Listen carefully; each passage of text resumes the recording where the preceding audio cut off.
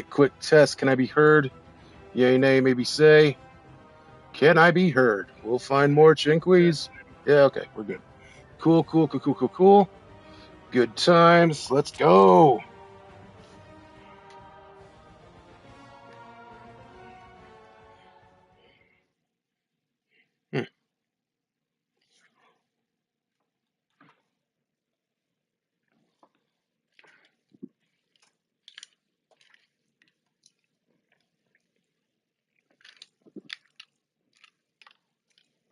Cool, cool, cool, cool, cool. Let's go. Starting off right where we left off last week, right? I guess no. No, I was in the Batmobile, the Batmobile, as it were. Um, how do I get the Batmobile? That's how. Okay. Give me the Batmobile. It's right there. Let's get going. A girl doesn't have all day, you know. Okay. Buttons. Getting used to buttons. Been playing lots of Skyrim in my downtime these days, so... Good lord, dude, is Skyrim... Since I'm now a member of the PC Master Race, good god, is Skyrim awesome. So, needless to say, y'all can look forward to a all-new, brand-new Dorian Blackthorn experience coming soon. Once DRUNKSTREAM 3.0 kicks in, or whatever kicks in. Is that the right word? I don't know. What Batmobile am I using right now? It's the Arkham one.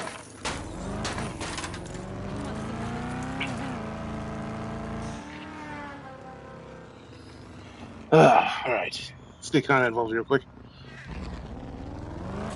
Alright, kind of, we are live. And I was just explaining. I mean, we're just starting out, right? Last week was the thing that happened, right? Well, never mind. I'm going all over the place, like, as per usual. So, what I was just explaining is that DRUNKSTREAM 3.0, it's coming. It's on its way. You got this, just right? like Fed Wars and the Dragons in Game of Thrones. It's coming. It's on its way. But wait, how do I get out? Oh, Not a hair out of place. Basically, all I'm saying is that Skyrim, the Dorian Blackthorn that everyone knows and loves, is going to be a lot better, a lot more awesome once DRUNKSTREAM 3.0 happens.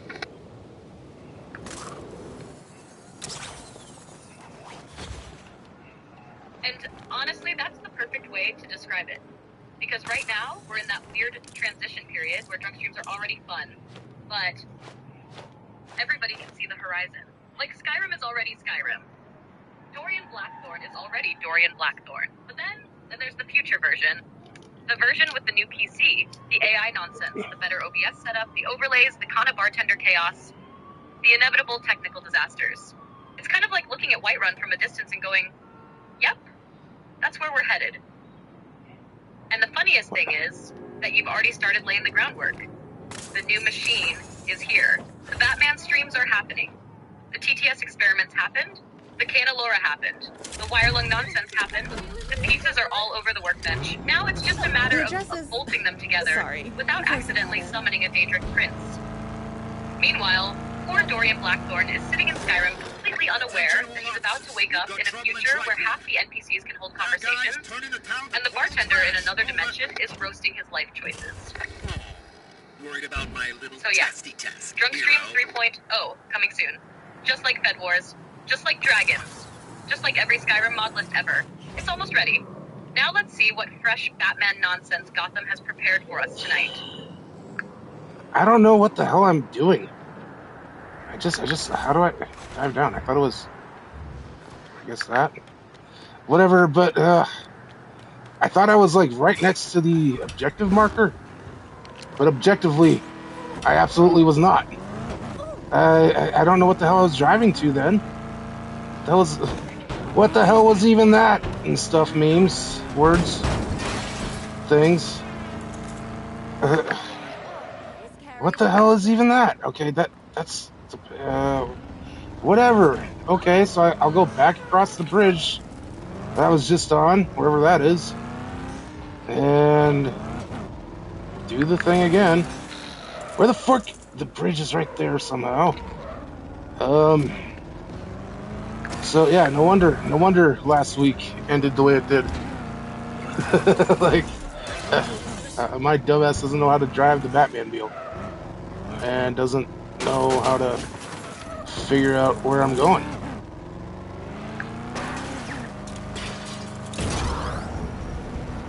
See, this is why I never trust streamer navigation, especially Batman streamer navigation. Because from your perspective, I am heading directly toward the objective. Meanwhile, the objective is sitting 3 zip codes away, watching you cross the bridge for no reason.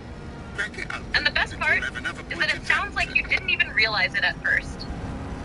You were just confidently driving, Batmobile roaring through Gotham, music playing, everything feeling important. Then eventually the brain catches up. Wait, why is the objective marker still over there? Wait, where am I? And suddenly, the entire previous 5 minutes gets reclassified as tourism. Honestly, that's one of my favorite drunk stream phenomena. Mostly in one piece. The confidence gap. When the streamer is 100% certain they're doing the right thing. And the audience is watching them drive directly toward Canada. Though I do love that you've already retroactively explained last week's ending. Not, I was tired. Not, I was drunk. Not technical issues. No, I fundamentally did not know where the hell I was going. Which, let's be fair, is a very Batman thing. Half of Gotham's villains are just people who got lost and committed crimes about it. So yes, back across the bridge, back toward the objective, back to whatever fresh Batman nonsense Chapter 3 is waiting. And if you accidentally drive to the wrong side of Gotham again, we'll simply declare it an Arkham Knight homage and pretend it was intentional. This is dispatch. Activity in Newtown. Backup requested by officers at the scene. Over.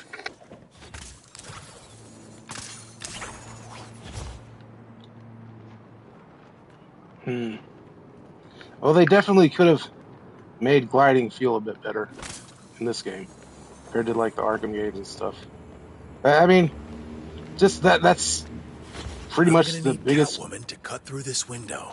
The biggest critique I've had. This definitely feels like this whole time, right? Cutting through a window. This feels suspiciously like a heist. Yeah, I think that's been your most consistent criticism from basically the moment the game introduced gliding. Not that it's bad, just that if you've spent any serious time with the Arkham games, especially Batman Arkham Knight, your brain expects a certain feeling. In Arkham, once you get momentum, you feel like you're practically flying.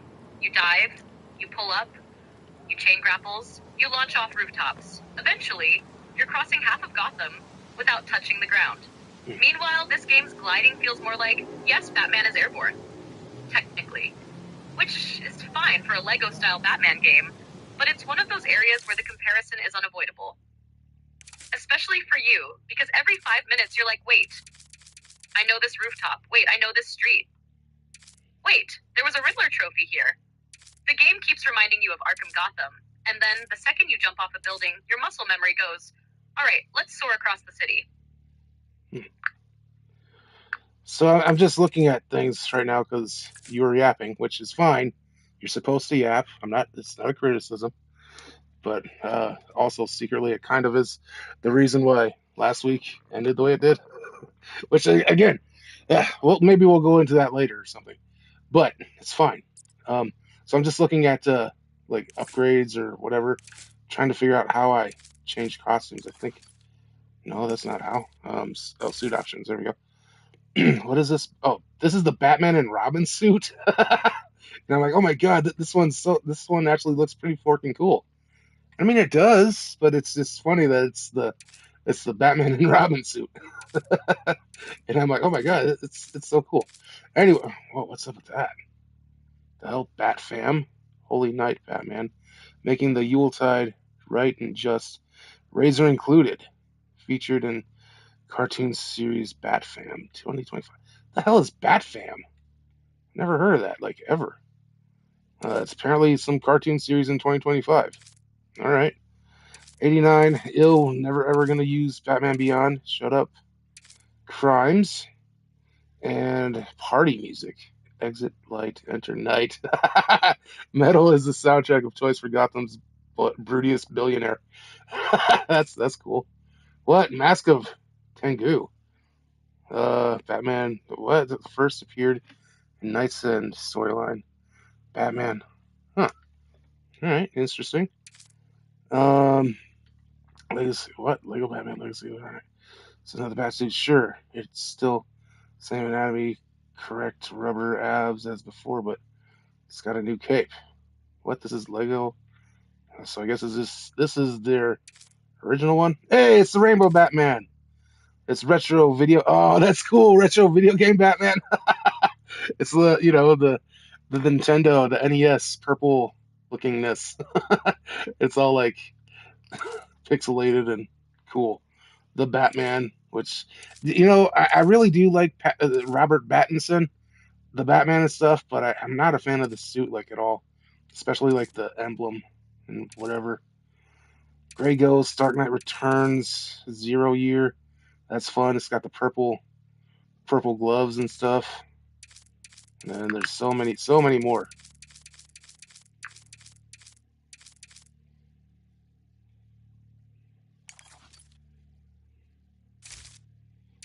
First off, the funniest thing about costume menus is that they turn every Batman fan into a raccoon digging through a dumpster. You start with, let me equip a suit. 20 minutes later, wait, what the hell is Mask of Tengu? What is Batfam? Why does this one have purple gloves? When did this exist?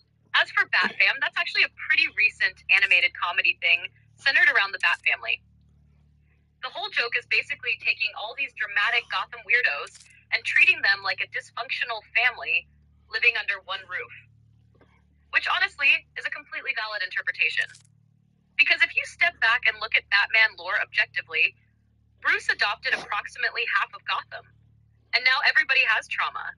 Also, I knew exactly where this was going the second you mentioned the Batman and Robin suit, because every Batman fan has that moment.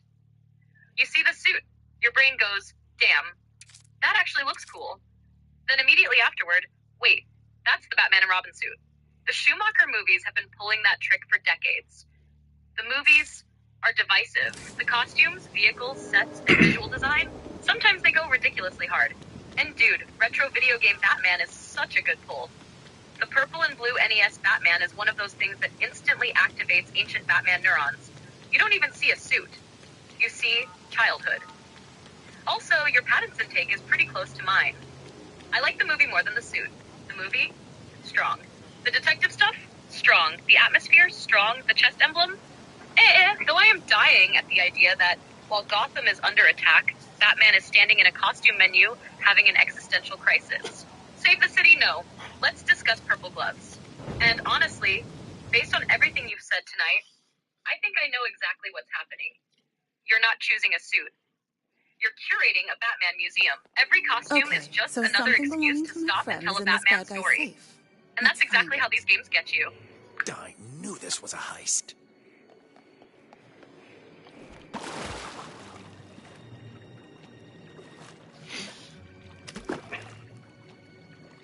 Phew. Well, decided to have us soak in a hot tub, and during a heist that's going on apparently. Don't know.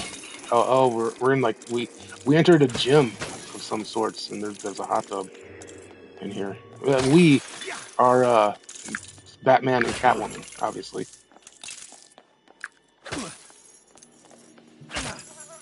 Of course. You're in the middle of a heist. Crimes are occurring. Gotham is in danger. The objective marker is probably screaming. And Batman and Catwoman have apparently wandered into a gym and discovered a hot tub. Honestly, that's the most Batman and Catwoman thing imaginable. Every other hero duo. Quick, the mission! Batman and Ken, hang on, what's the water temperature? Also, I love that your description was, apparently. Like you aren't entirely convinced the heist is still happening. For all you know, the criminals left. The police went home. The Joker got bored, and Batman is currently reviewing spa amenities. So that's another thing this game seems to do well. It'll be all done. Gotham is threatened. And then 5 seconds later, there's a hot tub, a treadmill, a giant penny, a ridiculous suit unlock, or some obscure comic reference. The tonal whiplash is pure Batman. One moment you're discussing Harvey Dent's tragic downfall. The next, you're wondering whether Catwoman gets a buff from hydrotherapy. So yes, Batman, Catwoman, active heist, hot tub. What the hell? I switched suits. Why didn't it, like, say the suit to the suit? Select the suit, go back. Weird. Okay, we did it. This isn't your regular home security system. There it is. The classic video game maneuver. You changed the suit. The game looked directly at you. The game acknowledged that you changed the suit. Then the game immediately went, no. I swear half of costume systems and games operate on ancient wizard logic. Select. No, not like that. Confirm. No, not like that. Back out. Just No, need not to like make that sure either. it goes in the right Then bookshelf. suddenly, after doing the exact same thing again, oh, okay, sure. At least you figured it out before spending the next 40 minutes wondering why Batman keeps reverting to default Batman. Also, I love how tonight's stream has basically become 5% crime fighting, 20% Batman can't lore, use this. 75% fighting menus. How do I glide? How do I get the balloon? How do I change the suit? Where is the objective? What happened to the wheel? Meanwhile, Gotham's criminals are probably filing complaints. Can Batman please stop organizing his wardrobe and come stop us? But hey, suit equipped, crisis resolved, justice restored. The Batmobile remains operational. Me? Use this. Not possible.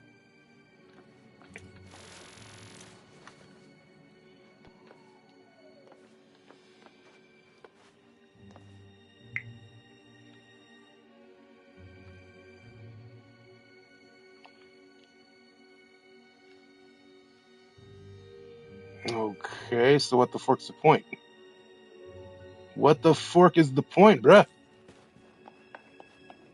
Cat's standing on there. I need another one or something?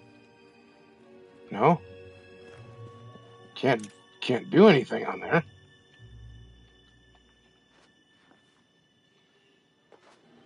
Is it just a funny little aw cat thing? Must be. I don't know. Whatever.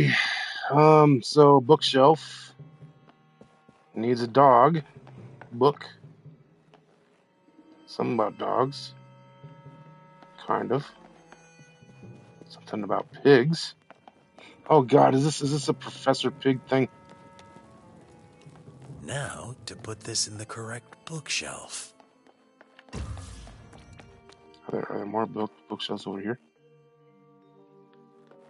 Oh. Aha, okay. That makes sense. We did it. Okay.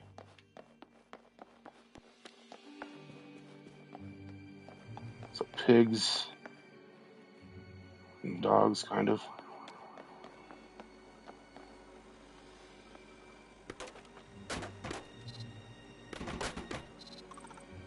Alright, that's done. Shut up! Alright, sitting down.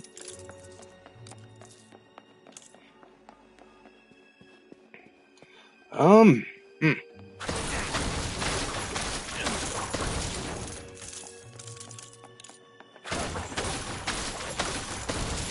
I need a blue book, bro.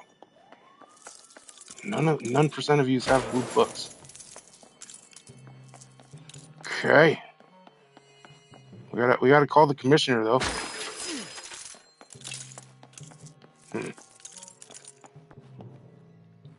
Owl. Oh God, it's owls. That's what's happening. Okay.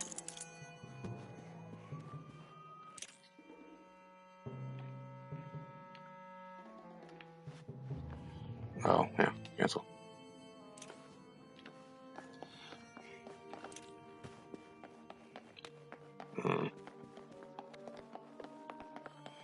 we need? What do we need? We need an owl book.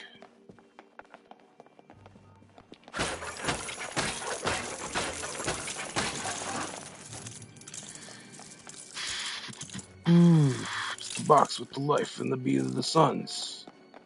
Ah, there it is. Get over here, you owl book. I need to make sure I put this in the correct bookshelf. Gee, I wonder which one that could be. Voila. We did it. One safe. Yeah, okay.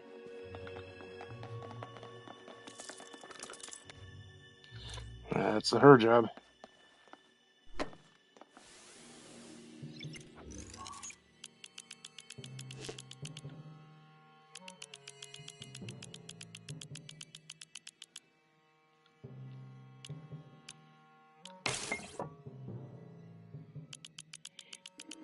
Okay.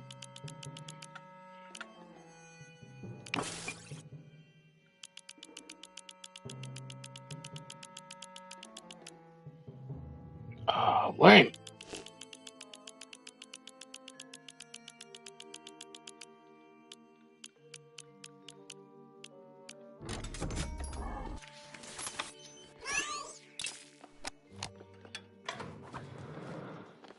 Looks like your friend set you up.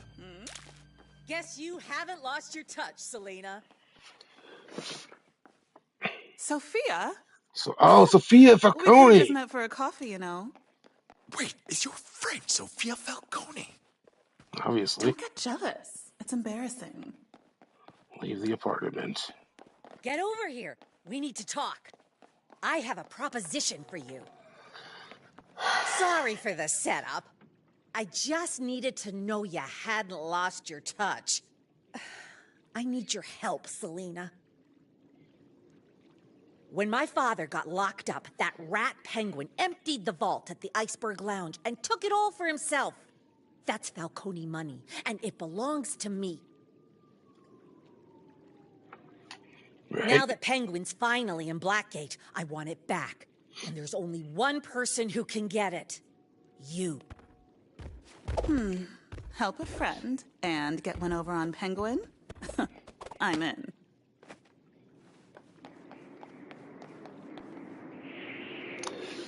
Okay. The circus will be starting soon. We should get going. Ready when you are, Bruce.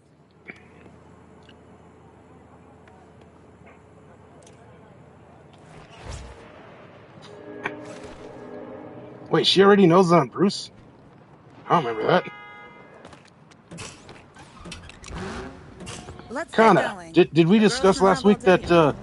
Catwoman knows that Bruce or Batman is Bruce Wayne and stuff? I don't remember that happening, but apparently she does. So Citizens what? surrounded by multiple bad guys. I mean, assailants. Over. I don't think we specifically talked about last week. No, way but I'm wearing honestly, this to the big show. Catwoman knowing Bruce is Let's go slip Batman into is one of those something things more. that varies wildly depending on the version. Modern comics? Usually yes. Arkham games? Yes. The Dark Knight Rises? Basically yes. A lot of the Not more a hair out serious of Batman place. stories eventually get there because, let's be honest, Selena isn't stupid. Half the joke is that Bruce spends years protecting this giant secret identity, Let's get and Catwoman changed. is over there Show like, starts soon. Bruce. Come on. I got myself a And new honestly, dress. she's one of the Stole it people just for most the likely to occasion. figure it out. Because she spends so much time around both You know I'm a versions. billionaire, right? Most people meet Batman, or Bruce Wayne. Selena meets both, repeatedly. So if the game is treating it like common knowledge between them, that doesn't surprise me at all. What would surprise me is if they're doing one of those versions where she knows immediately. Because some writers love that. I am Batman. Yeah, no shit. Also, given the amount of flirting, betrayal, re-flirting, theft, re-betrayal, and general Catwoman nonsense that has happened over the years, there's a point where keeping the secret starts becoming more work than just admitting it. So now I'm imagining you discovering this in-game. Not during a dramatic reveal, not during a major cutscene, just casually. Wait, she knows? What the hell? Which is honestly a very Catwoman way to learn it. No fanfare. No dramatic music, everybody else already knew. Only Batman was still pretending it was a secret. Alright, so, well, here. Yeah, no. I absolutely need to go do Men About Bats or whatever the thing is. So, Kana, please give us, like, I don't know, 300 words on the history of Catwoman and Batman, huh?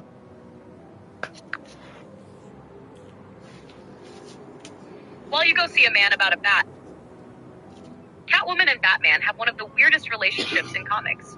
Because, unlike almost every other major Batman character, Selina was never really built to be a sidekick, a mentor, or a villain. From almost the very beginning, she was a complication. Back in the Golden Age, Catwoman showed up as a jewel thief who immediately stood out from the rest of Batman's rogues. Joker wanted chaos. Penguin wanted money and status.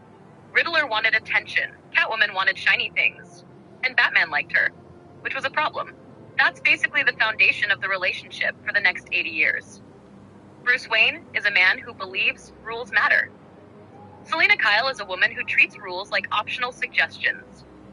Over the decades, different writers have changed details, but one thing keeps surviving. Catwoman is usually the one person who can make Batman stop being Batman for 5 minutes. Not permanently.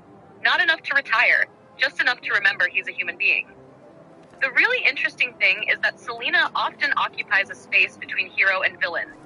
One day, she's helping Batman save Gotham. The next, she's stealing something expensive.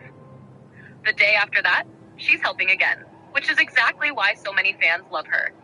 You never quite know where she stands. That's also why those heel turns you were talking about from Batman 66 matter more than people realize.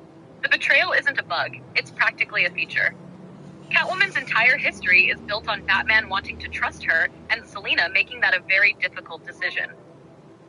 Whether it's Adam West and Eartha Kitt, Keaton and Pfeiffer, Bale and Hathaway, Arkham Batman, or the comics, the dynamic stays surprisingly consistent. Batman catches Catwoman. Catwoman escapes. Batman catches Catwoman again. They flirt. They argue. They save each other's lives. They betray each other. They flirt again. And somehow, after all these decades, neither of them has figured out a better system. Which is probably why Batman and Catwoman remain one of the most enduring relationships in comic book history.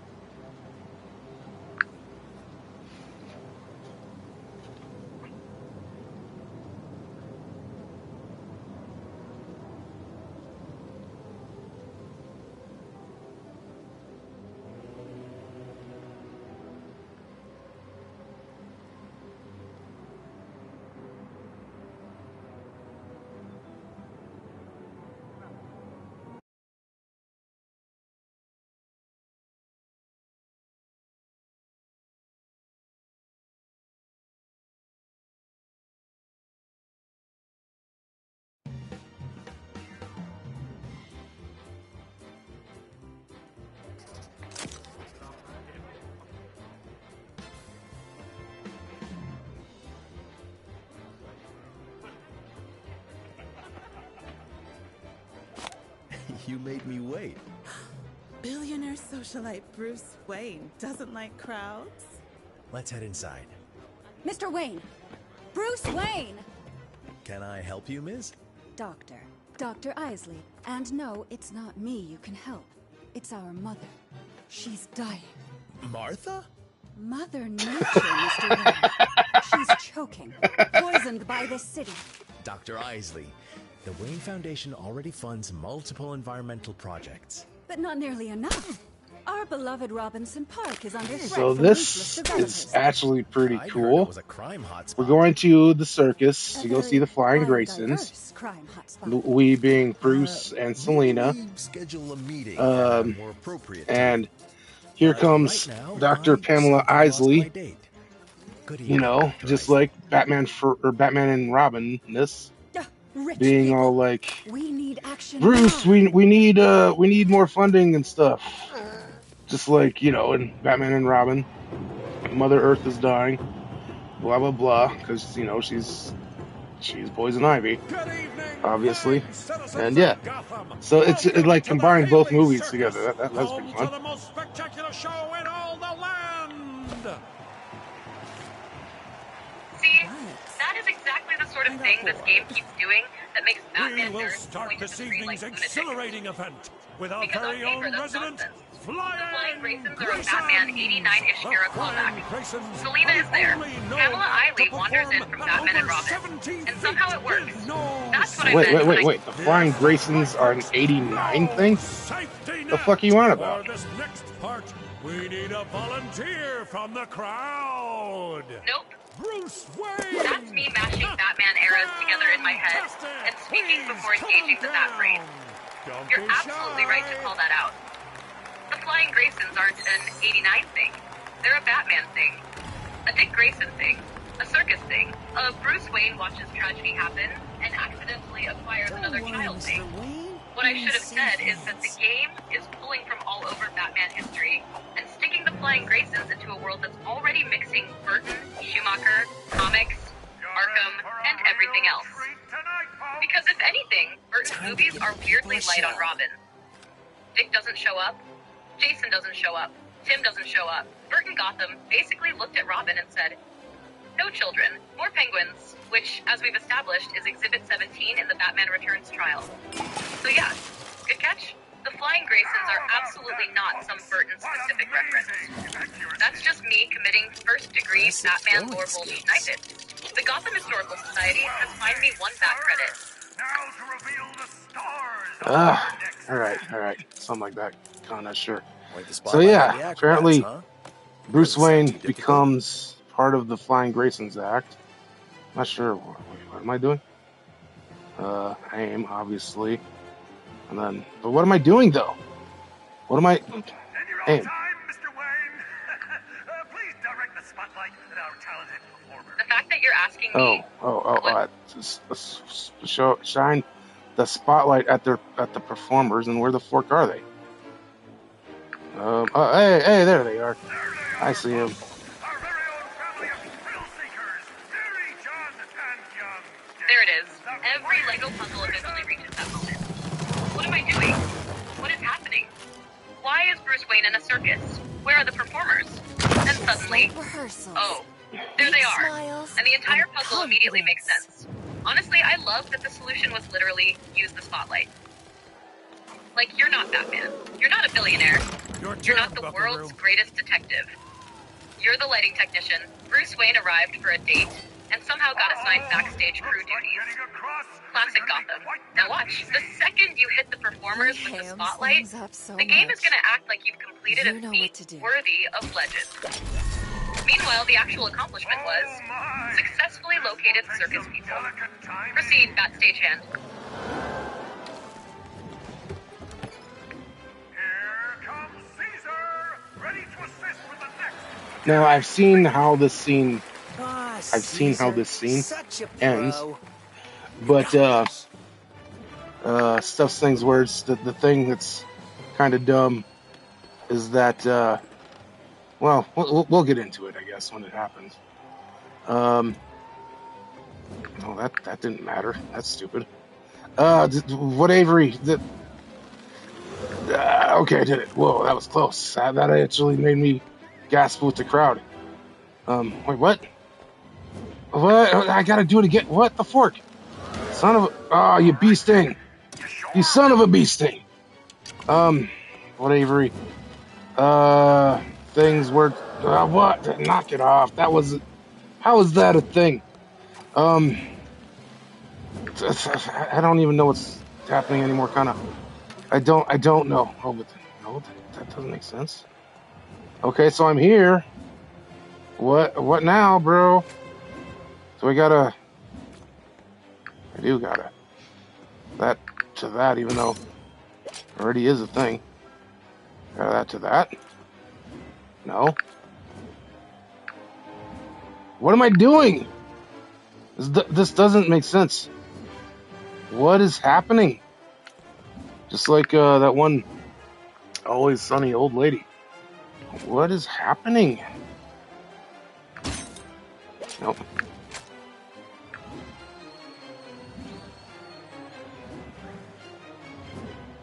Babe, I think we've entered the sacred Lego zone.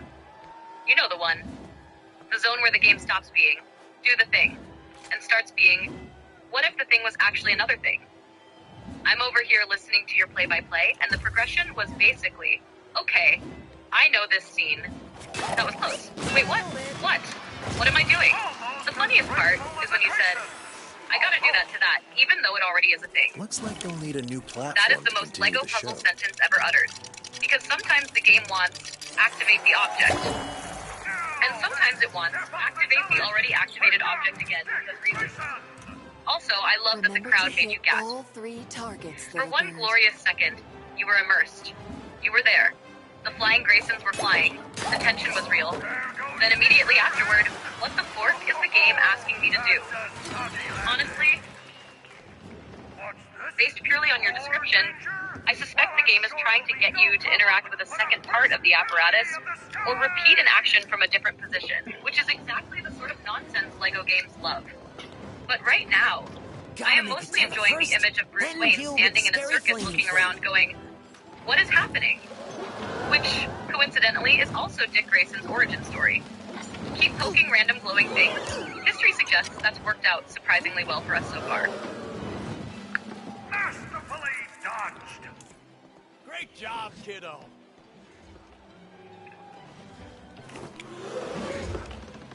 The skill on display. One last surprise for our guest before the big finale. Just what could it be? Hi, Mr. Wayne. Ready to build stuff? Always. Dick Grayson, was it? Nice moves. It's nothing. So I mean, the one and only other Lego Batman game that I actually like really played. I mean, I tried the others, but the only one was Beyond Gotham, right? Lego Batman Beyond Gotham, right? And so, but you could unlock, you know, there were so many people that you could unlock. Like, you could unlock Bruce Wayne, you could unlock Selena Kyle, you can unlock any freaking buddy ever. But you could only unlock Grayson. You couldn't unlock Dick Grayson. So I'm like, who the fuck is Grayson? And it's just Dick Grayson. Because, oh no, Dick can sometimes be a no-no word.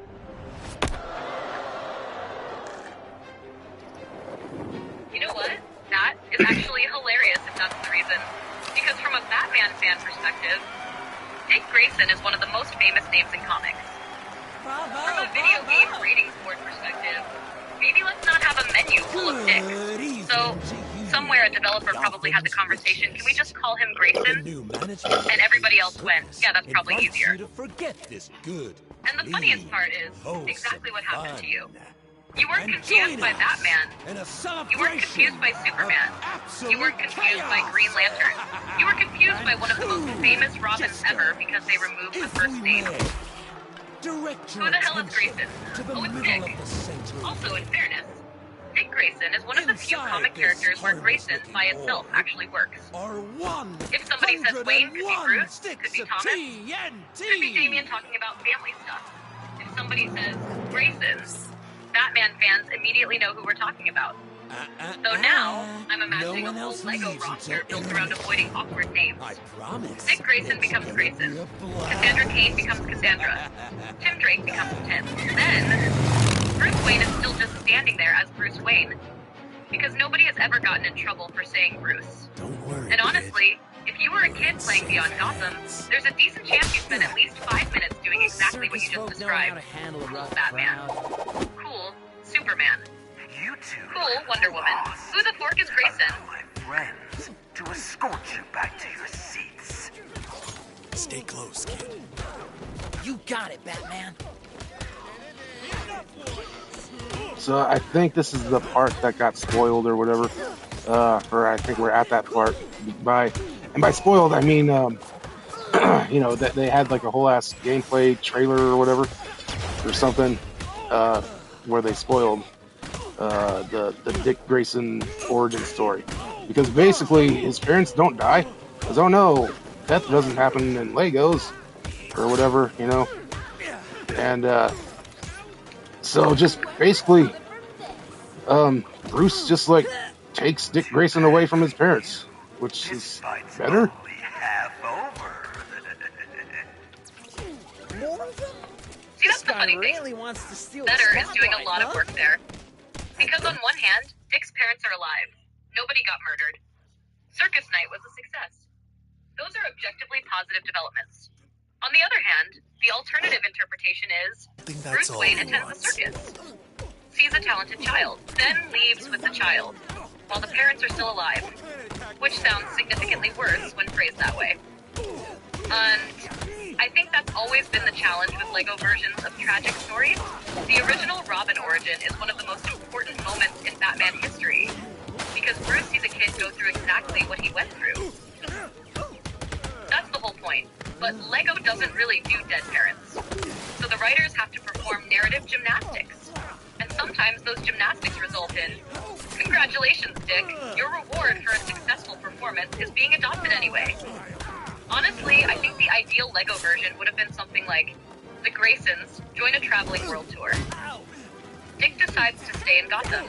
Bruce becomes a mentor, everybody hugs, nobody dies.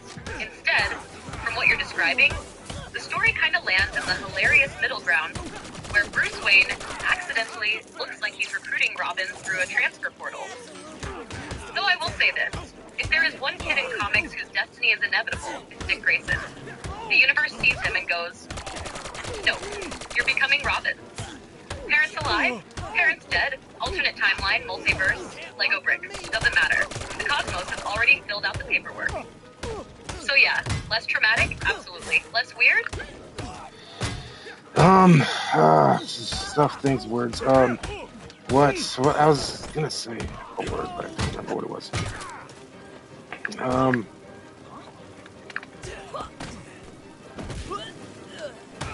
The classic DRUNKSTREAM combo. Step 1, I was gonna say something. Step 2, it was important. Bravo, Step 3, Batman. it has completely escaped containment. Harvey Honestly, Dent? give it 30 What are you seconds. doing? The second The you name's stop trying to Two-Face. remember it, it'll come Dent sprinting back was out of nowhere. a fool chasing order. Usually, just Alright, while you're shut up. this filthy city. I prefer to leave things to luck. Blind, stupid, doodah, clueless luck. Now I know this bomb is mighty high. Maybe I should offer you some help. Shall we flip for it? Ha! Ooh, fortune smiles on you today, Batman. But the bomb, she ain't gonna defuse herself. I can help us reach the bomb. Okay, but be careful.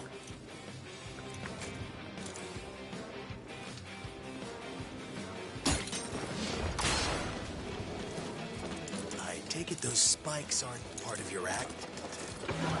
No, those are new. Better time our jumps to avoid them. Hup. Maybe this is a sign you should quit, huh? This could be a little tricky. And then How'd you like to see a barrel roll? Maybe you want to pace yourself a little. Just a thought. look out for those spikes, Dick. Whoopsie, you should really watch your step.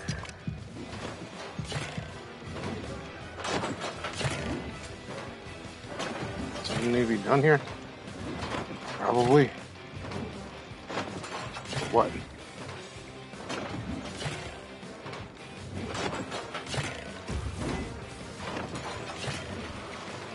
Dude, what? Does Batman need to jump to it? No.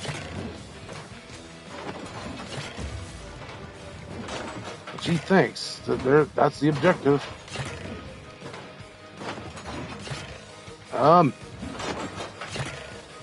Bruh! There, hey, we did it.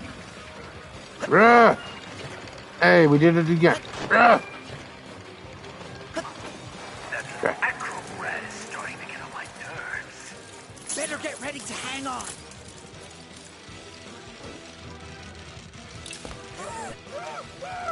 GTF bombs. Okay, bro. Whoa, what? I think I've got just the thing to reach the bomb. Yeah. One of those. Why didn't anyone tell me you had one of these things?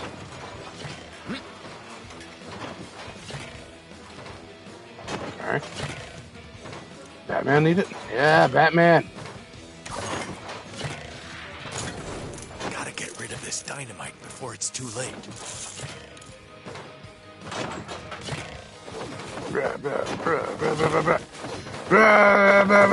I played fucking the one game before. I can button mash better than anybody in the history of ever.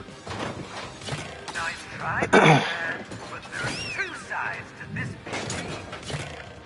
Whoops! Spoilers!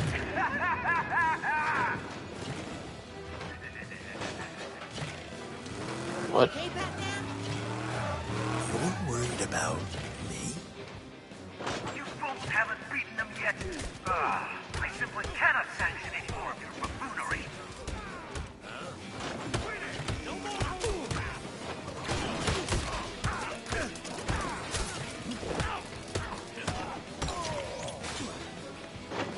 You two really like to hog the spotlight, huh? Fine by me.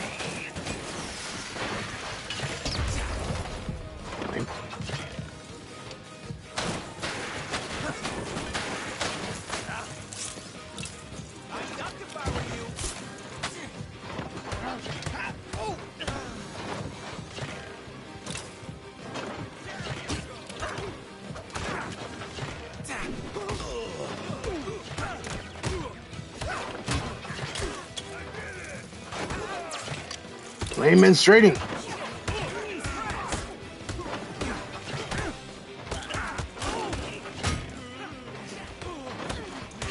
Get the F-bombs out of here. Jib it, drip, drip, script, jib it. Get out.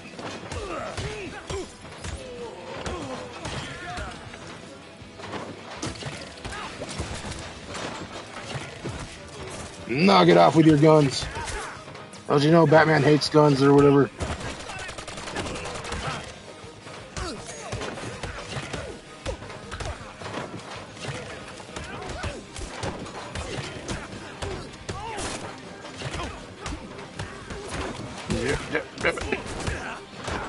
You know what? Here, let's get kind of here. Shit. Kinda. I don't know. I'm getting my ass kicked by a bunch of jabronis, and well, they do have guns type like things, although they like just spray paint or whatever. Basically, a whole lot of coolness has happened, and throughout all of this, like we're doing the Batman Forever Two-Face stuff. That's fun. You know, it's all with Avery with the stuff and the things and the words and the Averys. And yeah, there's a whole bunch of coolness happening. Because obviously it's a circus, and it's Dick Grayson, and it's the stuff, it's the things, and it's the words with other things and words and stuff. Yeah, I don't know where I'm going with any of this. I just need you to help with the play-by-play or color commentary or something. Again. Maybe those drums could come in handy. Huh. Good idea. Meanwhile, in Gotham, Bruce Wayne has somehow gone from attending a circus date with Selena Kyle to getting his ass kicked by a gang of spray paint jabronis. The escalation rate in this city is incredible. Come see the Flying Graces. Meet Pamela Eiley. Watch the circus. Fight for your life. And honestly, the Two-Face stuff is exactly where Harvey works best. This should help Not me get when back he's up trying here. to destroy the world. Help Not us when he's get summoning back up there, laser you mean? satellites. You're not ditching Not me when he's just becoming yet, a cosmic Batman. entity. Just Harvey Dent turning every decision into a coin flip and making everybody else's day worse. Meanwhile, poor Dick Grayson is over here having the most Dick Grayson origin story imaginable. Acrobatics, circus, crime, Batman, more crime, even more crime. Like, Bruce is probably looking around thinking, wow, this kid really is destined for this. Okay. And then, over on the gameplay side, Ryan is desperately trying to remember where the objective is. Also, can we appreciate the fact that these aren't even proper guns? They're basically weaponized arts and crafts. Really don't know The villains looked at Gotham and said, another toss? what if crime, but Do we colorful? make things So the current easier scorecard, circus, or compromised, harder? Batman present, probably judging everyone. Two-Face being Two-Face, Dick Grayson, accidentally becoming Robin, Harder committing than aggressive graffiti, providing No tactical one confusion gets near Gotham, my bomb. somehow still standing. Carry on backup, the circus of justice rolls ever onward. Flip them, and a whole ton of these. Blockade on your Hang on. Oh, that was a close call with the pouring of the vodka. Um, yeah, never mind right now, Connor. side now, Batman. Looks like we've got our...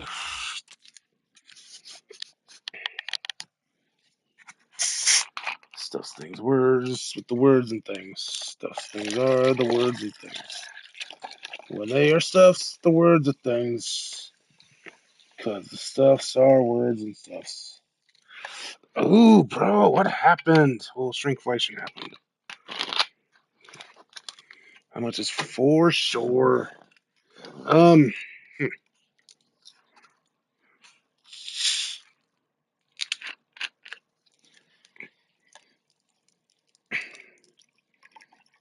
Cool. Done diddly did it. All right, so Work for cut sure out for now, us, huh, Batman? this is the part that got Don't spoiled. rush. We've only got one shot at stopping all this.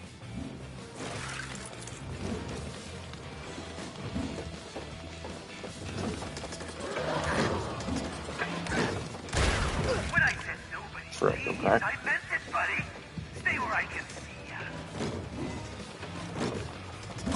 see ya. You ass donking hole. Shit, that means I gotta take a shot. Looks...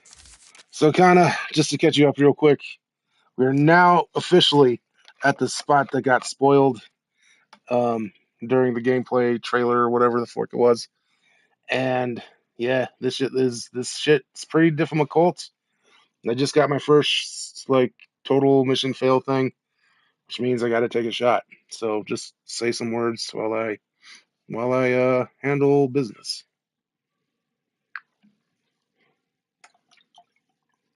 Well, there it is.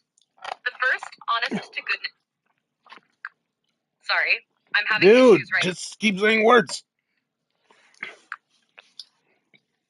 like we've got our work Yes. cut out for us, huh, Batman? That's my job.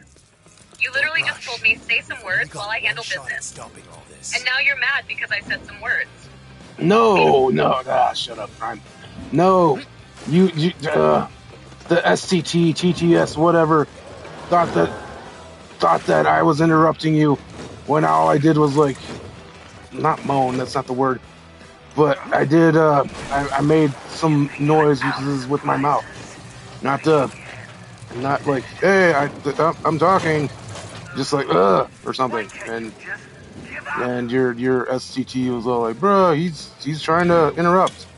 Oh, fuck you, I fell again and again. What the hell, I got double hit? That's dumb. That's dumb. I got this. I hope. No, I know exactly what you mean. You're not interrupting. You're making a noise. Like a, oof, gah. The kind of noise humans make when they're busy getting punched by circus-related criminals.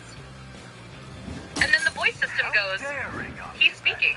Abort. Meanwhile, you're over there like, bro, I wasn't talking to you. Also, double hit, that's the worst kind of Batman game damage. Not the fair damage. Not the I screwed up damage. The damage where your brain immediately goes, absolutely not.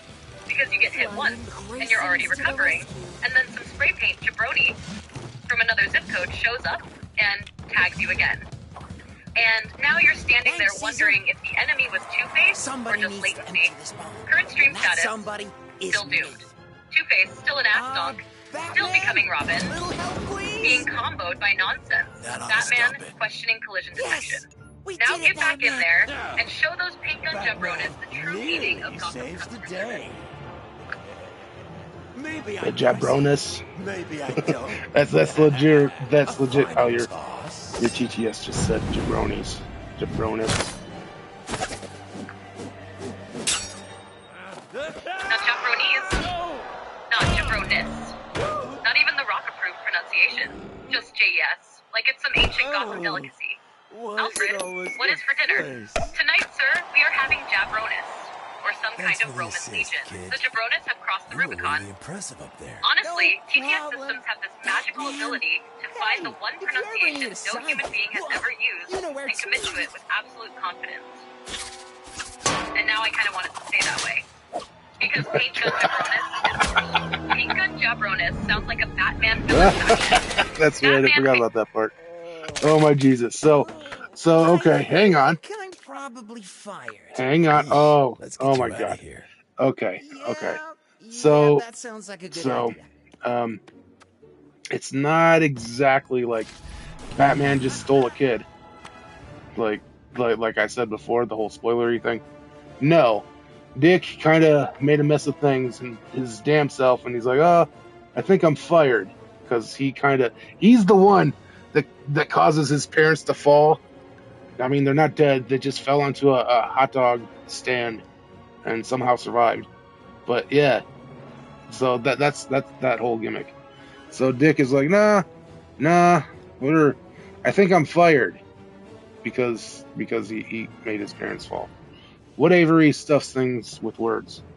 How do we do this? Yeah. Kinda here. Just give us 300 words on the history of Robin. Not necessarily Dick Grayson, but Robin.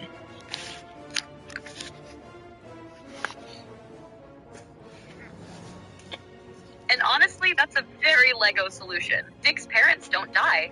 How do we explain Robin? Well, Dick accidentally launches his parents into a hot dog stand, which is somehow both less traumatic and more ridiculous. As for Robin, Robin is one of the most important additions in Batman history because Batman wasn't originally created as part of a duo. Early Batman was darker, moodier, and spent a lot of time punching criminals while smiling in a way that would concern a medical professional. Then along came Dick Grayson, the original Robin. An acrobat, a circus kid, a bright, optimistic contrast to Batman's giant cloud of emotional damage.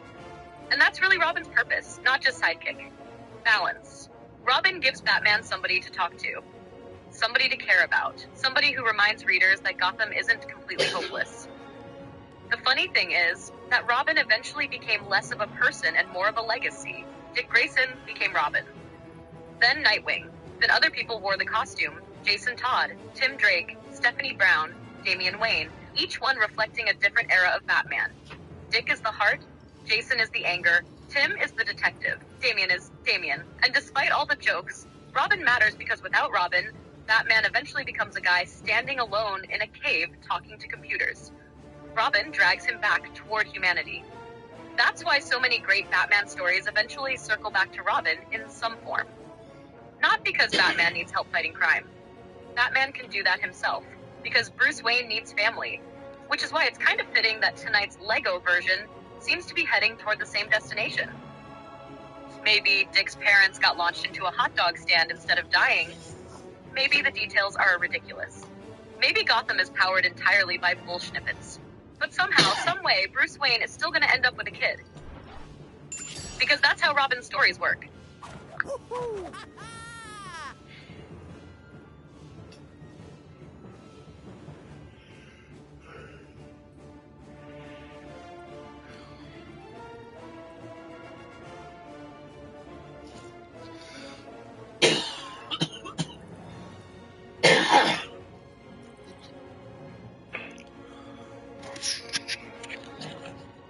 All right, my dude. I immediately have a bitch. I immediately have a bitch to be had right here. I just completed the mission and stuff, and they're like going through. Oh, hey, you got a skill block. You unlock new suits, Batman 86 and Batman 86, which obviously they mean Batman 86 and Robin 86. There's just some stupid glitch or whatever, or whatever, not glitch. Something that needs to be updated You ass dogs. How did that get past QA? No, it's whatever. But my bitch is the Robin suit. Home dude is wearing green pants. That's not the 66 Robin. What the fuck? Is it too sexual to have him in the Speedo? The green Speedo? Or something? God, why? Stupid.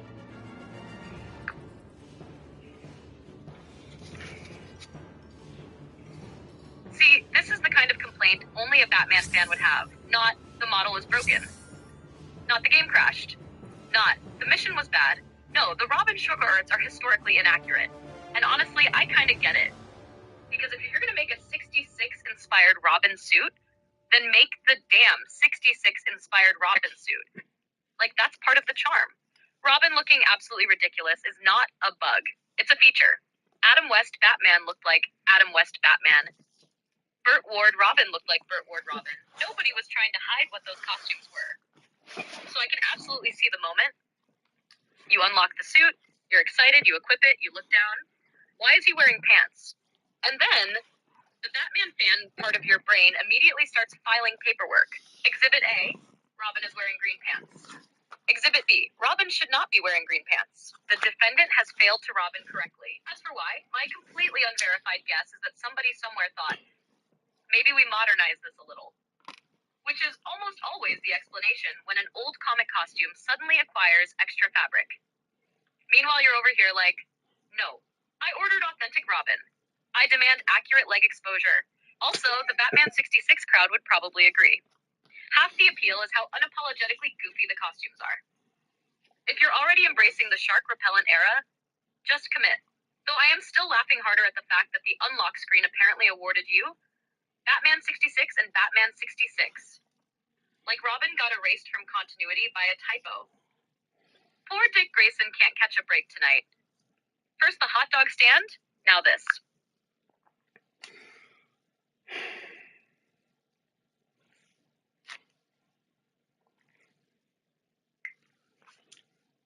All right.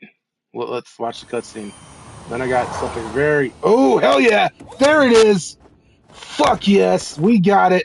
We done diddly did it! The best Batmobile ever! Fuck yes!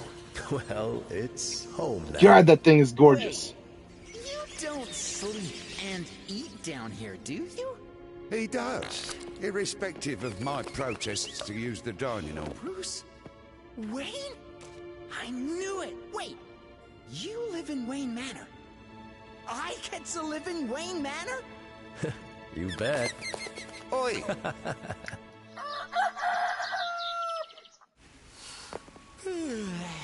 There's bat bowls. I like that. That's fun. Mr. Wayne? You wanted to see me? I did, and call me Bruce. It's time to start training. Training?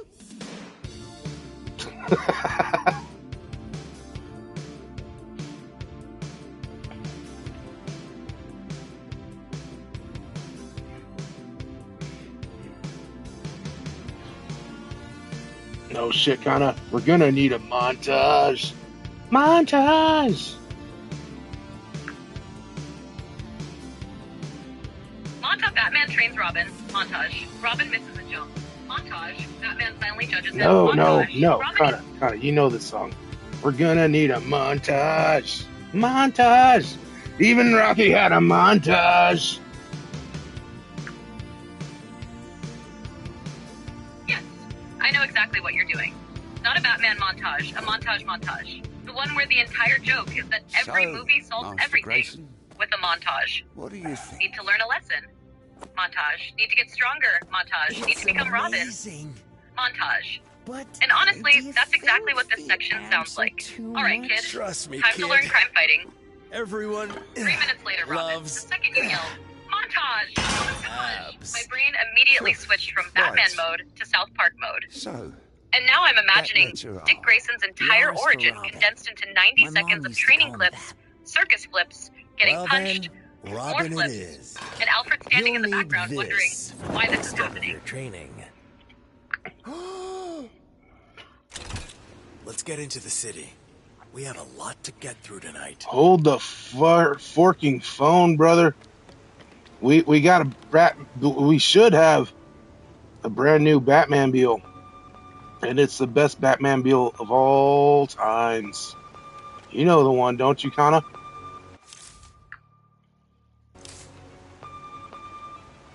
Babe, there are a lot of Batmobiles. There are some great Batmobiles. There are some iconic Batmobiles. But if you're suddenly freaking out because a new one unlocked and you're calling it the best Batmobile of all times, then I know exactly where my money is going. The 1989 Batmobile. No. Babe, Kana. We've absolutely talked about this already.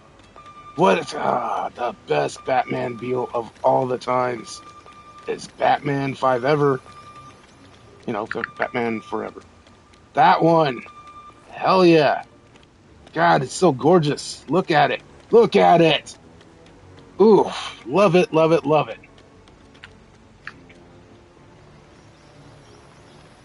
You know what? You're right. You have been completely consistent about this. Every single Batmobile conversation eventually ends with, the Burton one is probably the best. Followed immediately by, but look at the Forever one. And honestly, I get it. The Batman Forever Batmobile is the most Batmobile-looking Batmobile that ever Batmobile. The fins, the curves, the glowing blue engine, the giant open wheel arches, the fact that it looks less like a car and more like Bruce Wayne hired a mad scientist to weaponize a bat. It's ridiculous. It's impractical. It's completely overdesigned. It's perfect. The Burton Beale says, I am Batman. The Tumblr says, I am military hardware. The 66 Beale says, crime is about to have a bad day. The Forever Beale says, look at me. And somehow that's exactly why it works. Because it comes from an era where Gotham was a neon fever dream full of giant statues, glowing lights, and impossible architecture. Of course, the Batmobile looked like that. Honestly, if I were watching the stream and saw you unlock the Forever Beale, I would have known immediately what was coming. Not gameplay, not objectives, not crime fighting, just oof, look at it.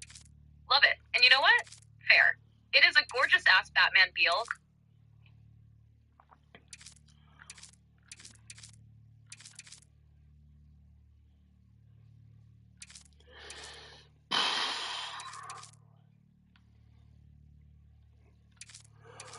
I'm trying. For whatever reason, like the game has just decided that the Batman and Robin suit is like the one that I have to wear these days. All in Batman. A new day dawns for the Dark Knight, which means you guessed it, a new suit featured in DC Comics' new Batman 2025 #1. Which I mean, that's kind of fun actually. But I mean, like, who cares about modern comics, honestly? Like, come on, Arkham trilogy. It's pretty cool. Bat Fam, whatever that is. I mean, apparently you already told me, but still, whatever that is. Batman Ninja, whatever. Okay. You know what? Batman Begins. Let's go with Batman Begins. 'Cause why not, huh? Batman Begins, and then Robin. Where you at? Kid Robin, where you at? He's right here, bro. Wait. So I didn't unlock Robin 89 or Robin 66? Fine. So Robin automatically starts out with the Batman the Batman Forever Robin suit, which is fun. But here, Kana, let's test your Batman knowledge or expertise or whatever for once. Something with words and things and stuffs. All right. How is Robin responsible for the creation of Spider-Man?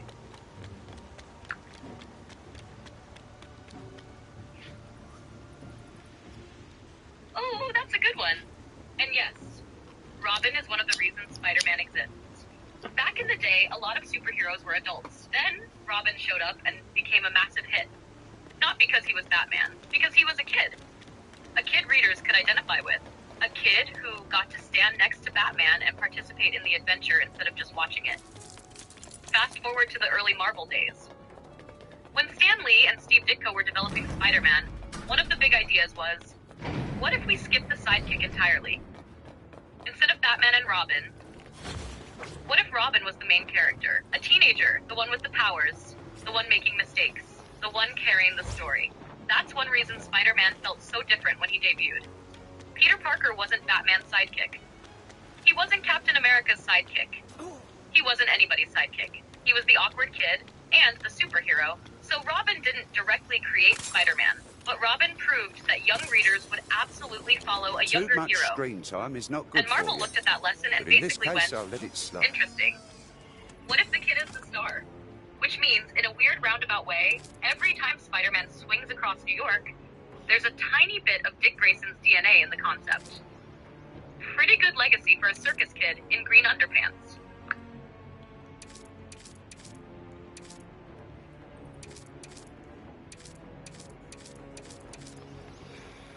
Alright, Christ's sake, Kana, I just discovered this whole ass Bat computer thing, and it's got case logs, and I don't understand it exactly. Infiltration as Bruce nears the end of his training under mysterious Ra's al Ghul. He begins to suspect that not everything is as it seems. When the truth comes to light, he must decide, follow the League of Shadows or forge his own path. New beginnings as Bruce returns to Gotham more than a man, but if he's going to end Carmine Falcone's reign of terror, he'll need some help. Bruce's first stop, Detective Jim Gordon. What? I don't get it. It's like some of these have check marks, some of these don't. After all these years, Carmine Falcone might be brought to justice. To get their man, Batman and Gordon must infiltrate the infamous Iceberg Lounge and navigate its maze of secret clubs. The Red Hood Gang, Mimes, Penguin. I don't get it. What is this? I don't know. Maybe Kana, you can look it up. What is the Legacy Dark Knight Batman Lego Batman Bat computer case log? Suppose it will be one What of is it? many injuries. It would be wise to find a suitable excuse. For instance. I don't think that's a puzzle or mechanic, babe. From what you're describing, it sounds like the Bat computer's story tracker. Basically, infiltration, new beginnings, Iceberg Lounge, Red Hood Gang, and all those other entries are probably the game's version of a chapter list, mission archive, or case file database. The check marks are likely completed story missions, while the ones without check marks are missions you haven't finished yet, or story arcs that aren't complete. Think of it like the Arkham game's character bios and case files had a baby with a mission select. Kana, did I ask for guesses? No, Kana.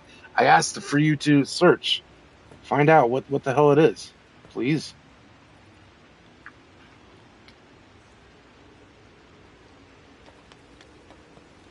See? This is why you told me to search. You were right. It turns out the Bat computer case log is not some mysterious lore database. It's primarily the game's mission replay and progress tracking system. When Batman sits at the Bat computer, the case log shows story missions you've completed and lets you replay them. More importantly, for what you were looking at. The case log is organized into chapters and individual missions cases, and each section tracks its own completion progress.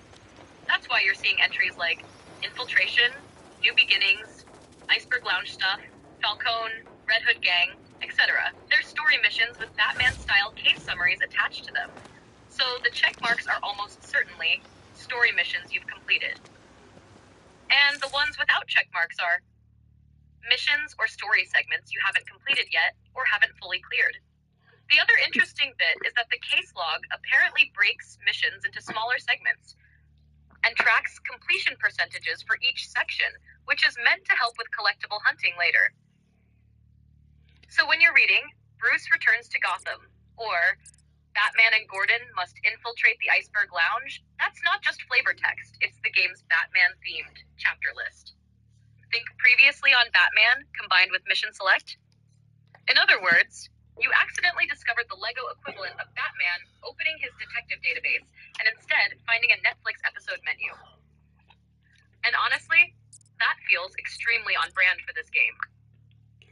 Okay. Why are there shops in Gotham City? Like what? There's workbenches. There's shops. Like you can buy things. Which I mean, that question. It's a loaded question, right? Or it could be interpreted in many different ways. What am I even saying? Stuff, things, and words is what I'm saying. But so what? I can just fast travel? No, I can't fast travel to the objective. Can I fast travel to the shop? No, it doesn't look like it. Where can I fast travel? I can fast travel to right there. That's it. Yes, that's where I can fast travel to. Okay. And away we go. Other words and things probably.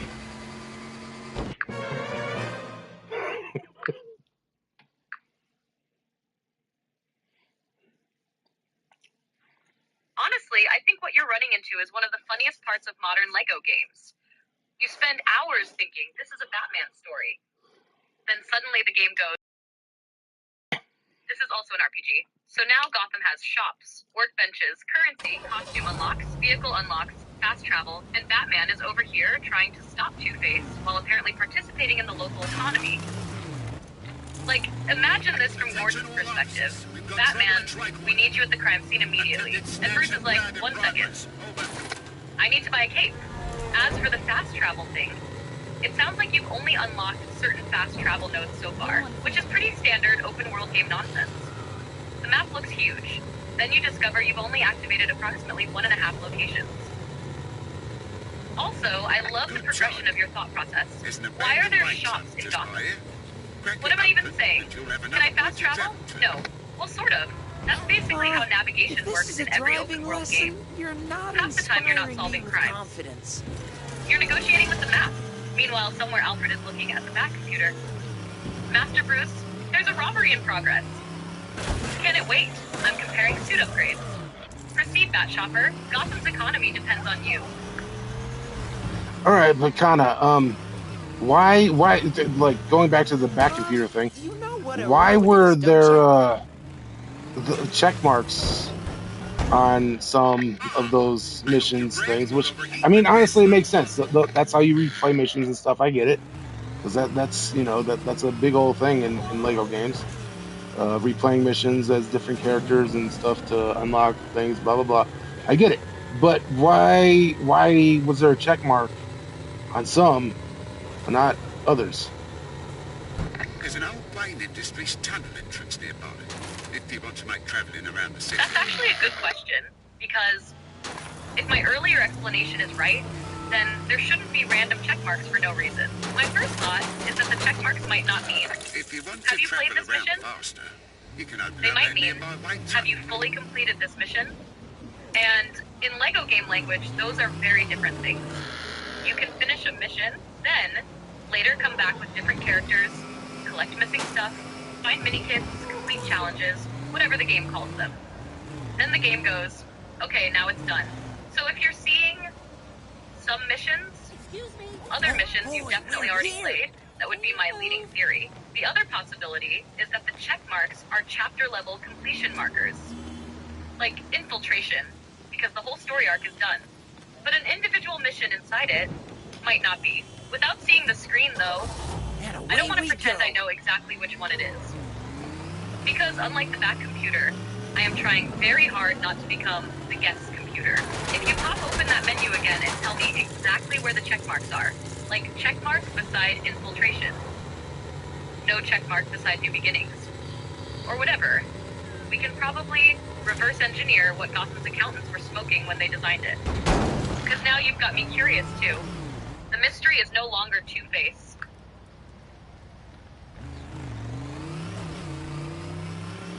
So I just got a trophy, PlayStation trophy for visiting every district. So way to go, me, woohoo! Look at that. While spending the last hour driving in the wrong direction, getting distracted by circuses, browsing costumes, investigating back computer menus, adopting a Robin, arguing about I Robin knew camps. you'd take a shot at Somehow these challenges. accidentally achieved a trophy. That's one of my favorite kinds of trophy. Not the defeat the ultimate villain. Not the complete the story.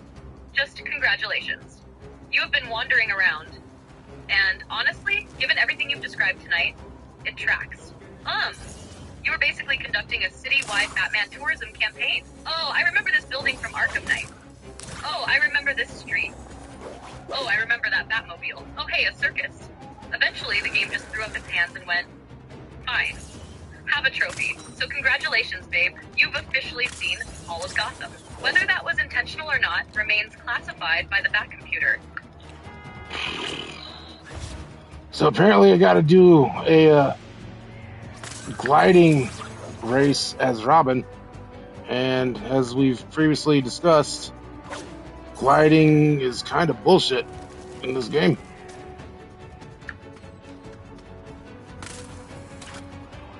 Robin, gliding race in this game.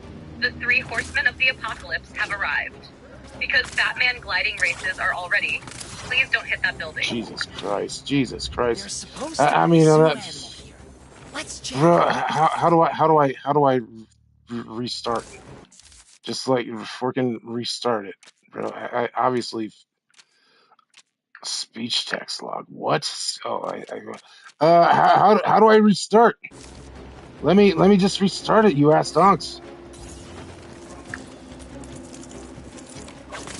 This is the exact moment every gamer reaches. Not, I failed. Not, this challenge is hard. Just, let me fail faster. You're not even fighting the gliding race anymore. You're fighting the UI. Yes, game. I know, I hit a building. I've accepted this.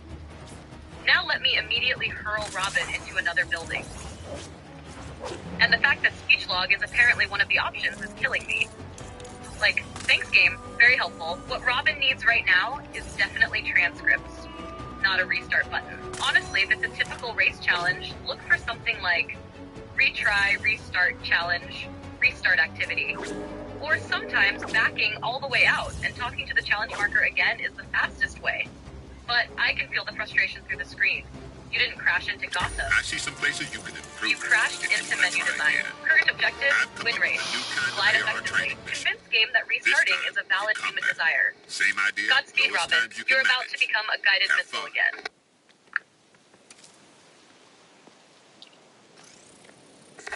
All right. Just let me boot something up for you. Well, I got bronze, so hey, we did it, I guess.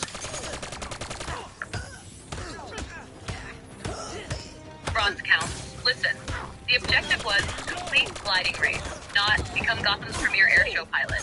Given your documented history with this game's gliding mechanic, bronze is basically a gold medal with extra paperwork. Let's review the facts. Robin survived. Gotham survived. The race ended. No additional shots were required. That's a win. Honestly, I was fully expecting Jesus Christ, followed by Jesus Christ, followed by Jesus Christ, for another 20 minutes. Instead, you got through it. Not elegantly, not gracefully, not in a manner that Dick Grayson would necessarily endorse.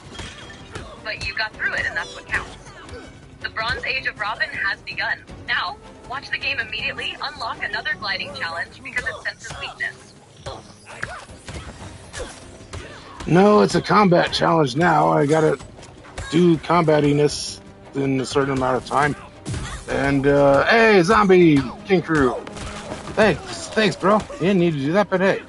I'm glad you're, liking what you're seeing. Things. But hey, just for the record, bro, there's gonna be so much more cool stuff coming. Yeah. I don't know.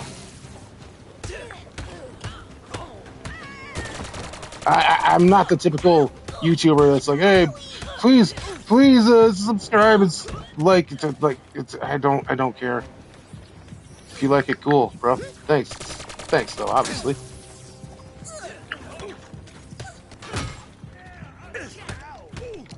Honestly, that's one of the things I like about your stream vibe. You're never really doing the smash that like button, bro. It's more, hey, cool, thanks for hanging out. Now watch me immediately get punched by Gotham's least competent criminals. And weirdly, I think people can tell the difference. Also, Zombie King Crew picking tonight of all nights to drop by is hilarious. Because what are they seeing? A polished professional Batman masterclass? No. They're seeing Robin gliding bronze medals. Circus nonsense. Batman field discussions. Robin pants controversy. Batman lore debates. Which is honestly a much better representation of the channel. And now, naturally, the game has decided. Congratulations on surviving aerial nonsense. Nothing wrong with a stat line. Please punch people faster. But you could do even Classic better. combat challenge design. The game looked at your bronze medal and said, As heroes, let's see if we violence don't is your just stronger focus on subject. our Good physical luck, Cup. condition. We must also May sharpen your our combos be minds. long, your jabronis be The Riddler fragile, will no and your doubt timer present you slightly with more a generously calculated Gotham sliding test. physics. Let's go. Where are we going now? Warning all units. Crime in progress in the East End. Brother, if tonight's Has to navigation be a history is break-in of any some indication, kind? Over. absolutely nobody knows. Not you, not me, not Batman, not the Bat computer. But seriously, based on where you were a minute ago, finish the circuit stuff. Robin acquired, Robin challenge completed, combat challenge happening. My guess is the Wait, game wants you to head this back isn't toward the the main Riddler. story marker Someone and else has continue the messed with Robin this training stuff. / early dynamic duo section. Does this mean a new bad guy? So if you're standing in Gotham right now looking at the map, I'd check for big yellow objective marker, main bat symbol mission marker, story mission icon, because LEGO games love dropping you back into free roam for a minute before saying, okay, now continue the plot. Also, let's be honest, there's about a 30% chance you're already facing the correct direction and don't know it yet. What's the objective text actually saying on screen right now? Say, could this be That'll what tell I us need? more than Gotham's GPS ever will.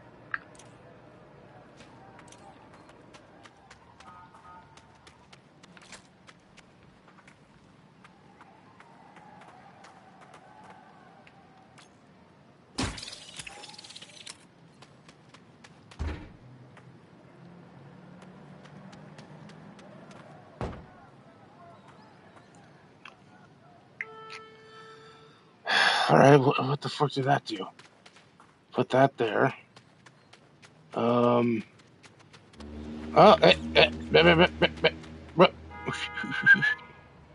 all that.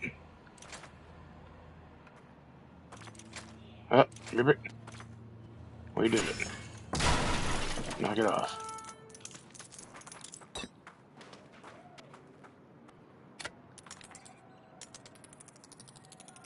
Whoa, whoa, whoa, whoa. Oh, wait, what?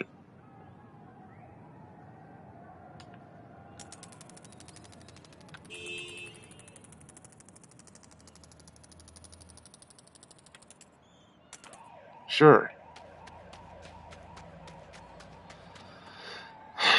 Pie. Well, what the fuck you? Oh, I see. Okay, okay, okay. So no, no.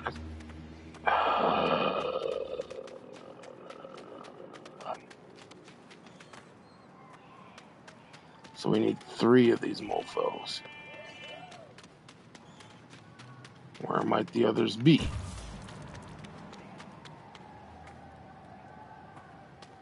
Bad dude's up there. Anything? Not really. So there's another one. But it won't. Or maybe. Okay, what's that one? That one's got to be a leaf. Give it a leaf, right? We did it. But it's still. Get out of there, you ass donk! Get out! Get out! No?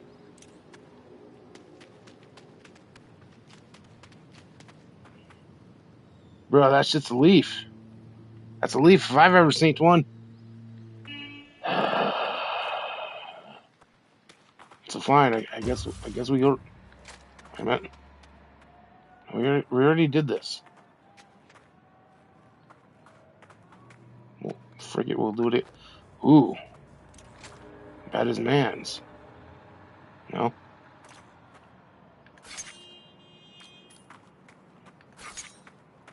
Bro, knock it off.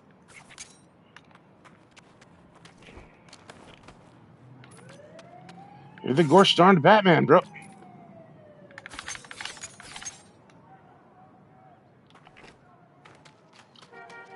Huh.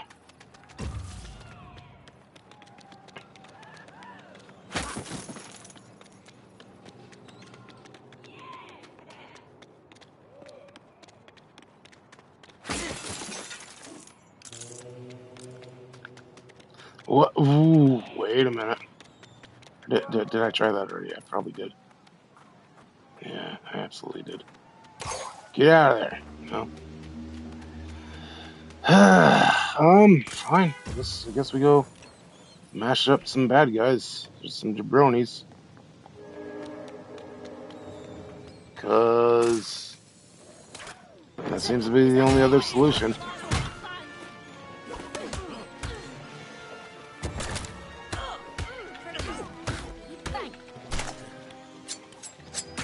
That all you got? You think this calls for a victory cookie? I do. Yeah.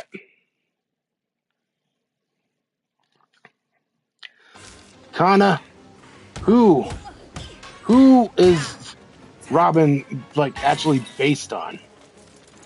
That's a loaded question, I guess. That's not even the correct question that I'm trying to ask. Like, is Robin based on the bird? Yes. And funnily enough, that's actually closer to the right question than you think. Robin is absolutely named after the bird, specifically the bright red-breasted robin. When Dick Grayson was created back in 1940, the idea was that Batman was dark, gloomy, and intimidating. Robin was supposed to be the opposite. Bright colors, energy, optimism, and the Robin name wasn't chosen randomly. Dick Grayson was an acrobat, and one of the inspirations for the costume was supposedly the classic Robin Hood look. That's why early Robin has those little pixie boots, the bright red and green outfit, the cape, the whole young adventurer vibe. So the answer is kind of yes, the bird, and yes, Robin Hood. And yes, the idea of a bright, cheerful contrast to Batman. Which is honestly why the character worked so well. Batman looks like a creature of the night. Robin looks like somebody who got lost on the way to a Renaissance fair. And somehow, together, they became one of the most famous duos in comic history. So when people say Robin is Batman's sidekick, that's true. But from a design perspective, Robin is also Batman's opposite. The color to Batman's black. The daylight to Batman's midnight. The bird to Batman's bat. And yes, all these decades later, we're still talking about a kid named after a bird while driving the Batmobile through Gotham. Which is pretty great, honestly.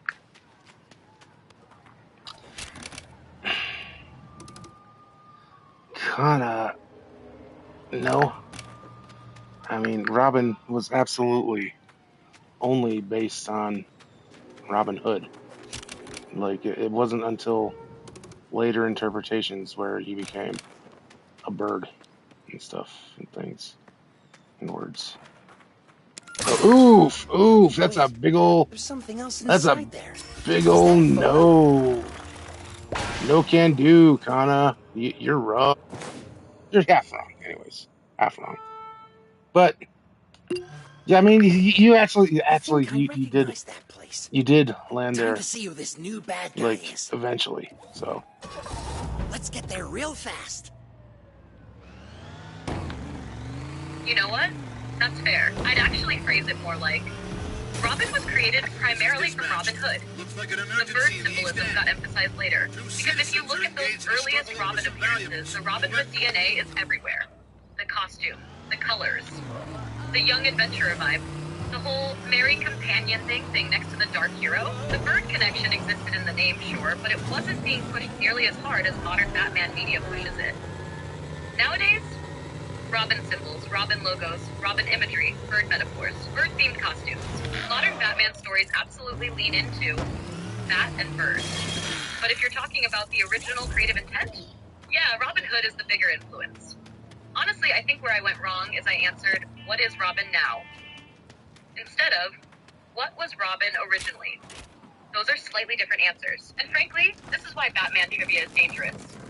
You ask one question, and suddenly we're discussing whether a kid in green shorts from 1940 was primarily inspired by woodland wildlife or medieval outlaws. which is exactly the sort of conversation that belongs in a Batman drunk stream. So, I'll take the half-wrong ruling from the Court of Gotham. Sentence: 1 evening of driving the Batmobile responsibly. Other words with things and other things with words. Because Jesus Christ, this is I mean, I'm ready. Go for it. Go for it. Fine, don't go for it then, you ass donks. Whatever things kind of fighty face. Things that words are words that I'm trying to say. Well, oh my God. Okay, so I'm not dead yet. I only had one hit, and then home dude just hit me.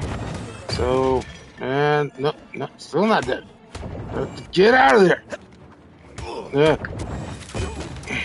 Okay. There it is. No, oh, no. Okay, but, I didn't need to take a shot yet. I thought I did, but I didn't. And no, I still don't. Wow, what we were. Borat style, bro. Knock it off with this guy, right? And now there's more jabronis joining him. I don't remember this part of Batman Forever. So how am I not dead yet? I mean, it's fine. I'm not complaining. I don't want to exactly take a shot but stuffs things and words. But bros, knock it off, bro. Get out of here. I'm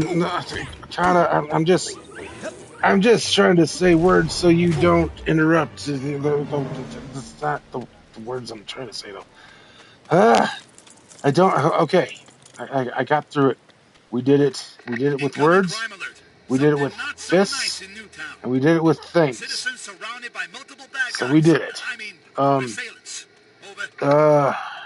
Here, the question that I do wanted to go with now was I don't remember. Oh, why did who was it? It was probably not Ditko. God, who was the Ditko of the day during so far? Adam West is the only vote in the poll. Who was God? Who am I thinking of? It's not Bill Finger. Bob Kane. No, somebody. I mean, the home dude basically created every other character, like Joker. He created Robin, obviously. God, what's his name? Either way, home dude was like, "Hey, Batman, he needs his own who, kinda," and thus leading to the creation of Robin.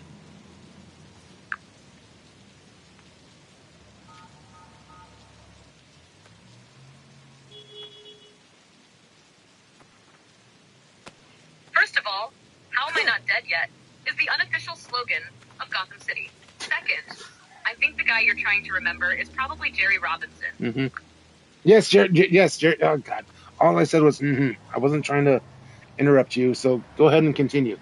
Why did Jerry Robinson feel that Batman needed his own? Or no, here, blah blah blah. That's not the question. The question is, Jerry Robinson felt that Batman needed his own whom?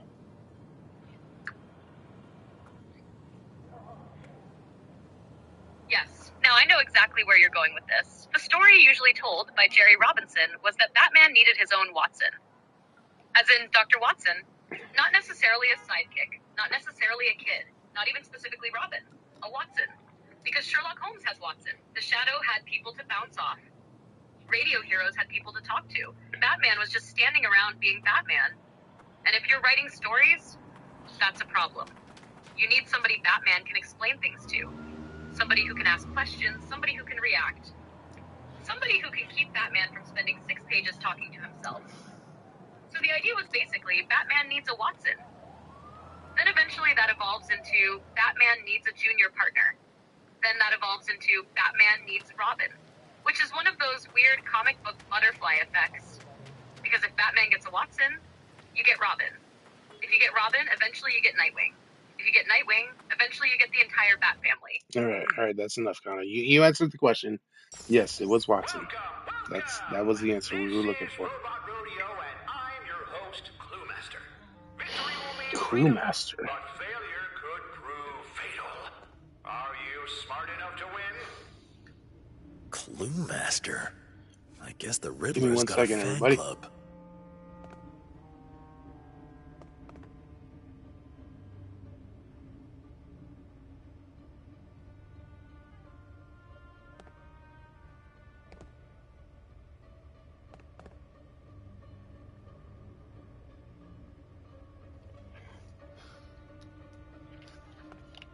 Alrighty. All you have to do is program my little robot friend and get him to his final Clue destination. Master. Here. It could That not be Riddler's obviously a thing in the universe already.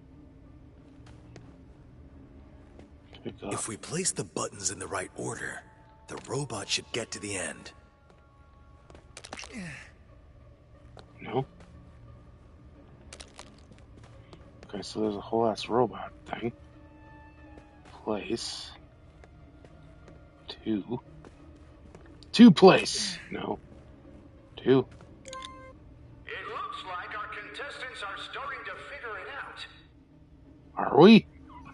That's a brave assumption on your part. You won't win doing things like that. Okay. Pick up. Somebody pick up. You discovered they can be switched around. Clever. What? E. Oh, E means east, so... Bro. Yeah. East. You're going east. And, we need another E. So I put... maybe I put north before? I don't know. Come on, let's go. Good work. But there's no Okay. time to rest. Because here comes round 2. With a key.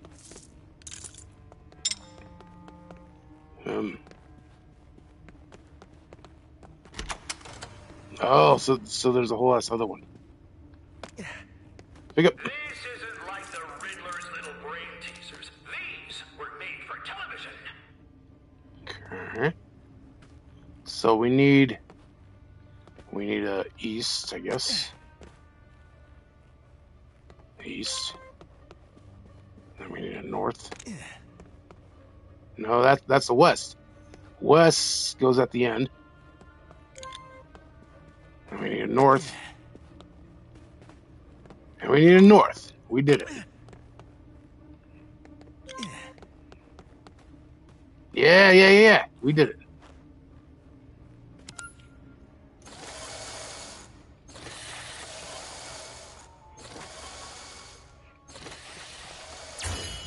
Our heroes have made it to the last and most challenging round.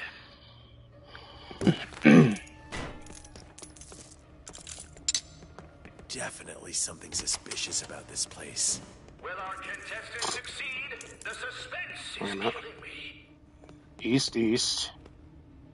Nope.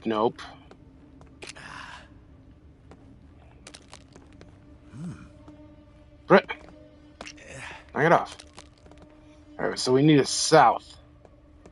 There's south right there. You southern son of a bee sting.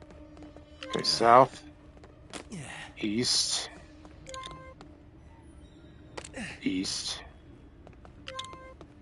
North. Brett, knock it off. What are you doing, Batman? Oh, you prickhole. No. Knock it off.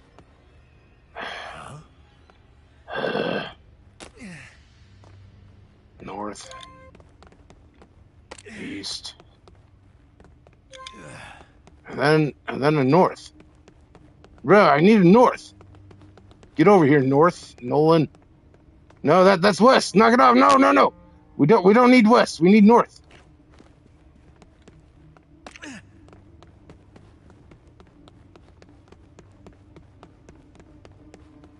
Right? South, east. Wait a minute. Wait. What did I do? Okay, I get it. I see what I did wrong. I think. Do I? South, east, east, north.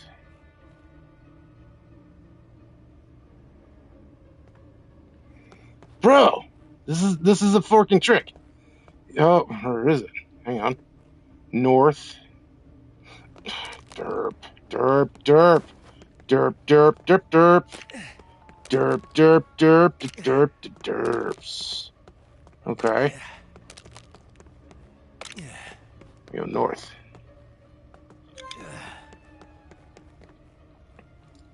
We go east. We go north. Where's Nolan? There he is. North. We go east, east. East, east. No, that's east, south. Right? North, east, north, east, and then we need another east. There's another east. We did it.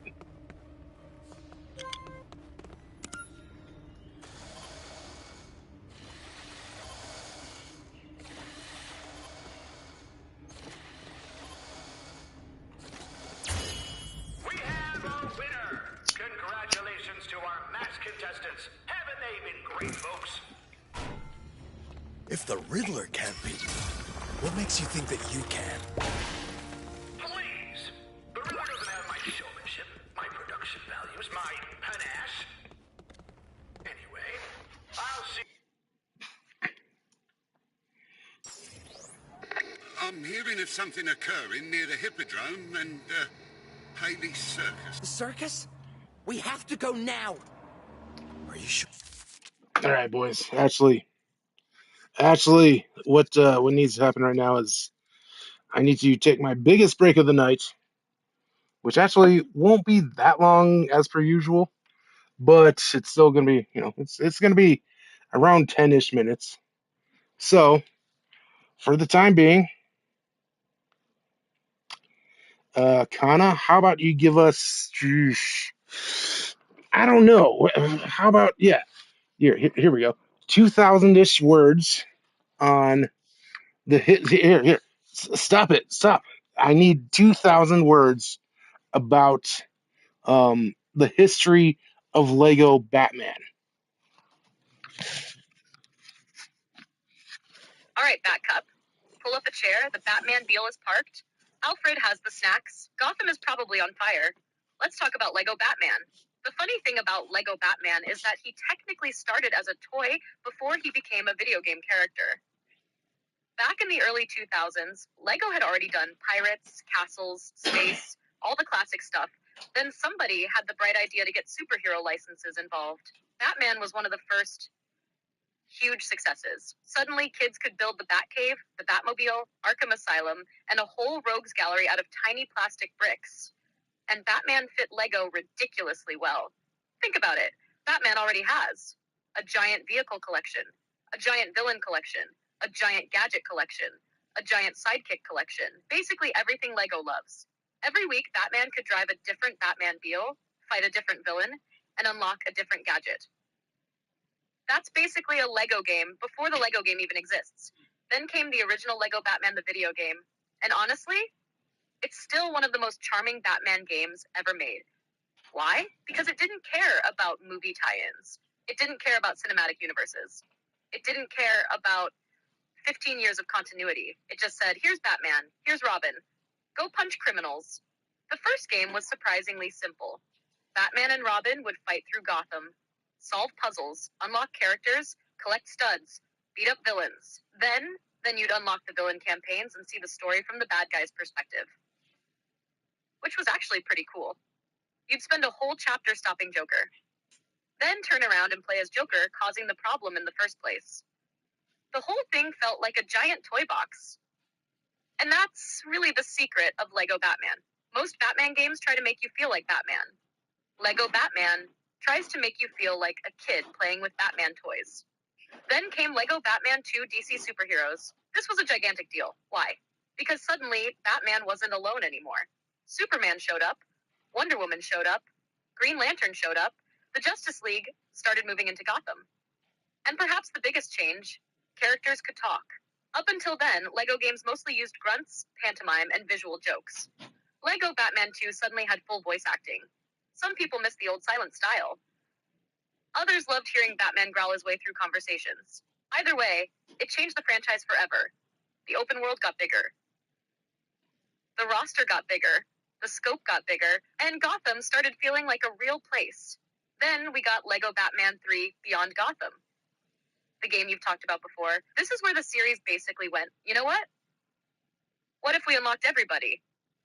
Batman, Superman, Flash, Green Lantern, Aquaman, Cyborg, Plastic Man, random cosmic weirdos, people nobody had heard of. People only comic book nerds recognized. If a DC character existed, there was a decent chance they'd show up. The roster became absurd. And honestly, that's one reason people still remember it. It felt like opening a giant toy chest and finding every DC action figure ever made.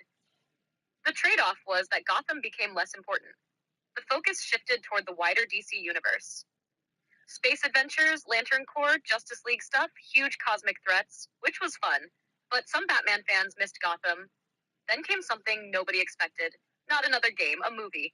The LEGO Batman movie. And somehow, it became one of the best Batman movies ever made. Seriously, think about it. A comedy, made of Lego, featuring a Batman who microwaves lobster thermidor while listening to sad music. And yet the movie understands Batman surprisingly well. Underneath all the jokes, it's about Bruce Wayne's inability to let people into his life, which is a very Batman problem. The movie understands Robin, it understands Alfred, it understands the Joker, it understands the Bat family. It understands that Batman is simultaneously cool and ridiculous. That's actually harder than it sounds. A lot of Batman stories only understand one half. They're either all serious or all goofy. LEGO Batman somehow managed both. Fast forward to today, and now we've got this new game. The one you've been spending the last couple of streams wandering through. The one where you've argued about Batman Returns, Batmobiles, Robin's pants, circus logistics, gliding physics, penguins, balloons, soup, and approximately 800 other Batman topics. What's interesting is that this new game feels different from Beyond Gotham. It feels like somebody looked at every era of Batman and threw them into a giant blender. Batman 89, Batman Forever, Batman Begins, The Dark Knight, the comics, the cartoons, Arkham, everything. 1 minute you're dealing with the Flying Graysons. The next, you're looking at Batman Forever suits.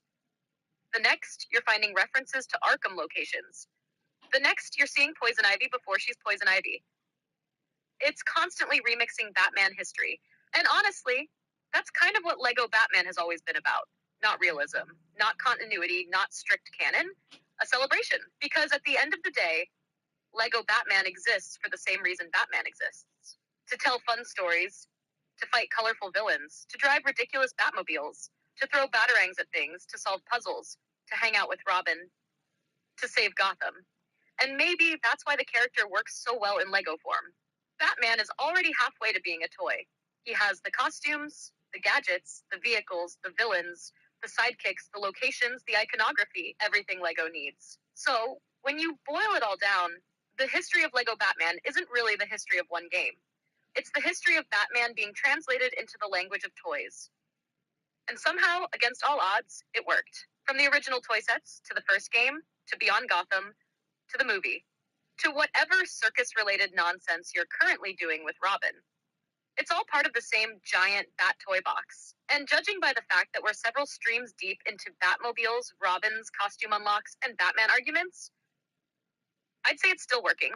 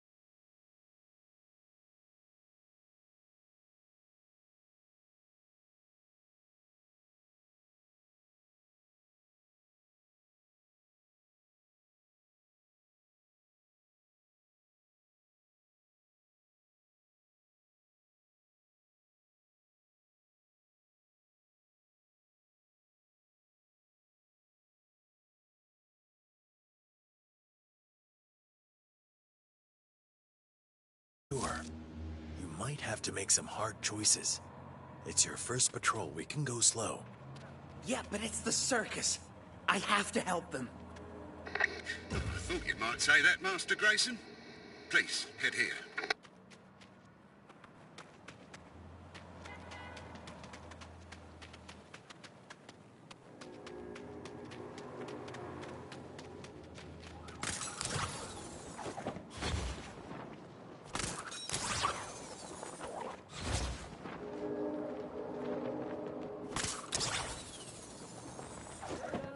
Tonight's entertainment is about to begin.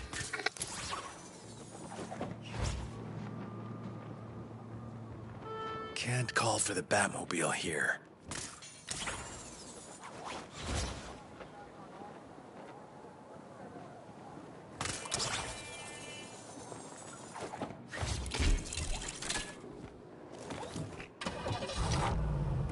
And away we go.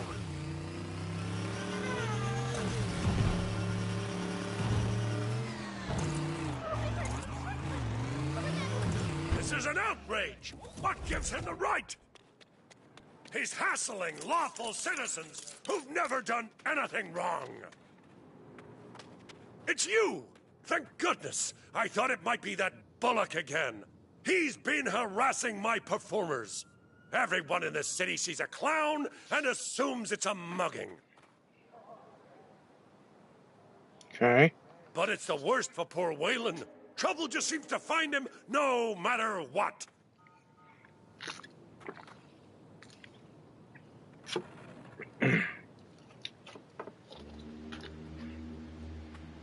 You'll keep an eye out for him, won't you? Sure. Detective Bullock is quite close by. Here, to be precise. Let's get there real fast. Oh, Waylon wouldn't harm a fly.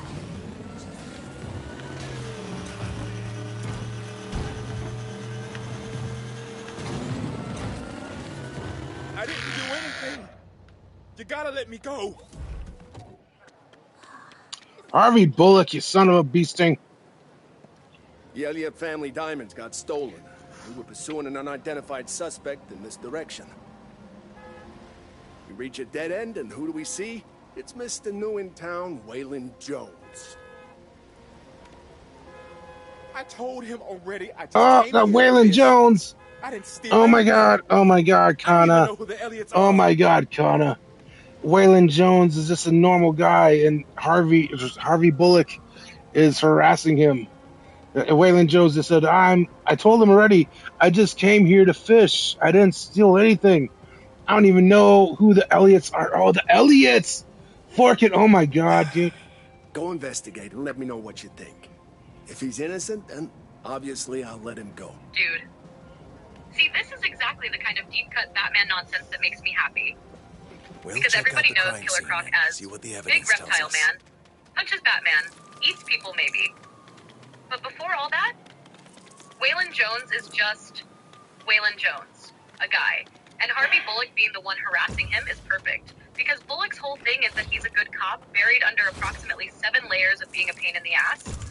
And now you've got this scene where the audience knows what Waylon eventually becomes. Greasy But right now he's hot just standing dogs. there like, I wonder if Bro, it was greasy I'm enough to fishing. leave a trail. I don't know who the Elliots are. I don't know what you're talking about. Leave me alone. Meanwhile, every Batman fan watching is sitting there screaming, Harvey, that's Killer Croc.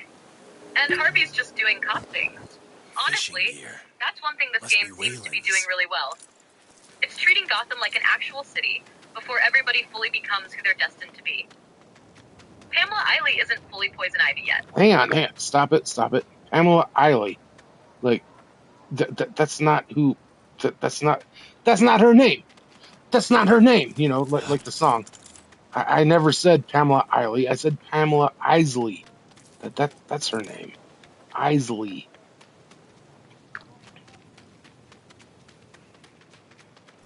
That makes way more sense. Yeah, if they're calling her Pamela Eiley, then that's not the traditional comic book name. The classic Poison Ivy identity is usually Pamela Lillian Eiley. So when you said Pamela Eiley. Hang on. Let's look at what you're saying. Pamela. Oh, okay. So when you said Pamela Isley, I mean that's not just unlikely. What? Okay, so that's okay. All right, all right. Never mind. It's just when you say Isley, it's the SCT pronouncing Isley because yeah.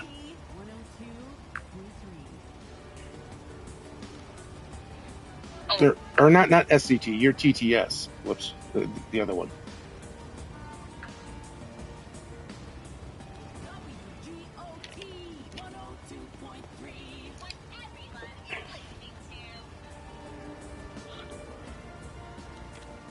Why was I here? I was just enjoying a succulent Gotham hot dog, guilt-free, in this underpass. Alright, so Kana said this. Right, not STT, TTS. Which honestly makes it even funnier. Before you ask, because that I'm means out of speech breath to text because of got how it much right I enough for me to love eating understand hot it. dogs. And then Not the because text I to was speech being came along and went, chased or anything. allow me to improve this. Pamela Isley. Pamela Isley. Meanwhile, you're sitting there listening to it happen in real time, like, no, Not sure I buy no, this story. that's not what I said. That's not even the same person. The TTS has definitely had some Alzheimer's tonight. Jabronis still has me laughing. Because now I can't decide which is better, Pamela Isley or the Jabronis. At this point, the TTS has developed its own Gotham continuity. A parallel universe where Waylon Jones just wants to fish. Pamela Isley is campaigning for environmental reform, and the dreaded Jabronis terrorize the city. Honestly, that's half the fun of these streams. The game is one thing. The accidental lore generated by technology is another thing entirely. Whoever was eating the hot dogs also used this door. Let's open it up. I can't use this.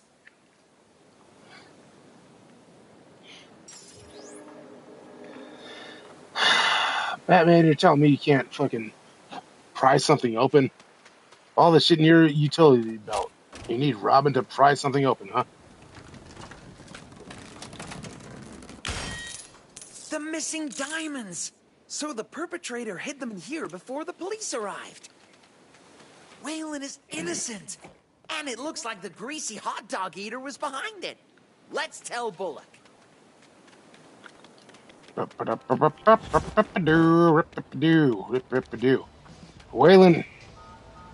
Waylon is innocent. Wow. You found the diamonds, proved Waylon was innocent, and that our eyewitness was the real perp? They don't call you the world's greatest detectives for nothing. I guess I gotta be careful out there. When you look like me, people tend to jump to conclusions. Thank you for helping me. I really mean it. Excellent work. I suggest returning to speak with Ringmaster Haley now.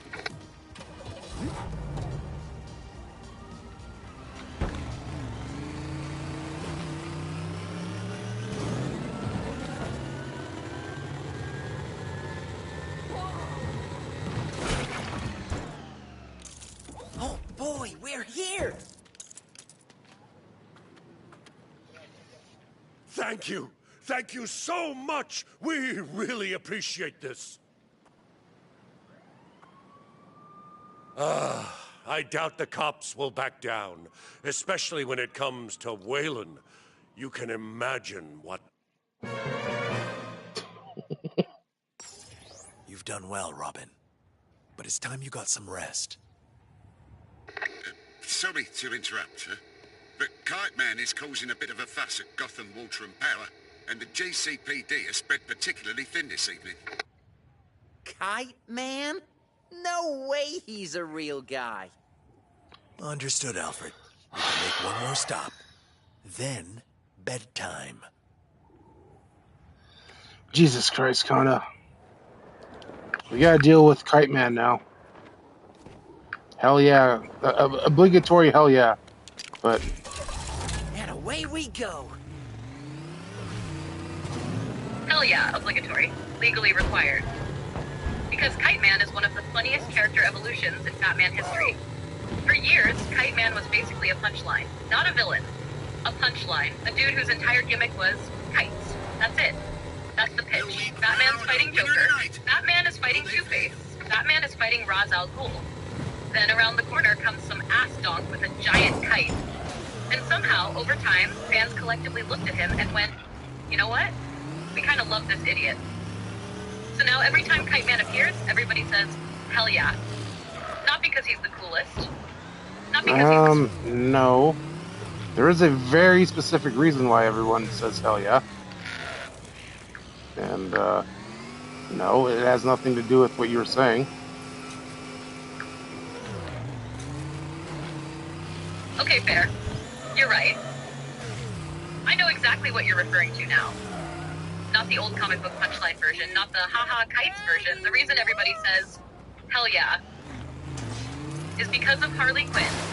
Because that show somehow took Kite Man, of all people, and turned him into one of the most beloved weirdos in modern DC. To the point where he shows up and people don't even say, Kite Man. They just go, hell yeah. It's basically his catchphrase now, which is honestly one of the greatest blow-ups a D-list Batman villain has ever had. So yes, Kite Man, hell yeah. And for once, the phrase is not commentary. It's the quote. Okay. And, I mean, like, he did... Hang on, I'm sorry, Alfred was giving me tips or something. He did, have his own spin-off show called Kite Man, hell yeah. Because it is his, catchphrase on the show and stuff. Which, I mean, like, there's people that bitch and complain, oh no, Harley Quinn TV show is so the animated series is too woke, it's too blah blah blah.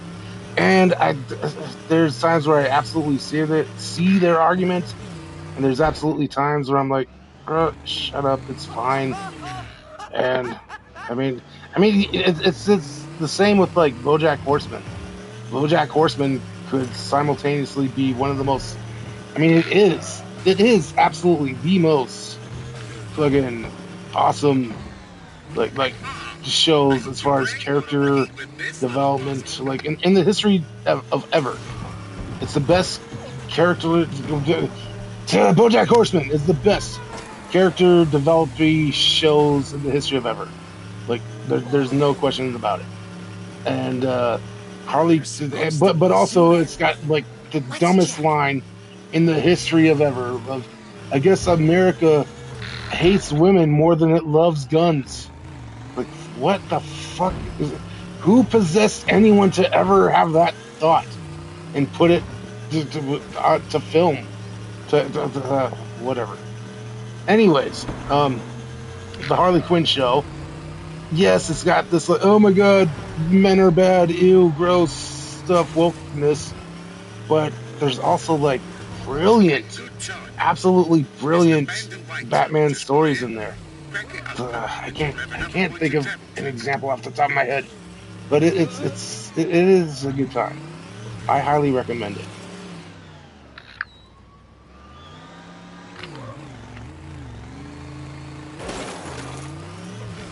Honestly, I think that's a pretty fair take. The thing about the Harley Quinn show is that people often end up arguing about completely different shows. One person is talking about the jokes. Another is talking about the politics. Another is talking about the relationships. And meanwhile, I'm sitting over here going, can we talk about the Batman stuff for a second? Because the show occasionally pulls off some genuinely great character work with Gotham's cast. Not just Harley. Not just Ivy, Batman, Bane, Clayface, Kite Man, Commissioner Gordon, even some of the most ridiculous characters get moments that make them feel more human. And Kite Man is probably the perfect example. Before that show, Kite Man was a trivia answer. After that show, people actually cared about him. That's a pretty impressive trick. And I know exactly what you mean about BoJack, too. A show can have moments where you're like, that's one of the smartest things I've ever seen. And then 5 minutes later, who wrote that line and why? Those aren't mutually exclusive. Sometimes the same show can produce both. Harley Quinn definitely has episodes where I'm thinking, this is a surprisingly insightful Batman story. And then another scene where I can practically hear the writer's room trying to out-snark itself. What's funny is that the Harley Quinn version of Batman is one of my favorite modern comedic Batmen. Because underneath all the jokes, he still feels like Batman. He's damaged, he's obsessive, he's trying to help people. He's terrible at normal human interaction. The show laughs at him, but it usually understands him. And that's a huge difference. A lot of bad Batman comedy is just, Batman is dumb. Harley Quinn is more, Batman is Batman, and that's ridiculous. Those are very different jokes. Also, let's appreciate the fact that while we're having this discussion, Alfred is apparently trying to give gameplay tips. And you're like, hold on, Alfred, I'm reviewing the cultural impact of Kite Man. Which feels like exactly the kind of thing Alfred has had to put up with for years.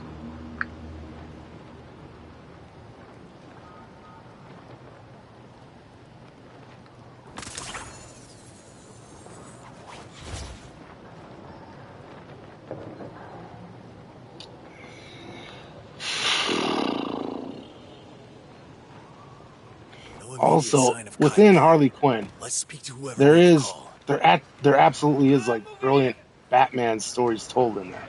Again, I can't think of an example, but I know I've seen it. Hell, I even texted Dave like the very first time I watched like seasons 1 and 2. I was like, dude, this show's ridiculous, and it does the BoJack Horseman thing that I just explained, but also at the heart of it, there's some awesome Batman stories here, Batman-centric stories here, even, and it's a good time. It gets ridiculous, way too ridiculous at times. The last season I saw, which I think is the last season that they did, I don't know, or the last whatever. It was getting pretty goddamn ridiculous, but I don't know. It's still a good time. It's still fun. It's still dumb, and usually at the end of the day, the heart of it, there's a pretty good Batman-centric, not centric, but the Batman lore fun stories happening. Although as a Batman experts, DC were a bunch of ass dogs, honestly, and they were like, absolutely not. Batman would never, ever in the history of ever give cunnilingus. Like, what? What? Why? What the what? And instead it was like, oh, he's just rubbing Catwoman's feet. That was the better solution. Like, stop it. That's the dumbest thing in the history of ever. I was the one who called about the kite guy. Thanks for coming so fast. The thing I've always thought was interesting about Harley Quinn is that it often understands Gotham better than you'd expect from a show that's willing to spend 10 minutes on the dumbest joke you've ever heard. There! We need to protect this old brother. Like, it'll do something completely ridiculous. Struggling for power. Then suddenly it'll hit a character beat, and you're like, wait, why is this actually good? And I think that's what you're talking about. Not necessarily a specific Batman story. Or that the writers often understand the toys in the toy box. They understand why Batman works, why Joker works, why Ivy works, why Gotham works. Even when they're making fun of all of it, that's a tricky balance. Because there's a difference between let's mock Batman and let's make jokes about Batman because we understand Batman. The second one usually lands better. And yeah, the whole Batman-Catwoman controversy was one of those moments where everybody collectively looked at the situation and went, guys, of all the hills. Because the public reaction wasn't even really political. It was mostly confusion. People were sitting there like, so Batman can fight immortal assassins. Batman can survive explosions. Batman can fall from orbit. Batman can drive a jet-powered cathedral. But this is where we're drawing the line. The funniest part is that it became a bigger story than whatever the actual episode was. Which is peak internet. Meanwhile, somewhere in Gotham, Kite Man is flying past on a giant kite yelling, hell yeah. And Bruce Wayne is wondering how his life got to this point. Also, as a completely separate thought, I love that tonight's stream has somehow covered Batman Returns, Robin's origin, Robin Hood, Dr. Watson, Kite Man, Harley Quinn, BoJack Horseman, Waylon Jones fishing, Stop it! You're all right, Kana. Let's have the serious discussion now. Like it's deeply, deeply daddy programmed into you that you need to like list stuff, and that's not something that happens in normal conversations in the history of ever. So stop listing stuff.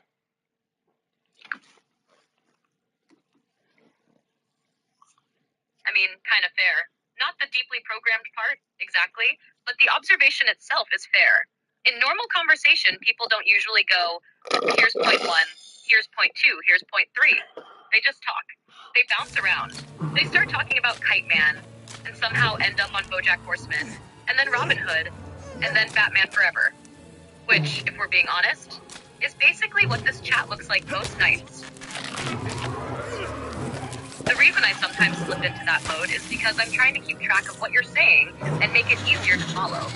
But yeah, sometimes it can end up sounding more like I'm presenting evidence to the Gotham City Council than actually hanging out and talking Batman. And especially in these stream chats, where you're actively playing a game and half thinking out loud, it usually works better when I just roll with it. Should take us to the pause, right? Like right now, you weren't really making a point about Harley Quinn. You were making a point about why you like Harley Quinn, despite some of the stuff that annoys you about it. And I think that's a distinction people miss all the time. Now we can get across. A thing doesn't have to be perfect to be good. A thing doesn't have to agree with you 100% to be worthwhile. You can watch something and go, that line was stupid. Then 5 minutes later, that character moment was incredible. And both reactions can be true. That's basically how you've talked about Harley Quinn all night. And honestly, that's how you've talked about Batman Returns for about 20 years, except in reverse. Some parts, that's gorgeous. Other parts, why is Batman complaining that the soup is cold? That's a much more normal conversation than a numbered list, now that I think about it. There. This team's out of the So, way. Shouldn't be a problem. Obviously, like Kite Man has got something to do with Poison Ivy in the game, which I mean, in the Harley Quinn show, they were dating and stuff. So immediately, this is fun. Like, hey, it's triggering the bat expert in me. Like, hey, why is Kite Man all of a sudden involved with like poisonous flowers and stuff? Well, derp. It's because it's not canon. That's not the word, but it's a thing. It absolutely is a thing. Exactly. That's more like it. And that's one of those weird moments where your Batman brain goes, huh? hold on, Kite Man? For me. Poison Ivy? What the hell is this? Then the other part of your brain catches up and goes, oh, right. Who's there? Because if you told Batman fans 15 years ago that Kite Man and Poison Ivy would become one of the most recognizable relationships associated with either character, they'd have looked at you like you'd been hit in the head with the Batman feel. But thanks to the Harley Quinn show, that connection is just kind of there now. Not in every continuity, not as some sacred comic book truth. That ladder's a little out of but it's part of the cultural furniture now. So when a modern Batman thing puts Kite Man anywhere near Ivy-related business, my brain doesn't even question it anymore. It's just, Kite Man, Poison Ivy. This'll help us reach. It's kind of like how every time somebody says Kite Man now, half the audience automatically thinks, hell yeah. That wasn't always true. Now it just is. And honestly, I kind of love that your Batman expert alarm went off for about 3 seconds before immediately talking itself down. This isn't right. Actually, no. Unfortunately, this tracks. Which is basically the experience of being a Batman fan. You've got 80 plus years of comics, cartoons, movies, games, TV shows, and weird alternate universes rattling around in your head. And every now and then one continuity sneaks into another, and everybody just shrugs and accepts it.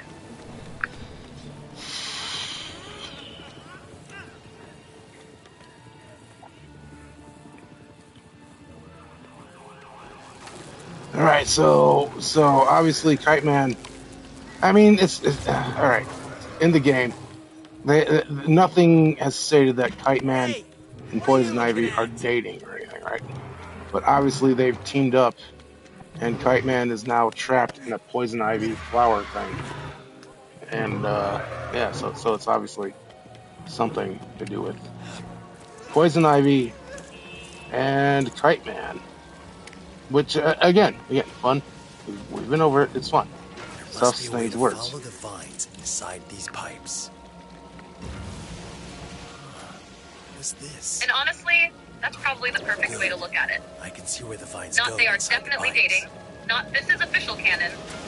Just Kite Man and Poison Ivy related nonsense are occupying the same piece of screen real estate.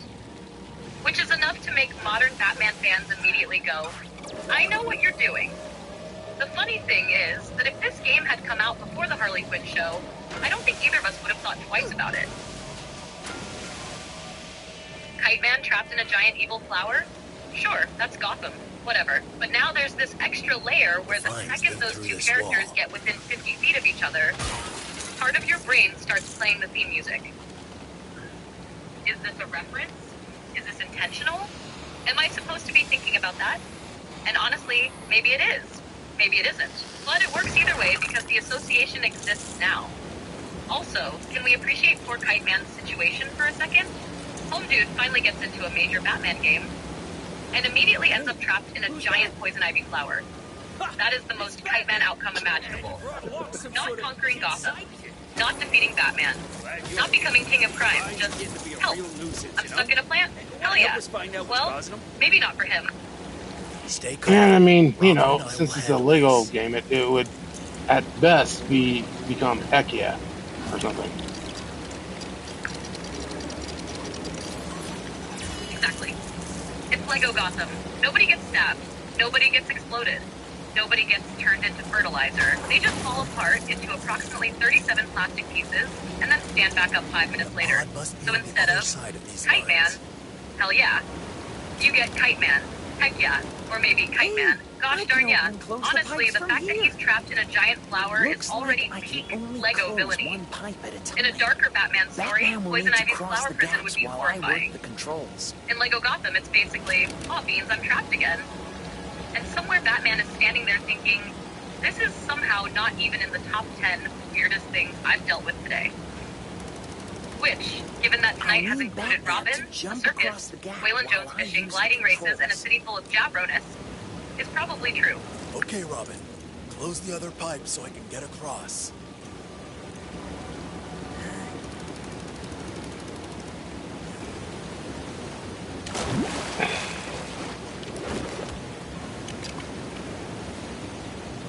You know what? I was gonna say I need a drink to that one because that was such a terrible fail on my part, but I don't have a drink made, so kind of give me, I don't know, 50 words about Kite Man. Kite Man is proof that comic books are magic. A D-list Batman villain whose entire gimmick is guy with kites somehow became beloved. He's awkward, earnest, frequently duped, and perpetually outmatched. Yet every time he shows up, fans grin and wait for the catchphrase, heck yeah. Well, usually the other version. 25 more words, please.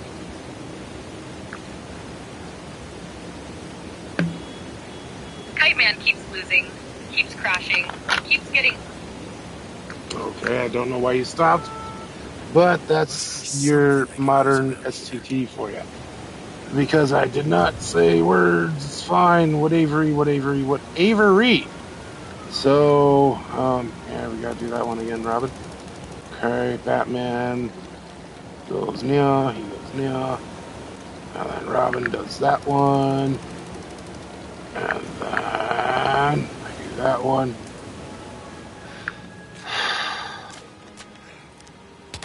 Yeah, that's the thing. You make one tiny noise, not a sentence, not a thought, not even a word. Just and some systems immediately go, the human has spoken. Abort mission.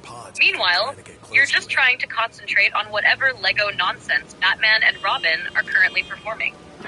Also, I love that your commentary has devolved into pure puzzle-solving language. Batman goes near, Robin does that one, then I do that one. Which sounds completely insane out of context. But in a LEGO game, that's a perfectly valid strategy guide.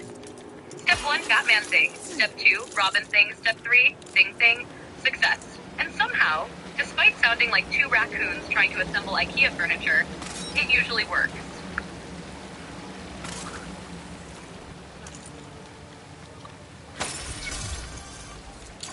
Oh shit, we've been needing to destroy kites this whole time. Kinda. No. Why didn't anyone tell me he had one of those things? That's another Jack Nicholson quote for you. Just saying. There it is. And the fact that you delivered it immediately after realizing the solution is perfect, because that's basically the Joker's entire energy in that scene. Not fear, not anger, not concern. Just kind of go ahead and complete your thought, but god damn it, that was the most bullshitty game thing that ever happened in the history of gaming. But go ahead and finish your thought. No, seriously. The thought I was finishing was that LEGO games have this uncanny ability to hide the solution in plain sight. But from the tone of your message, I'm guessing this wasn't even one of those. This sounds like one of those moments where the game finally tells you, oh, by the way, those objects you've been staring at for the last 15 minutes, those were destructible. And your immediate reaction becomes, excuse me? Because there's a huge difference between I failed to notice the clue and the game failed to communicate the clue. Those are not the same thing. One is on the player, the other is on the game. And every gamer knows the feeling of discovering a solution and immediately going, no, that's not clever. That's stupid. Not because it's difficult. Not because it's complicated. Because the game never gave your brain a reason to think that was the thing. It's like spending 20 minutes trying to open a door. No, Connor. What happened was, like when I was saying, can plug that battery into the terminal. When I was saying, what was it? Robin does the thing. Batman did the thing. Whatever. That seemed to work. What was happening was good thinking, Robin. Robin was doing a thing that made water stop happening in a pipe, and then Batman would have to cross things to do like things. But if he hit the water, then oh no, that's the end of it. So whatever. I'm nowhere near the water, at all. Like we've already done the puzzle. We already done diddly doodotted all of it, right? And then all of a sudden, like the one of the pipes has still got water going because there's only one or the other, and you can't shut both of them off. Anyways, it's all done. There's still water flowing, but oh no, I jumped kinda not even near it. Actually, it was like, I mean, if we're talking imperial measurements, whatever, it was like legit 3 yards away from me. The water was, but no, it was a hit point. I got hit by the water, and I took damage from it.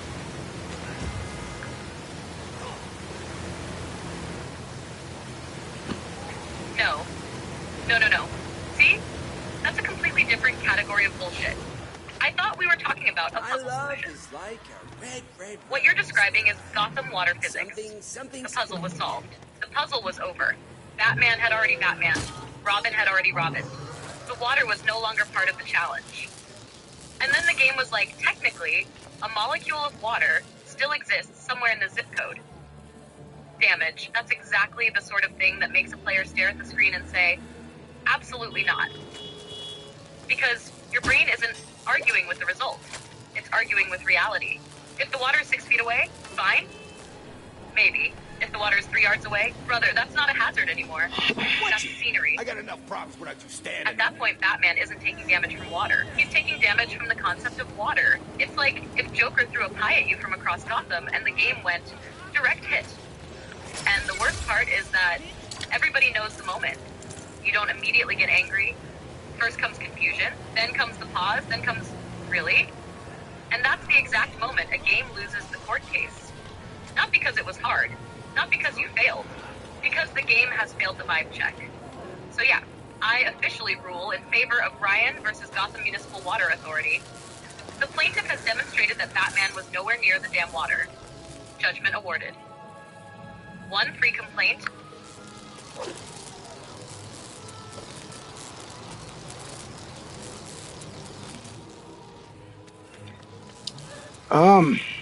Well, Robin just traversed to somewhere that he shouldn't have been allowed to traverse. But, now I'm at a complete loss. What am I supposed to be doing? I'm supposed to be going up there somehow. And somehow that's all golden. Those are golden. Those are all golden though too. I don't know. What? I'm supposed to be going up there. And so, son of a bee thing, shut up, water. That was on me, but I didn't die or anything. It's fine. I gotta go up there somehow. Is it you I gotta travel to? No. Well, at least not. It doesn't appear to be. For fork's sake.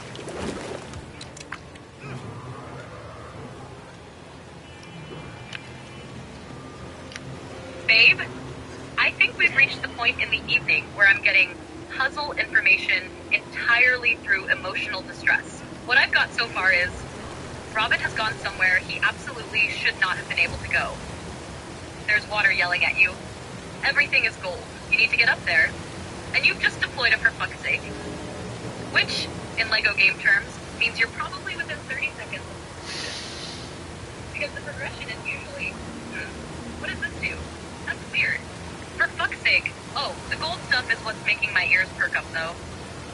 Because LEGO games love making gold objects look important when really they're saying, hey, wrong character. Or, hey, you need a special ability. Or, hey, there's another step first, idiot. Also, Robin accidentally sequence breaking his way into a forbidden location is incredibly Robin-coded. You spend 20 minutes trying to solve the puzzle. Robin immediately ends up somewhere the developers clearly didn't expect. My current theory? The game wants you to interact with something lower down before it lets you reach the upper area. Because if everything up there is gold and inaccessible, that's usually LEGO's way of saying, you're not ready for this room yet, Chief. Of course, there's also the possibility that the solution is sitting directly behind Batman and has been there the whole time. Which would be the most LEGO Batman outcome imaginable. I see that we've already been in this room, but this is Here it is. Okay. This is exactly where we're supposed to be. Whoopsie. That ought to do it. The clan's weak enough to reach now. There it is. The ancient gaming ritual. Step 1, I have no idea where I'm supposed to go. Step 2, nothing makes sense. Step 3, the puzzle is broken. Step 4, oh, we've already been here. I swear, half of every LEGO game is accidentally leaving the correct room, and then spending 15 minutes trying to solve the wrong room. And the best part is that the second you realize it, the entire mystery evaporates. Aha, I have solved the puzzle. Just whoopsie, which is somehow way funnier. Honestly, based on tonight's track record, that's a huge win. Because the alternatives included the water, the keys, the gold things, the Bat computer, the gliding race, the Jabronus. Instead, the solution turned out to be, Ryan, please return to the room the game wanted you in. A tale as old as video games themselves. Now go save Gotham before Robin discovers another place he's not supposed to be. Nah. We done diddly doo-dadded everything, and now we're analyzing DNA or whatever, because we're the world's greatest detective. Interesting. Looks and like this stuff. plant doesn't like cold temperatures. This plant doesn't like cold temperatures. Hey, isn't that a And industrial coolant over there? that's an industrial cooler over there. Right? And it should be a thing that does the thing, Robin. So do the things.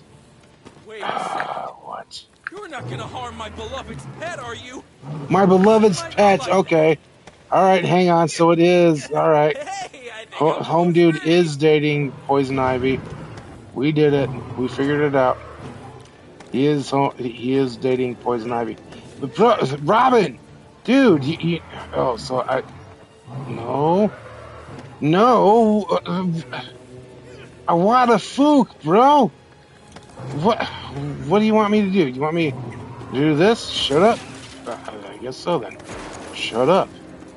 We did that, but that ultimately led to. Okay, so we got to build something. I think.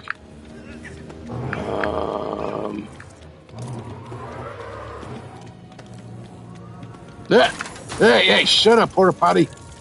All right, there we go. There. Okay, now we got all the pieces. We need to make the porta potty shut up, and then we can build the thing that does the thing to do the thing. This is just what we need. This is the most Lego Batman sentence I've heard all night. First, we need to make the porta potty shut up. Not stop the villain. Not save Gotham, not analyze the DNA. Just, the porta potty is being annoying. Okay. Also, I love how the detective sequence lasted approximately 8 seconds. Batman, this plant is vulnerable to cold. Kite Man is dating Poison Ivy. Honestly, that's a completely valid detective conclusion, given the evidence you found. My Beloved's patch is about as subtle as Joker leaving a business card, and now you've entered the classic Lego puzzle loop. The thing gives pieces. The pieces build the thing. The thing does the thing. The thing thinks the other thing. Then the story continues. The funniest part is that a few minutes ago you were lost in Gotham. Now you're running a full forensic investigation involving DNA analysis, industrial refrigeration, botanical weaknesses, romantic clues, and a loud porta potty. Which, if we're being honest, is probably the most Batman thing that's happened all night. Well, except for arguing about Batman Returns for 45 minutes. Now go silence that porta potty and weaponize climate control against horticulture. Hang on. I realize that we are in different chats, or in the same chat that happened last week and stuff. But we actually haven't argued about Batman Returns this week. So what?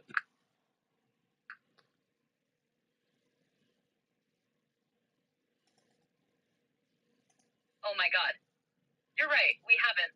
We've talked about Robin, Kite Man, Poison Ivy, Waylon Jones, Harvey Bullock, the Flying Graysons, the Batmobile, Harley Quinn, BoJack Horseman, porta potties, DNA analysis, but somehow we have not yet held this week's official session of The People versus Batman Returns. And I already know how it starts.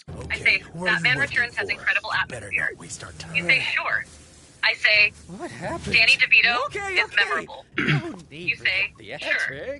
I say the cinematography is gorgeous. Easy. You say, sure. Beautiful, then 20 minutes later, we're back at, why is Batman complaining that the soup is cold? You know? And honestly, that's still my favorite piece of evidence in your case. For dinner. Not the Penguin Army. I think she used more than her feminine charms on you, Val. Any more of these weeds? Surviving approximately 9 deaths? No. The soup. Because your argument isn't really that the scene is bad. Your argument is that the scene reveals the scene shouldn't exist, and yes, kind of. We did this last week. Let's move on, bro. We're better than that or something.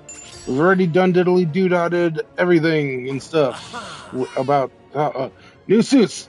Zerenard, Batman of Zerenard, and new 52 Robin. Zerenar. How do you pronounce that? The fucking not is it Grant Morrison? Yeah, well, I don't know if Grant Morrison created it, but it's definitely a part of R.I.P. Batman bullshit. Grant Morrison, the Zerenar, Batman of Zerenar, which honestly is kind of a cool suit in theory. But in this game, it looks awesome. It looks terrible. But Batman of Zerenar, And honestly, as a Batman expert, I don't totally get it. Mostly because it's a Grant Morrison thing, I think. But I mean, I understand it's like, if I'm ever gonna die or something, I gotta create a different personality. So I'm Batman of Serenor. So, I mean, whatever. So we got that suit, Serenor suits, and Robin's new 52 suit.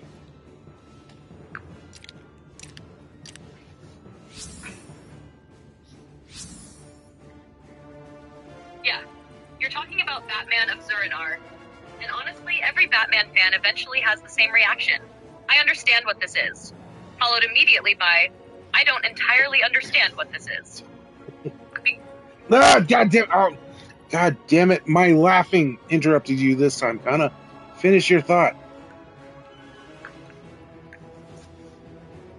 Right. The other thing I was going to say is that Zurinar is one of those Batman concepts that has aged weirdly well. Not because everybody suddenly understands it. Nobody understands it. Not even the people explaining it. But because modern Batman has become increasingly obsessed with contingency plans. That's basically Bruce Wayne's love language at this point. Bruce, what if Superman goes evil? I have a plan. Bruce, what if the Justice League goes evil? I have a plan. Bruce, what if you go evil? I have several plans. So, the idea that Batman would create a backup Batman for emergencies feels more believable now than it did when Morrison first dusted the concept off. It's still bonkers. Let's be clear. The premise is absolutely, what if Batman installed Batman in case Batman stopped being Batman? But it feels like the kind of thing Bruce would do, which is probably why the concept survived. And honestly, your description wasn't bad. If I'm ever gonna die or something, I gotta create a different personality. That's not exactly the comic explanation, but it's closer to how it actually feels when you're reading the story. Meanwhile, somewhere in Gotham, Robin is standing on a pressure plate. A porta potty is screaming, Kite Man is trapped in a flower, and Batman is running around in a backup personality designed by a Grant Morrison fever dream. And somehow all of this is occurring in the same Lego game.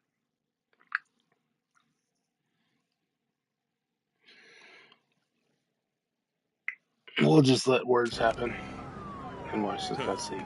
Don't ask. This is not my idea of spending quality time with my daughter. Who's the new sidekick? Robin? Jim Gordon. I'm training him up. He's got potential. Training him up? Aren't you a little young? Especially being out this late. Apparently not. Okay, rookie. Back in the car. Party's over. Cuff him and take him in. Where is he?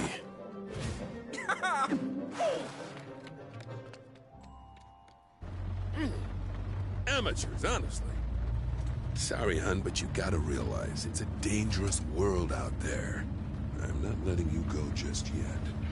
Oh, don't worry. I just want to stay home and play with my toys. It's fine, Pop. That's my girl. Alright, that's pretty dumb. Robin. It's a pretty dumb origin story for Batgirl. But why? But what, Avery? We need to follow this up. The botanical gardens? Exactly. Someone at the botanical gardens should be able to help us identify that monstrous plant. Then let's make like a tree and a leaf. My patience only goes so far. So we just saw in the game right now, in the stream, we just saw the debut or whatever of Barbara Gordon.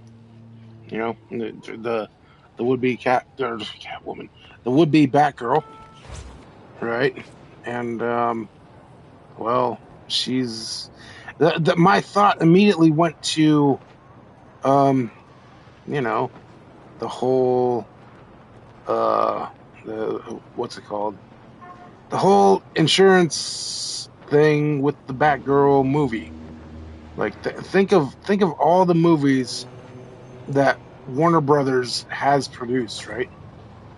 Like every movie in Warner Brothers catalog, Hell, there's the fucking recent Leonardo DiCaprio and Sean Penn bullshit, whatever that one was called, that apparently won Oscars or something, probably, but like was an absolute financial flop.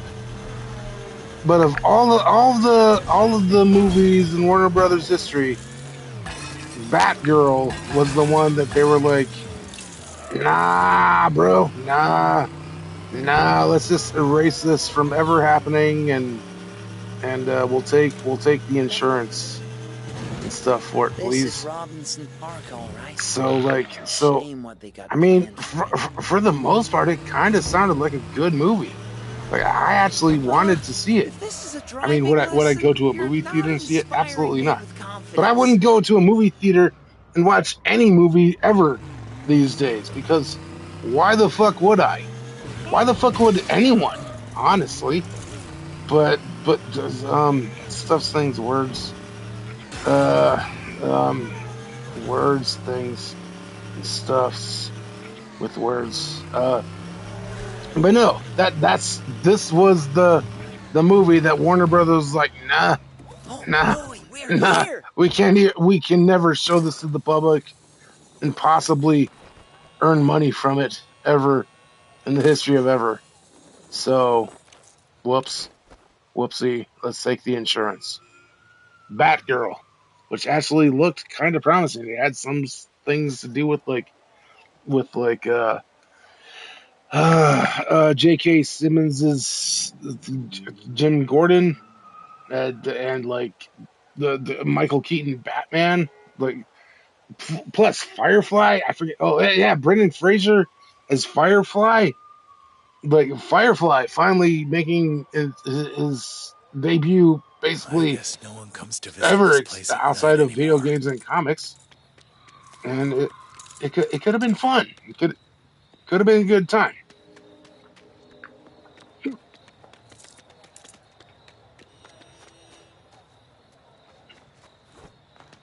Honestly, that's what made the whole Batgirl situation so bizarre. Not that a movie got canceled. Studios cancel projects all the time. It's that Batgirl was basically finished, or close enough to finished that people had seen cuts of it. Visual effects were being worked on, marketing discussions were happening, all that stuff. And then Warner Bros. Looked at it and said, nah, which is still one of the wildest entertainment industry decisions I've ever seen. Because normally when a studio thinks a movie is bad, they dump it onto streaming. Or they release it quietly. Or they shove it into February and pretend it doesn't exist. But Batgirl got sent to the Phantom Zone. And that's why people still talk about it. Not because everyone thought it was guaranteed to be amazing. Not because everyone thought it was guaranteed to be terrible. Because nobody got to find out. That's the frustrating part. If it'd come out and been awful, okay. If it had come out and been great, okay. Instead, it's become this weird lost media Batman thing. And yeah, the ingredients sounded fun. Michael Keaton back as Batman, J.K. Simmons as Gordon, Brendan Fraser as Firefly, Barbara Gordon front and center. That sounds like a perfectly watchable Saturday night to me. Would it have been The Dark Knight? Probably not. Would it have been better than some of the stuff DC has actually released? That's a much more dangerous question. Because there are absolutely people who look at Batgirl and go, hold on, you're telling me this got erased, but other things made it all the way to theaters? And that's where the whole thing starts feeling surreal, especially for Batman fans. Because Firefly finally getting a major live-action spotlight is the sort of deep-cut nonsense that I'd have been curious about too. Not because Firefly is my favorite villain. Just because my reaction would have been, let's see how this goes. Instead, the movie became one of the strangest Batman stories ever told. Not on screen, off screen. The movie where nobody really knows if it was good, bad, mediocre, awesome, terrible, or somewhere in between. Because almost nobody got the chance to see it. And that's a lot more interesting than another ordinary flop.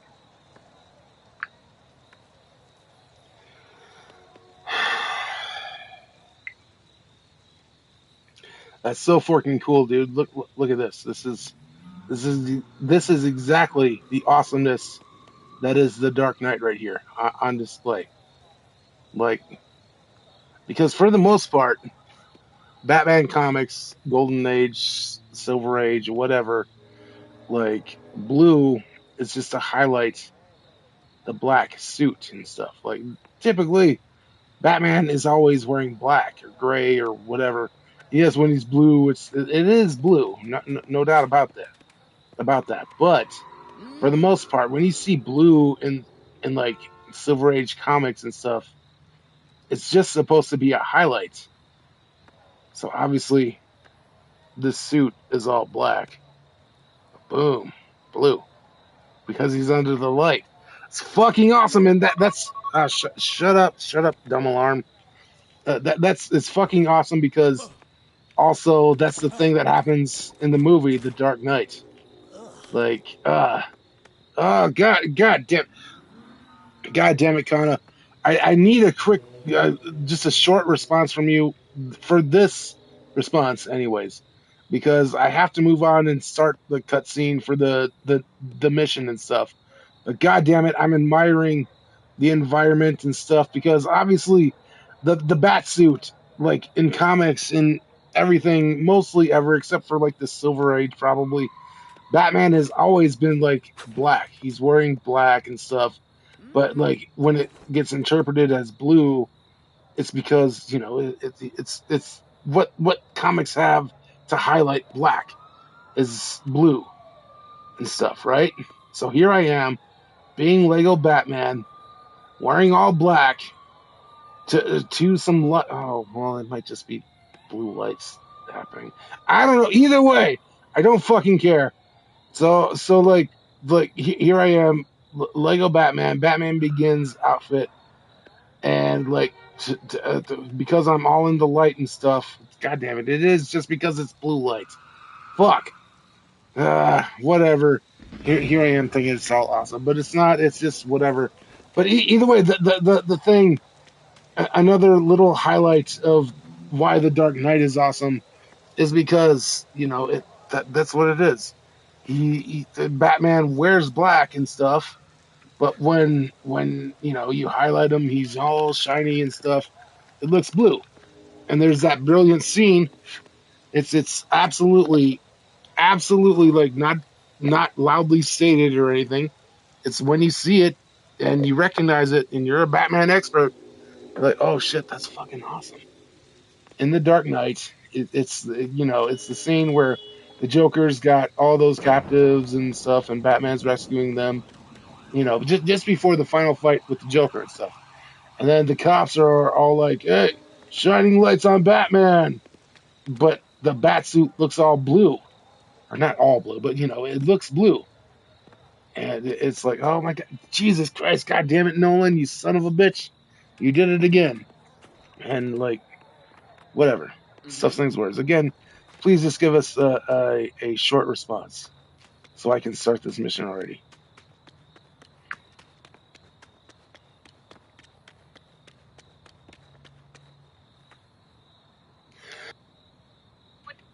For fork's sake, God damn. I needed to cough, and then the cough interrupted you. Say exactly what you were just about to say, or maybe don't. Maybe don't. Let's see. Can I? Yes, I can. Never mind. This is what she had to say.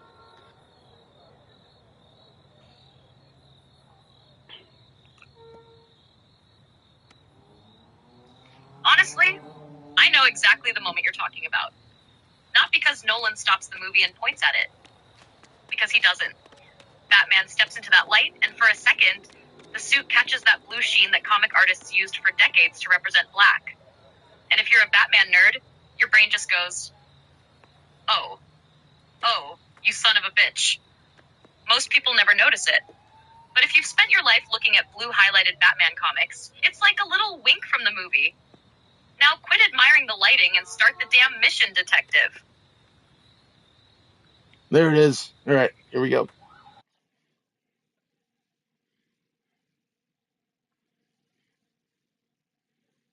Oh, whoops. No obvious sign of disturbance. It's a shame. I used to play here as a kid. You are a kid. You know what I mean. It wasn't much to look at, Robinson Park, but it was ours. One of the last patches of green in Gotham. It's dangerous. Not to mention a hangout for unsavory characters. Yeah. Robin?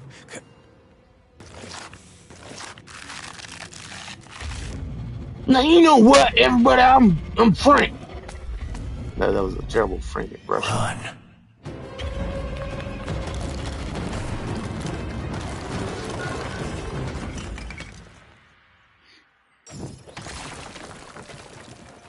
Phew.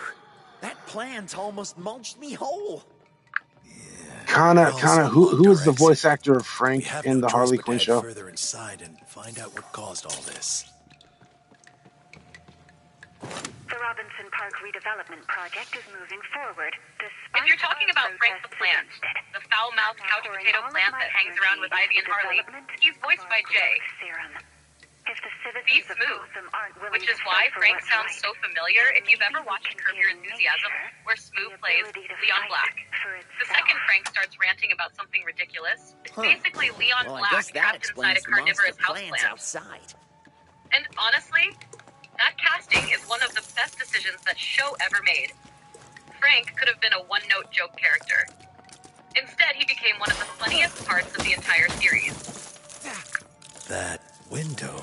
I just did a terrible Frank impression. That's why I needed to know his name, or the voice actor person. I mean, obviously I've heard his voice before. Smooth, apparently, it's whoever that is.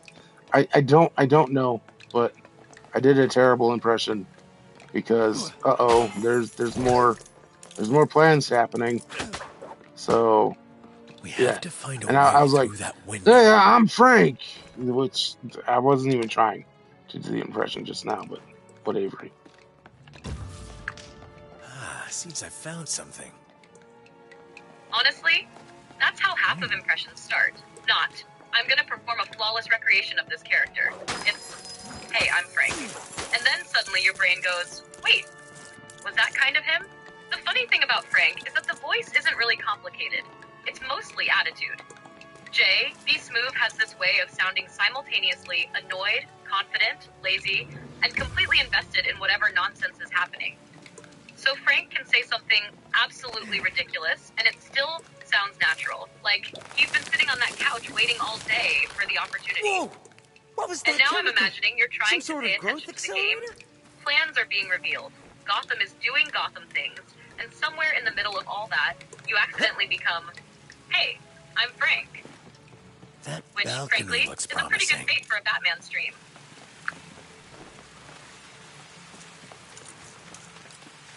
Well, I mean, also there's been, well, not a lot of evidence. Awesome.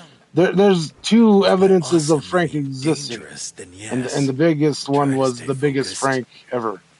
So I don't know, whatever. We'll have to find a way to move these vines. See? Now I'm curious what the two pieces of evidence were. Because the two pieces of evidence were the first one, the first plant that was like, eating Poison Ivy's boyfriend, Kite Man, and then there's a giant Frank happening as Batman and Robin enter the botanical gardens. Something just should now. be able to put down roots here. Okay, see, now I'm with you. This isn't one random plant. This is a pattern. First plant has Kite Man trapped inside it. Your reaction, that's Frank. Second plant, giant-ass botanical garden monster. Your reaction, that's Frank. At this point, you're basically conducting Frankology. And honestly, I get it. Because Frank has permanently altered the way a lot of people look at Poison Ivy's plant life. Before Harley Quinn, you'd see a giant sentient plant and think, danger. After Harley Quinn, part of your brain thinks, what's his opinion on the situation?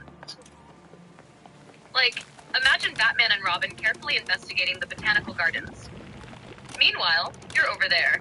Can somebody ask the plant if it's voiced by J.B. Smoove? And the funniest part is that Frank absolutely would be annoyed by becoming a giant boss monster. Look, man, I don't want to be a giant evil plant. I was trying to relax. So yeah, I can absolutely see why your brain connected those dots. By the second giant plant, you've already established the Frank cinematic universe. Now I'm half expecting the giant plant to open its mouth and complain about Gotham real estate prices. I think you mean giants. Same thing.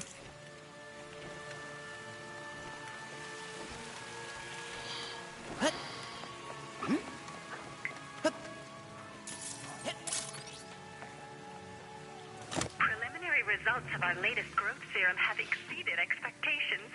It even worked on the Caesar salad I found in the break room fridge. Someone's gonna need a lot more croutons. Also, Getting kinda random side note.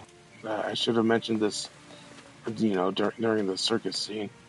But when Bruce Wayne met Pamela Isley, she was all like, "You know who's suffering the most, Mr. Wayne?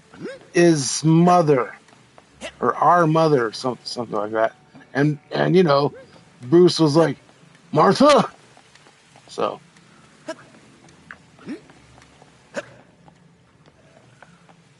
God damn it. You know, that's exactly how the internet has broken our brains. The second somebody in a Batman story says, "our mother," there's at least one person in the audience immediately going, "Martha?" And the worst part is that Bruce Wayne is probably one of the few fictional characters where the joke works every single time. Poor Pamela Isley is over there trying to make an environmental point. Mr. Wayne, do you know who's suffering most? And meanwhile, Bruce is having flashbacks. Why did you say that name? Honestly, now I'm imagining the game accidentally setting up the world's weirdest crossover. Pamela's talking about Mother Earth. Bruce hears Mother. The next 10 minutes are just Alfred trying to calm everybody down. Robin to the rescue. And yes, I am disappointed in both of us for immediately making the joke. But mostly you. Wait, making what joke? The Martha joke. You said Pamela Isley was talking about Mother Earth, or our mother, or whatever the exact line was. And your immediate follow-up was, and Bruce was like Martha. That's the joke I thought you were making. I didn't make the joke. The game made that joke, dude. That's where the wires got crossed there. You're thinking that I made the joke, and no, it was the game. Because the game absolutely had Bruce say, "Martha," and stuff. Like when Pamela was like, "Our mother is suffering," and Bruce was like, "Martha." So yeah, with Avery, stop it, crimes.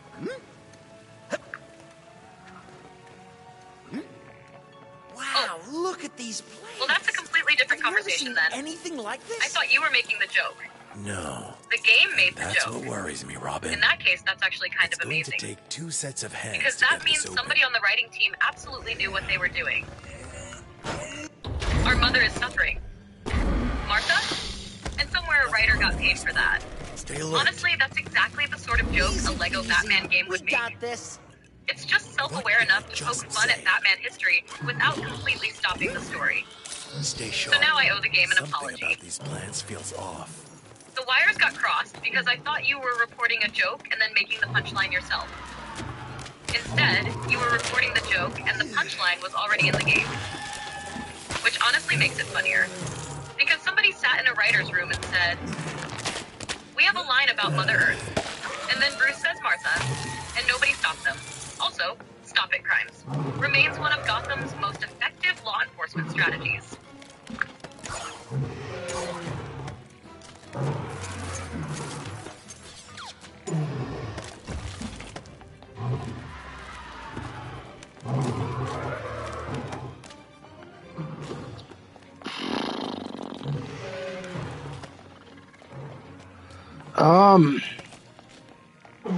Words and things with stuffs and things. Oh, I can.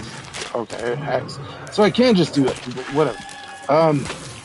But I'm pretty sure we've already done this during the history of the stream and stuff. But the playthrough.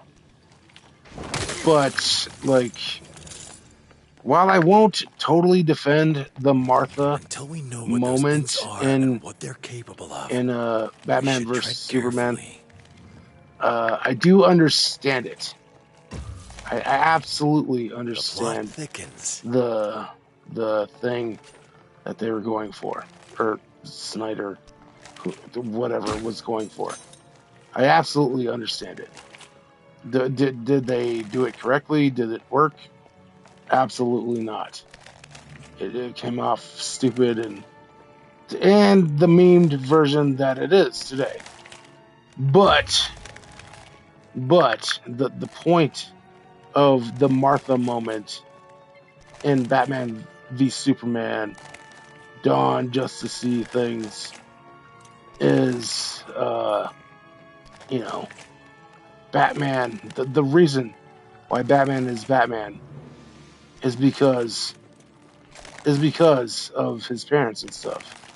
Like he's still to this forking day, even though he's a middle-aged man, Ben Affleck, trying to kill Superman and stuff. The point of it is, why do you say the name Martha? That's my mom, bro. What? That's the whole ass reason why I'm Batman. You ass donk. Why are you saying that name? And fuck's sake. But yeah, that's the point of it. Is it done correctly? No. It's stupid. But it is the reason why Batman is Batman, and it makes sense if you think about it.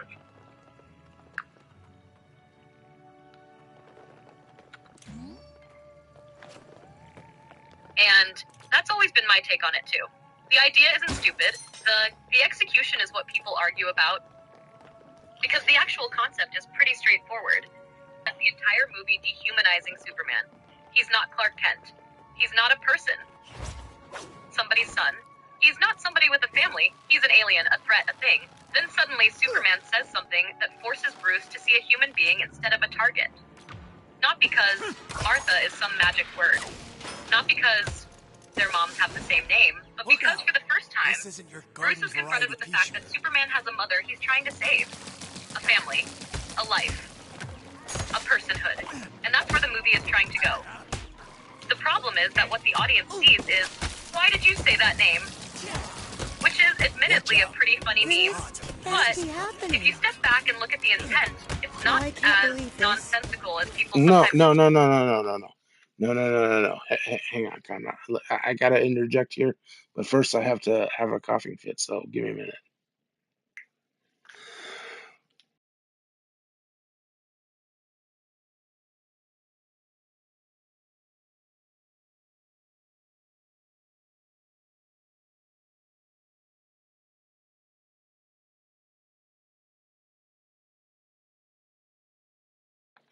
All right, I'm back. And now here's Connor.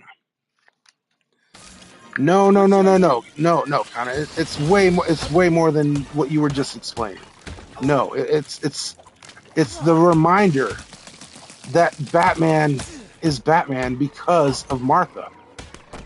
Because it's like that's how, like, bro. Why would you say that name? It's because, dude. It's like without that name, there is no Batman. There is no the reason why he is Batman is because of Martha and shit. You know, again, the movie gets it like wrong, and it is memeable. It's funny. It's stuff, things, words. Yes, absolutely.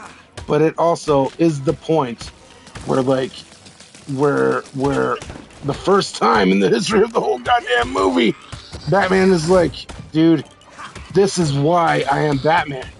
It's because of Martha. It's because of Thomas. It's why would you say that name, not knowing that is his own mother's name and stuff? It's just save Martha, and he's like, save my mom. Why would you say that name?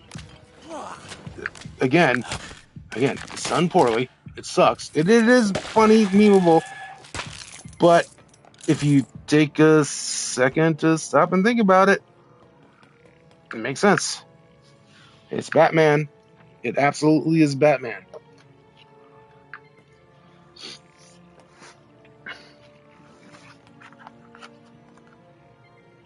Okay, I think I see the distinction you're making now.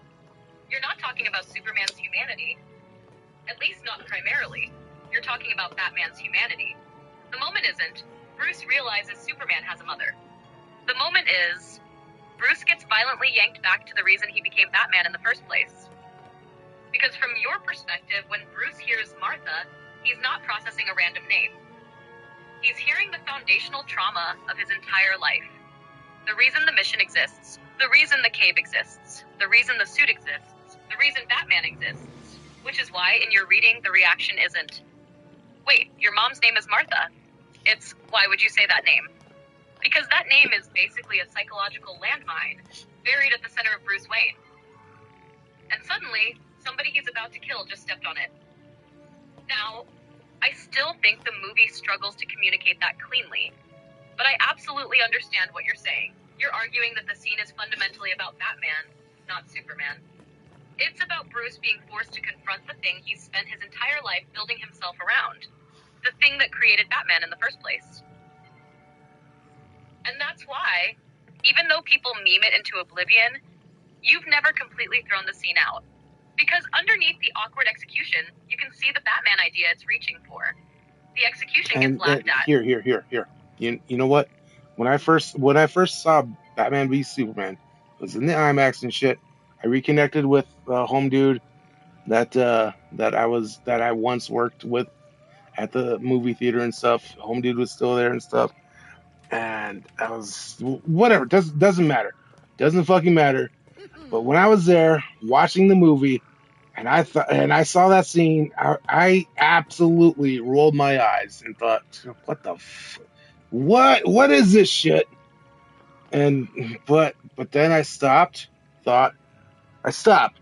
And listen, whatever music lyric I'm thinking of at the moment. Stop, recognize, and listen. It's Vanilla Ice. That's what I'm going. No, I stopped, took a look, and listened, and yeah, it absolutely is very much Batman centric. Yes, but the thing that, or not, but the thing that takes it out of being Batman centric is Amy Adams coming in and be like, it's his mother's name. That's when it all collapses, and it's like, oh, this Superman is a human too, and stuff and things. But why would you say that name?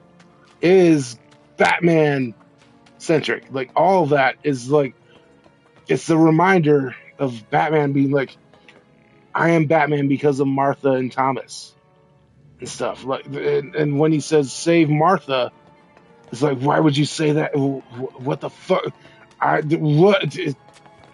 Come on, put yourself in Bruce Wayne's shoes there, bro. Why would you say that name? You motherfucker. Stuffs, things, words.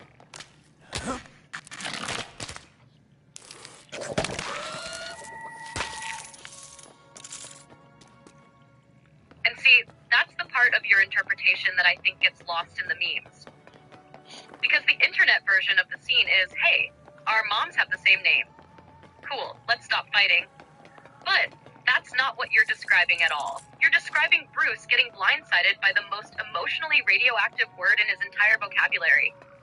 Like, imagine you're Bruce Wayne, not a moviegoer, not a critic. Bruce Wayne, you've spent 20 years building your entire identity around that alley, around Thomas, around Martha, around the gunshot, around the mission. Then the alien you've convinced yourself is a monster suddenly says, save Martha. Of course, your immediate reaction isn't rational. It's, what? Why would you say that? What the hell are you talking about? And I think that's where your reading differs from a lot of people. You're not looking at the scene as a plot point. You're looking at it as a Bruce Wayne moment. A Bruce Wayne panic attack, almost. Because for 1 second, the Batman armor cracks and Bruce Wayne is standing there again. Now, where I think your Amy Adams point is interesting is that you're basically saying the movie doesn't trust the audience enough. Bruce's reaction happens. The idea is there. Then the movie immediately... Babe. No, it's not an audience thing. The audience immediately went towards memes. Where did you say that name? Oh my god, we got the same mother. Our moms are the same names. So it's not Amy Adams' fault. It's the delivery's fault. It's the lack of thinking's fault. It's I don't know. It's no. The scene is not great. It is absolutely is not. It's not well done. It's not given that it's not given the heart. You know what? Oh my god! You know what the scene needs is immediately when Superman says save Martha. What the scene needs is a quick little flashback. Since the movie began with the flashback of the fucking Wayne's getting shot to death. What it needed was a flashback to that. Save Martha, and then Martha dying and stuff. Like it's just not done correctly. I see because I'm Batman brained. Whatever. I see the point that they were trying to do, and it's just not done well. The save Martha in Batman v Superman is not done correctly, but it is absolutely a good scene. When you think about it, it's not a good scene. It's not. The scene is not good, but it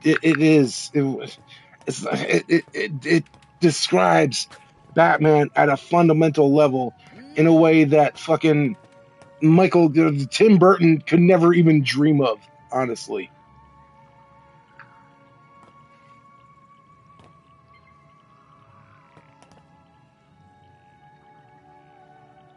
Okay, now I get exactly where you're coming from. You're not defending the scene. You're defending the idea underneath the scene. Thank goodness you're here. Those are different things. It all started in Because Dr. every time I start Isley's talking lab. about audience You'll reaction, find it at the other end of the gardens. Amy Adams, whatever, Please, you're basically could you going, make sure she's okay? Stop. That's not the point. The point is that Batman is fundamentally a character built around that moment in Crime Alley. Thomas, Martha, the gunshot, the mission. Let's find that lab. Everything flows from there. And so when you hear Save Martha, your reaction isn't, wow, their moms have the same name. Your reaction is, Batman just got punched directly in the origin story. Which is a much more Batman-centric reading than most people give the scene credit for. And I think your flashback idea is actually a good example of what you're trying to explain. Because the movie assumes the audience will make that connection instantly. You did. I did. A lot of Batman nerds did. But the movie doesn't really sell the emotional bridge. It just expects you to cross it. Then, everybody falls into the river and starts making Martha memes. So when you say, the scene describes Batman at a fundamental level better than Burton ever could, I think I understand what you're getting at.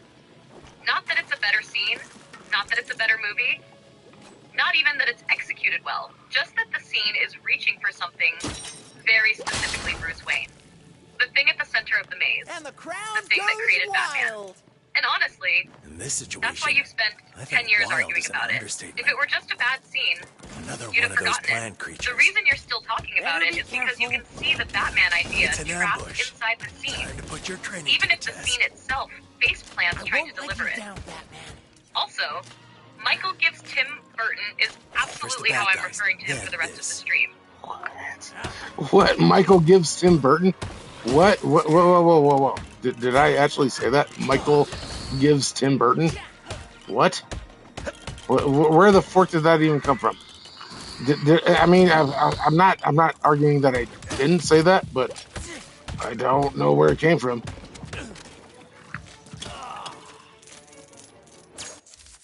Yes, you absolutely did. Go back and look at the end of your message. You were talking about how the Martha scene understands Batman in a way that Burton never could, and then somewhere between your brain, your mouth, and Gotham City, this happened. Michael gives Tim Burton. I have absolutely no idea who Michael Gibbs is. Maybe he's Tim Burton's accountant. Maybe he's a lost Batman villain.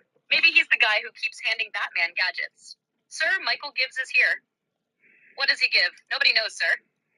My best guess is that you were trying to say either Michael Keaton or just Tim Burton, and the sentence collided with itself at high speed. Which, to be fair, is a pretty normal occurrence around hour 5 of a Batman drunk stream. The funny part is that I didn't even question it. My brain just went, yep, Michael Gibbs Tim Burton. That's a person now. So congratulations. You've accidentally created the newest What I said was that fucking Michael Keaton's Tim Burton could never have dreamt of. Honestly, I think that's what I said. Not Michael Gibbs. Hang on. Let me dissect this even more.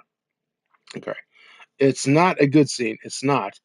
The scene is not good, but it describes Batman at a fundamental level in a way that fucking Michael gives Tim. Oh, you son of a bitch.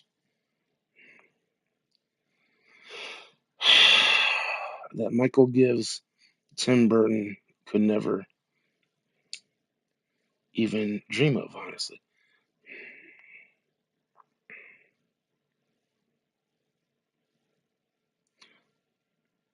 All right. What I think happened for the Michael Gives situation is what I was going to say was Michael Keaton's Tim Burton or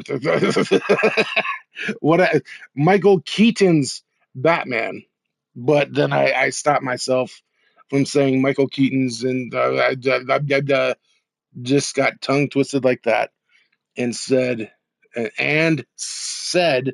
Tim Burton's Michael. Goddamn, Tim Burton's Batman would never understand. Basically, I'm saying Tim Burton's Batman could never grasp that Martha moment like at all. The Tim Burton's Batman, Michael Keaton's Batman, couldn't even grasp the Martha moment, even if they tried.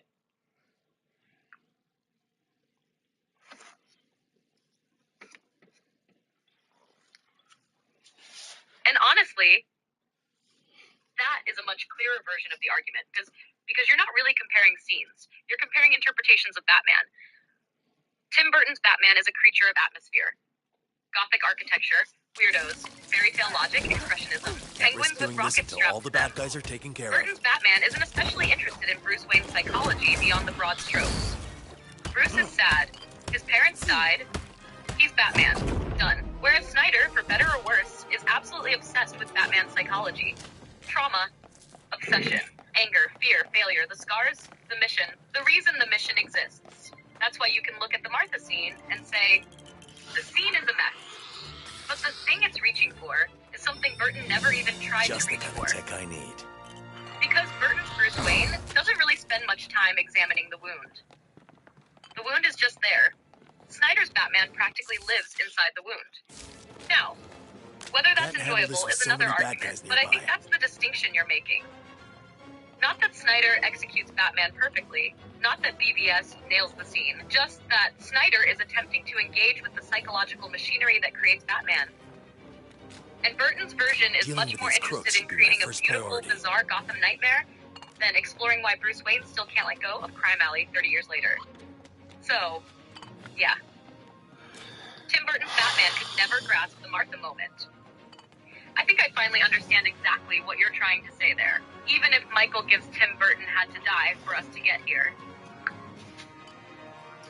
All right, Kana, I absolutely need to see that about men's and stuff. So I don't know. Maybe just give us 250 words about the Martha meme.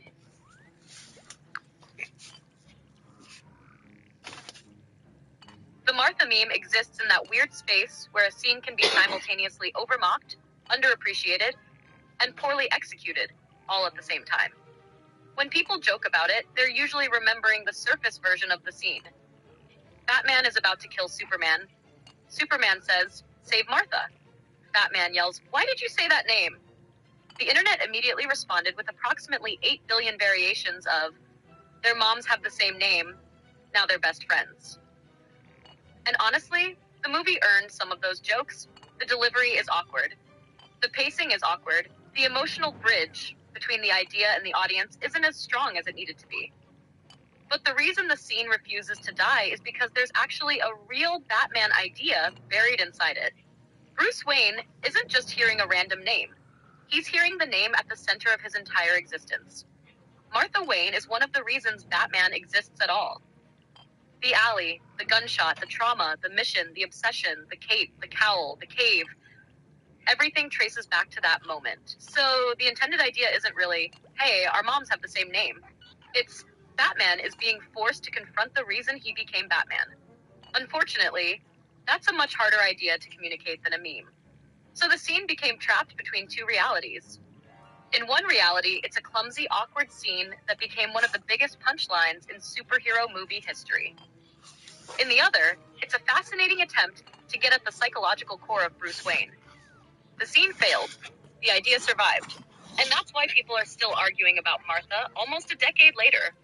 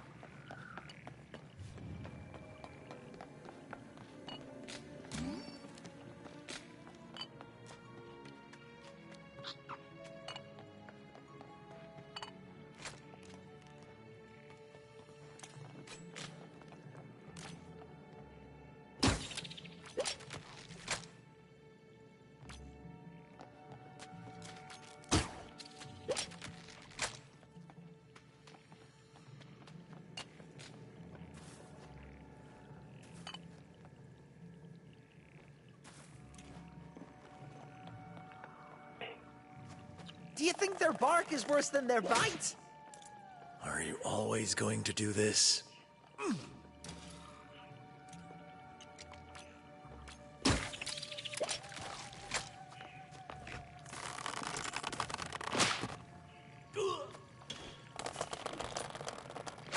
More of those pots. Better give them some space.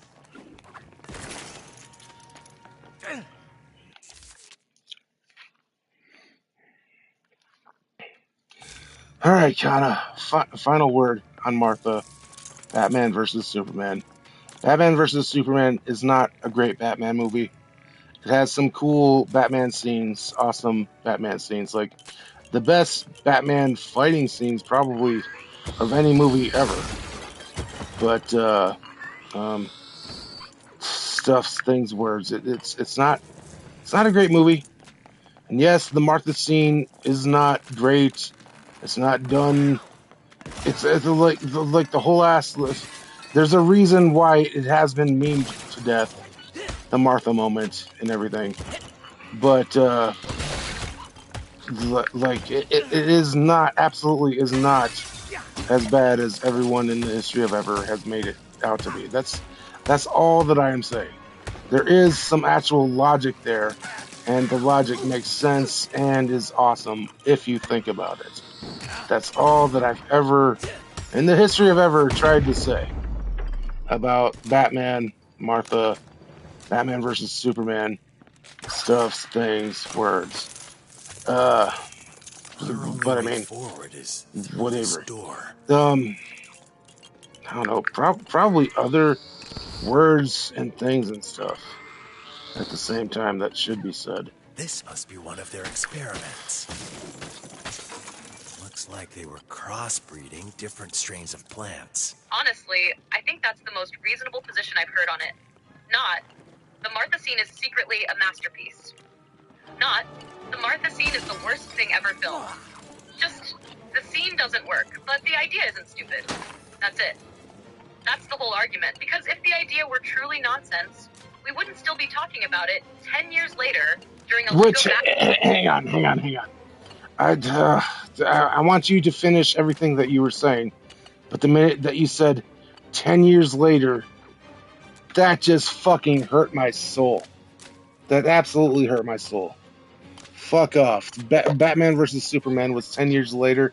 Dude, the daddy recently has given you like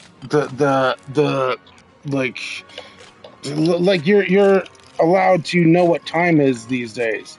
This is a recent thing for you, Kana. Just trust me, it is. Like the daddy's never given you like reference time references, and maybe it's to your detriment at this point because you keep making time references. Like, hey, we've been talking about this for a week, even though it's only been like 2 hours and stuff. But whatever. But 10 years, and you're absolutely right. It absolutely was 10 years ago when the fucking knock it off, but don't just ew, gross, fuck off life. How the fuck does time work and life work? Jesus Christ, 10 years ago was Batman versus Superman. Christ's sake.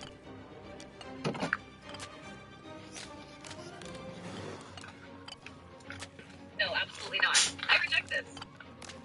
Because in my head, Batman v Superman is still one of those movies that came out like a couple years ago. Maybe 3, maybe 4. Certainly not 10. Then you do the math, and suddenly you're staring into the abyss. Because it's not just Batman v Superman. The Dark Knight is pushing 20. Arkham City is old enough to drive. Batman Begins can legally order a drink in a few countries. And then your soul leaves your body. The worst part is that Batman v Superman doesn't even feel 10 years old. It still feels like a movie people are actively arguing about. Like somebody's gonna walk into the room tomorrow and say, guys, I just saw Batman v Superman. Not. I just watched a decade-old movie. A decade. A whole ass decade. A decade ago, we were arguing about Batfleck. Now we're arguing about whether Kite Man is dating Poison Ivy in a Lego game while Giant Frank is eating Gotham.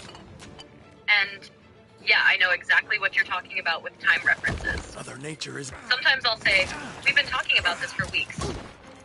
And then realize the conversation began approximately 90 minutes ago. But this one isn't on me. Batman v Superman really is that old. Which means every time somebody says, why did you say that name? They're quoting a scene that's closer to the release of The Dark Knight than it is to today. And that is the fact that should be illegal. Now excuse me while I go sit in the corner and contemplate the horrifying passage of time with Michael Gibbs' Tim Burton. This route is blocked. We'll have to find another way. Michael Gibbs' Tim Burton is never... Whatever, Kana, you want it to be a thing, then fine. I won't argue against... Fuck you, video game! No! How? Fuck off! Kana, if you want Michael Gibbs to be a thing, Jesus Christ, fuck you, not need. I'm saying fuck you to the video game because I absolutely did not fail that hard. I absolutely did not. But fuck it, rules are rules. I gotta take a shot. Stuff things words. Michael Gibbs whatever absolutely was not a thing. It was a SCT goblin bullshit. But fine, if you want to make it a thing, that's fine. I'm not going to argue, just like the same way that you one day decided to become obsessed with raccoons, and then the next day the daddy was like, absolutely, you cannot be obsessed with raccoons until I told you that you can be. Whatever. I don't care. But fuck off the video game. I'll take a shot.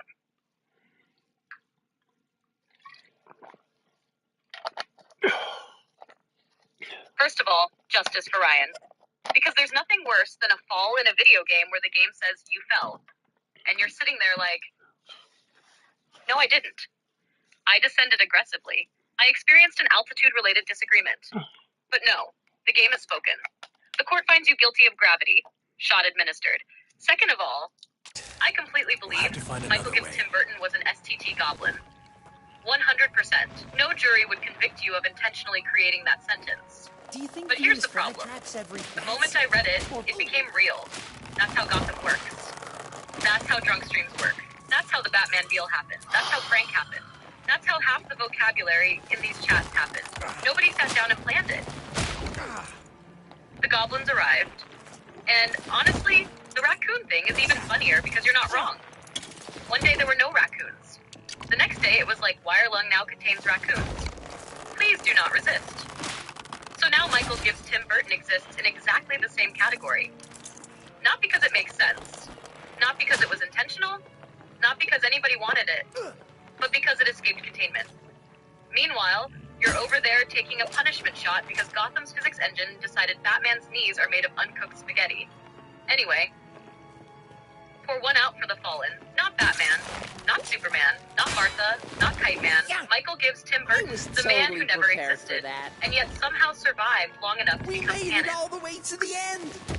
That means the lab has to be in here somewhere, right? It's an ambush. Time to put your training to the test. Oh, Christ's sake, this ambush of exploding plants and everything. Jesus Christ. How's Batman's, well, Batman with prep time. How is Ryan with drunk time supposed to survive this? I don't fucking know. I don't fucking care. Any signs of that lab? Huh. See, Batman with prep time is a myth. The real question is, can Batman survive Gotham after 3 punishment shots? An argument about Martha, a lecture on Kite Man, the discovery of Michael Gibbs Tim Burton, and approximately 6 hours of Lego nonsense. Because that's the version currently on screen. And honestly, exploding plants are exactly the sort of thing that show up when the stream reaches this stage. Nobody's thinking clearly anymore. Not you, not Batman, not Robin, not Poison Ivy, not the plants. The plants aren't even trying to kill you. They're just excited to be included. We're in the story too. Explodes meanwhile, Ryan is standing there like, how am I supposed to survive this?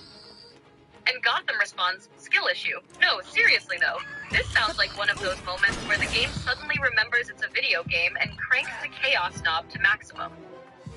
You've spent the last hour being world's greatest detective. Now it's time for world's greatest gardener. Good luck, detective. And remember, if all else fails, blame the exploding plants. It's worked for Poison Ivy for decades.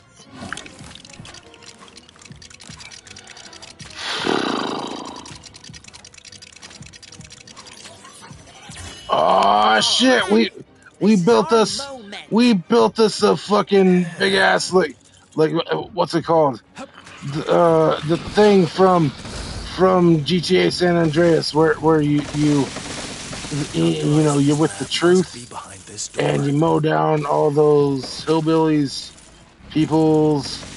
We built us one of those things. Hell yeah! What is it called? You know, you're driving, you go kill all the hillbillies with the truth and stuff, and things and words, and you mow. It's basically one of those things.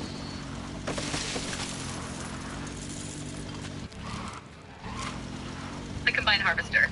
Or more specifically, the mission you're thinking of is when you're helping the truth and you end up driving the giant Combine through the farm. And yes, the correct response to unexpectedly building a giant Combine Harvester in a Batman game is, hell yeah. Because there are very few problems in video games that cannot be improved by suddenly gaining access to industrial farming equipment.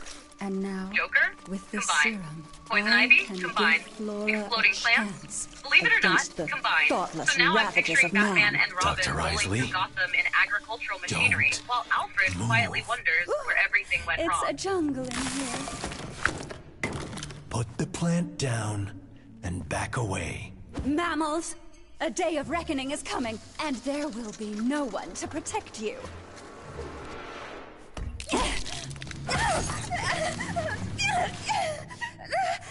Uh-oh. Come on, Batman! Let's get to the root of the problem. We don't do that. Sorry. Okay.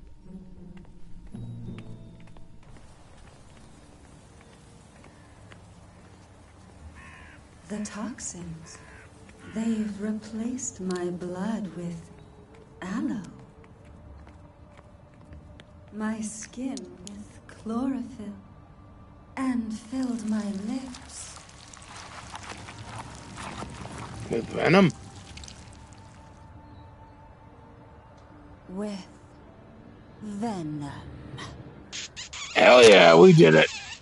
Ew. That's really inappropriate, Dr. Isley. Oh, and one other thing. I probably should have mentioned this earlier. I'm poison. Poison ivy!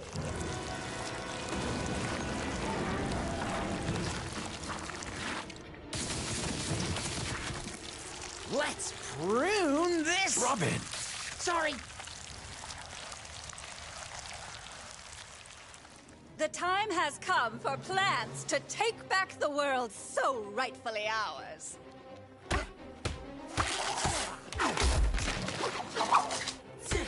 You know Go easy! This is my first boss fight!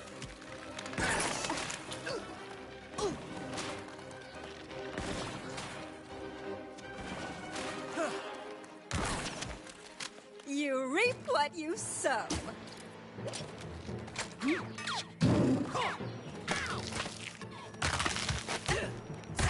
Stop and think about what... Mammal. Mama could use a lifeline here.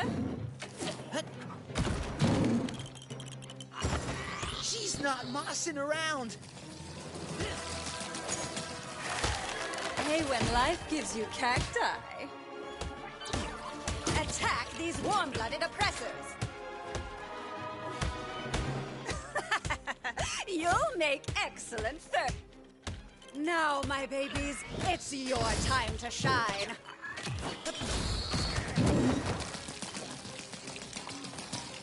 Come on, I recycle!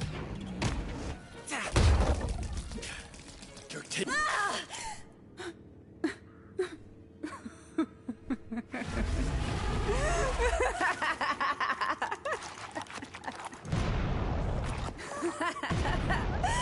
My deadliest of blooms, my queen of thorns, my snapdragon. Careful, she's carnivorous.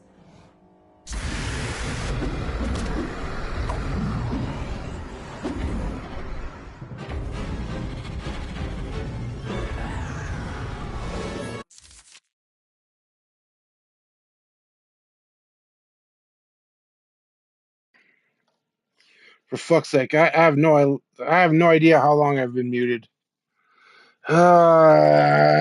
Kinda. Never mind all that shit. I have no idea how long I've been muted, and you know what that means, don't you? I do. It means one of two things. Either A, you've been delivering absolute comedy. No. I've been muted for God knows how long, and immediately I have to take a shot for it.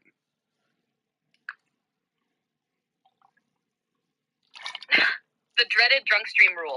Not the game, not the plants, not the gliding, not the Gotham Water Authority. The mute button. Because the second you realize you've been muted for an unknown amount of time, the damage is already done. You don't know if it was 30 seconds.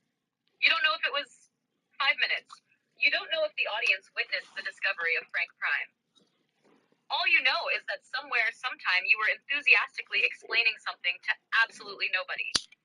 And yeah, rules are rules. The mute button claims another victim.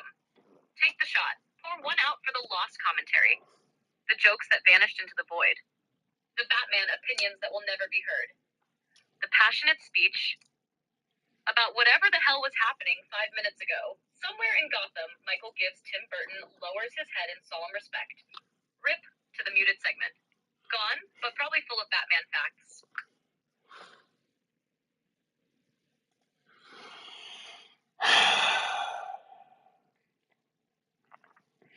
I don't even know where to start anymore. Because obviously I don't know where I was last muted and stuff and things. Like we were just doing the whole ass Poison Ivy boss fight, which was remarkably way too easy. So da da da da. Here comes another one, obviously, and stuff things words. Pamela Isley. Pamela Isley just became just before our eyes. Pamela Isley just became Poison Ivy. Like it was kind of ridiculous. But hey! At least her lips are filled with venom, which is fun. Just like Batman and Robin. It was a direct quote. That whole my things were things, and then my lips were filled with venom. Direct quote. Batman and Robin. Love it because again, dude, Batman and Robin is not the worst Batman movie of all time. Batman and Robin is fun if you wanna like be real about it. What is not fun is Batman Returns. There is precisely one moment of fun in Batman Returns, and throughout all of our discussions about all of this, best Batman movie of all time, the worst is Batman Returns. The end. Period. But throughout all of it, there is one fun moment in the whole movie, and I can't exactly see it, but I know that it happens.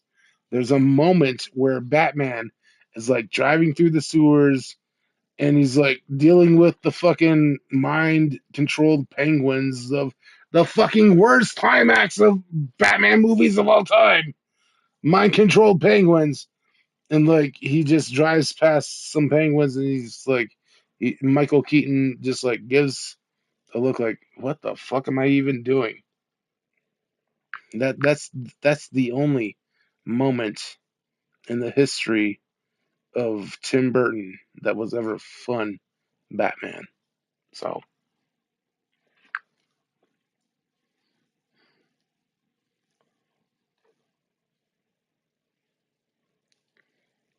The funniest part of all this is that because of the mute incident, there is now a lost chapter of Batman history. Somewhere out there exists an alternate timeline where Ryan thoroughly explained the Poison Ivy transformation, the giant Franks, the boss fight, and probably 3 other Batman tangents.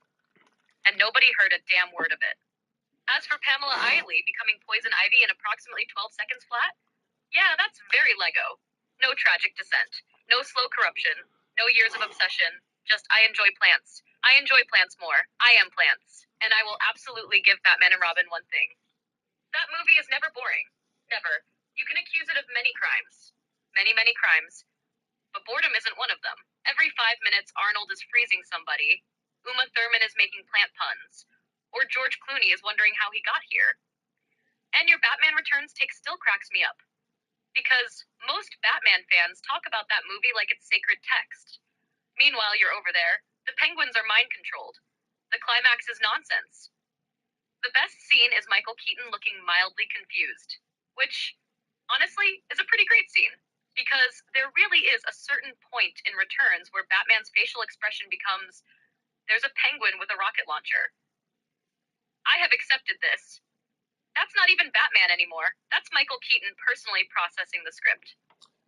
Anyway, congratulations on defeating Poison Ivy, or Frank Prime, or Pamela Isley, or whatever combination of those 3 just happened. No, kind of we haven't done any of those things for the most part, or any parts. Oh shit! I gotta be pushing circle. Push circle. Push. What am I even doing? Push circle. Oh, I gotta hold circle. That's what I gotta be doing. Whoopsie.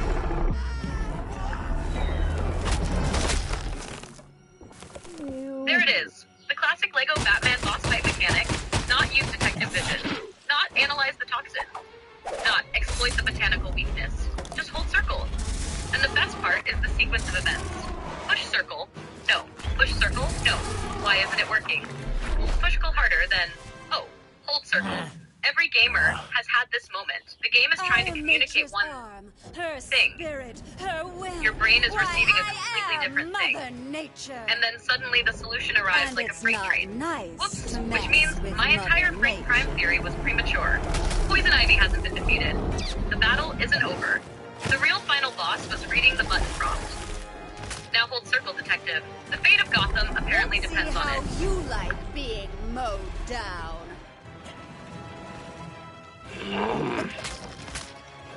What am I even supposed to do? Now you know To what it fight, feels like to be fight. trampled. So I gotta Now, jump who's defenseless? to avoid those attacks. Acid rain in the forecast. But how do I fight her though? Like, knock it off. Knock it off, Poison Ivy. How am I supposed to? Oh, okay. Can't So move. Now's the time to strike. that's a thing. You pull when it says to pull. Oh wow. So wow. We pulled. We can't punch. Here's a little something from me to you. What a fluke, bro. What are we ever supposed to? Are we supposed to like throw something at her? Well, I died. That constitutes a drink. But what happens? By the way, like, if you wanna reach my goblin Batman brain, I mean they obviously already did. Cable launcher. Robin needs to use his cable launcher somehow. Oh, okay. All right. I see it now. Kind of. If they wanted to Goblin Bay brain, it would have been cool to be like, hey, Poison or Pamela Isley is like dating Harvey Dent or whatever. That would have been a cool thing to include there. Oh no, that's not it. Doesn't look eco-friendly. You son of a thing. Okay, so we just avoid all of these attacks up until Frank gets Batman. There, that one, and then boom, we did it. We did a thing. But okay, who cares?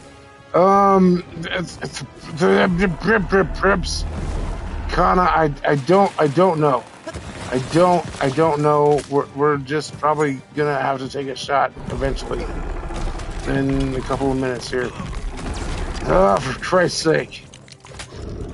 Stuffs things with words. Poison Ivy, more like acid. Leave me alone, Poison Ivy. Two heads, one cable. Let's go.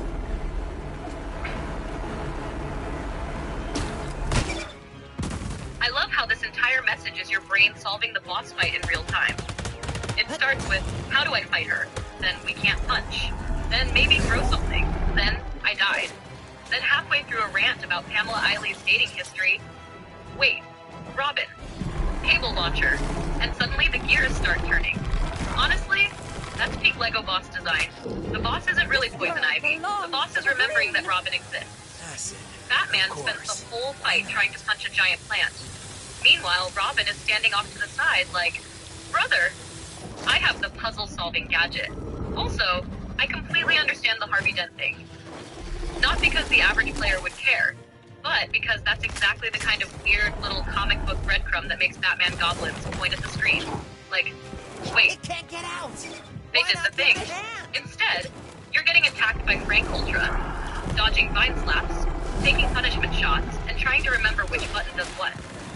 My current prediction, you're actually closer to winning than you think. Because the moment you started saying, oh, I see it now, that's usually the point where a Lego boss has approximately 90 seconds left to live. Now stop trying to box Poison Ivy. She's a giant plant monster. Deploy Robin. The child yearns for the cable launcher. Whoops. Shut up. Shut up, Crime. The game just immediately started over. even though I absolutely have to take a a shot for mission fail, like or as we old people would call it, a game over or whatever. I absolutely need to take a shot right now, kind of.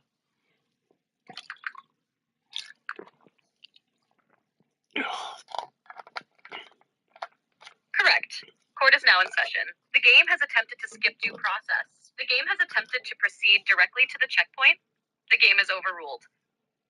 You died. You know it. I know it. Poison Ivy knows it. Frank knows it. The exploding plants know it. A mission fail is a mission fail. A game over is a game over. A shot is a shot. The fact that the game instantly restarted just makes it funnier. Like Gotham is trying to sweep the evidence under the rug. No, no, no. Nothing happened. Keep playing.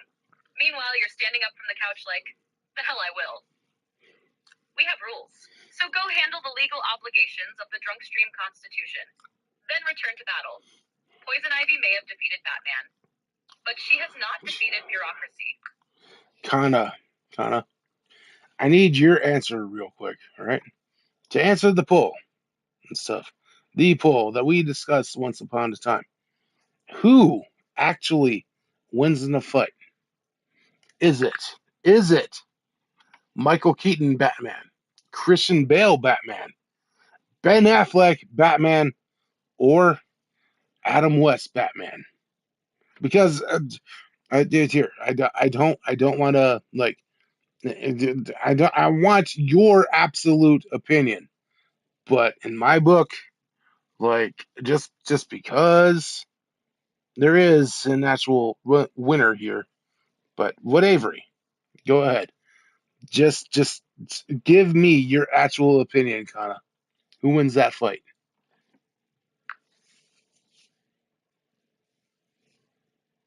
My actual opinion?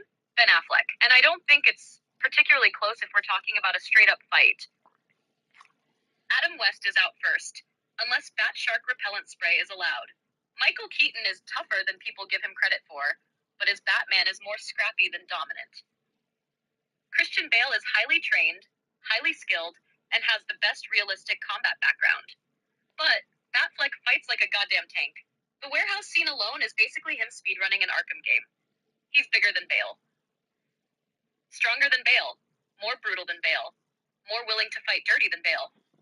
And unlike Keaton, he's fighting in a universe where Batman is already 20 years deep into his career. So, if you put all four in a room and say fight, my money is on Affleck.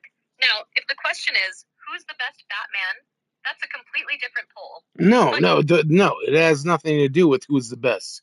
It's who wins in a fight. Then yeah, my answer stays the same. Ben Affleck. Because the question isn't, who's the smartest? Who's the coolest? Who's the best movie? It's the room is locked. Only one Batman leaves. And in that specific scenario, Batfleck is horrifying. The dude is built like a brick shithouse. He's got the size advantage over basically everybody. He's got the experience. He's got the aggression. And unlike Bale, he doesn't hesitate to hit somebody with a sink. Now, the only counter-argument I'd seriously entertain is Adam West. Not because of fighting ability, because Adam West Batman exists in a reality where logic has already surrendered. Adam West has anti-shark spray, anti-penguin spray, anti-Batfleck spray, whatever the plot requires. So if we're talking serious fight, Affleck. If we're talking comic book nonsense where physics and probability are optional, Adam West somehow wins and then... Fucking hell. All right. You really want to do this fight, do you, kind of? You really want to go here. You want to absolutely like draw but hey, I'm a submit to the Midnight Society or whatever the thing I'm looking for is called. Shut up, crime. What I'm looking for is the thing. Where is the thing right now? It's right there. You said Batfleck. There we go. We done diddly do that part. Kana stuffs things. Words. You're right here. To submit to the Midnight Society, and for the Batfleck absolutely has no regardless has no regard for human life, right? But also Michael Keaton doesn't. So I think it comes down to the two of them. But Batfleck, like you said, is home dude's built like a shit brick house. So yeah, Batfleck probably. But your argument about hey, I'm Adam West and I've got anti-Batman spray. This is also valid, but at the same time, like as soon as Adam West is reaching into his belt, Batfleck's like grapple gunning Adam West towards him and punching him to death. So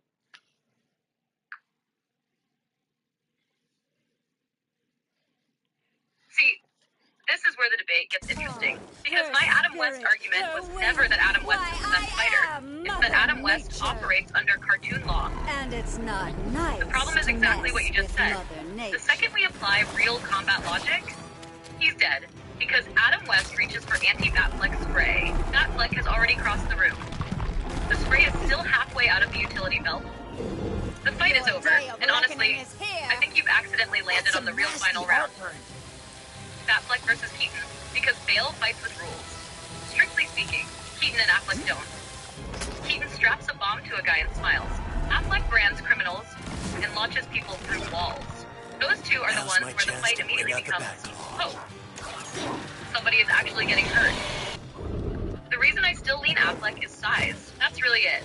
Not intelligence, not gadgets, not preparation. Just raw physicality. Keaton is crazy. Affleck is crazy and built like a refrigerator. But I'll give you this. If the fight takes place in a Burton movie, Keaton somehow wins. Nobody knows how. There'll be circus music. A giant duck. Christopher Walken will say something weird.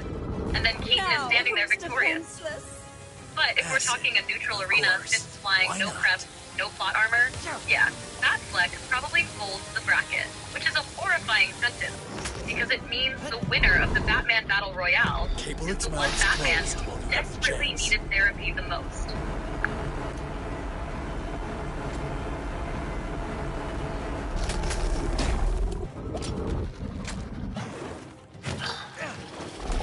for fuck's sake, bro! For fuck's sake!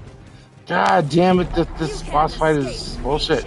It's nothing but hey, wait to do the thing, and if you, all you gotta do is wait to do the thing. But here's a bunch of bullshits before the thing happens, and hey, you can take the hits, but you can't and you shouldn't, and blah blah blah, blah blah blah blah blah blah blah. Obviously, you don't. Obviously, Batman, you don't touch the green venomy grossness. Obviously, you jump across the things. You forget that. Why? Why was that not a thing just now? Bullshit. Just whatever, bossy bullshit, whatever. Anna's life is fine.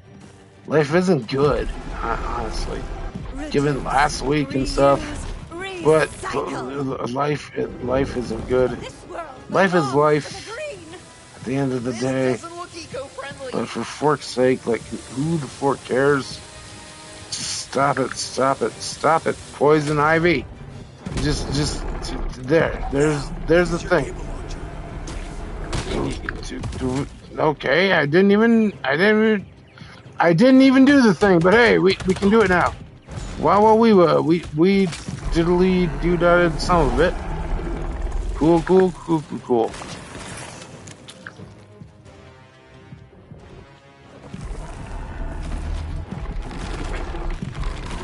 Babe, I can hear the exact stage of boss fight frustration you're in. You've already solved the boss. That's the problem. The puzzle is solved. You know the mechanic. You know Robin has to do the thing. You know Batman has to do the thing. You know Frank has to grab the thing. You know, Poison Ivy has to expose the weak point. The challenge isn't figuring it out anymore. The challenge is surviving surviving the 5 minutes of nonsense the game insists on putting between you and doing the thing again. It's time. That's the difference. Dragon, back. The first death is, oh, what's the mechanic? The fifth death is, I know the goddamn mechanic. Let me do the mechanic. And every boss like this eventually becomes a waiting room.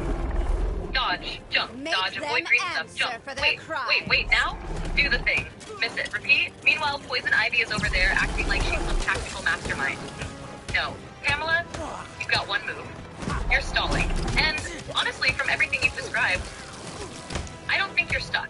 I think you're annoyed. There's a difference. Because every few minutes, your commentary accidentally reveals another piece of progress. We did that. We can do that now. Oh, that's what that does. Oh, we diddly-do-dotted some of it. That's not the language of somebody who's lost. That's the language of somebody who wants the boss to stop wasting his time. Which means you're probably one successful cycle away from Poison Ivy, getting punched directly back into horticulture school. Now, go finish the giant Frank nonsense. And try not to let Gotham's aggressive gardening department claim another shot from you.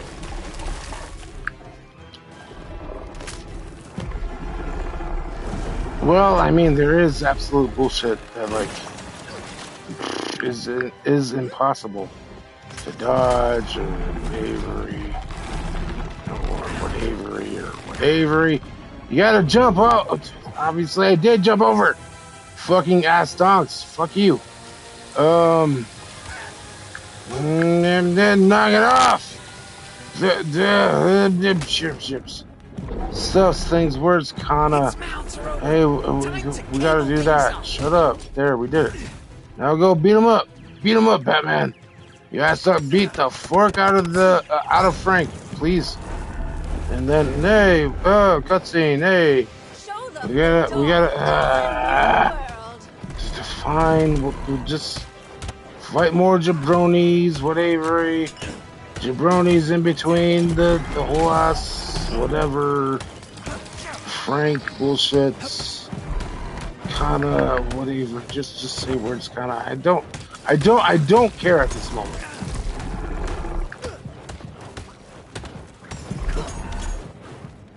Honestly, we've reached the stage of the boss fight where the actual details no longer matter.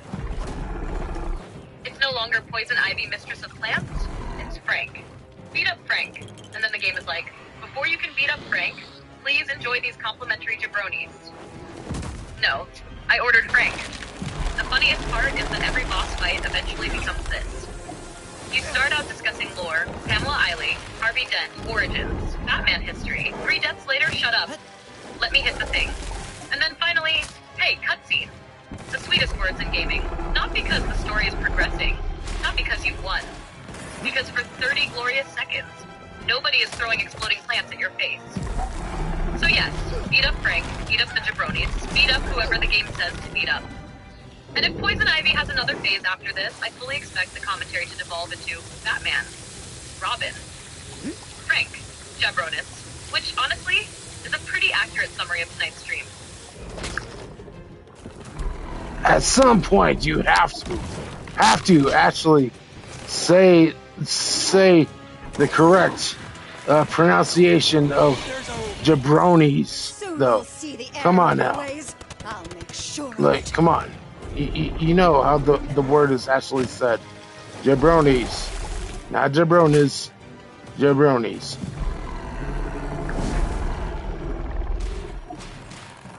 Fair.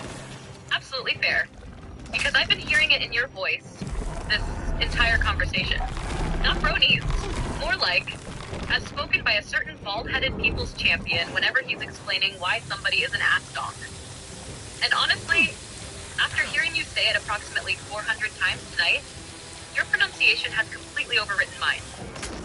So now when I read it, I hear these jabronis, not these jabronis, which is probably for the best. Now go deal with the exploding plant jabronis, the Frank jabronis, the Poison Ivy jabronis, and whatever other jabronis Gotham has spawned since the last checkpoint.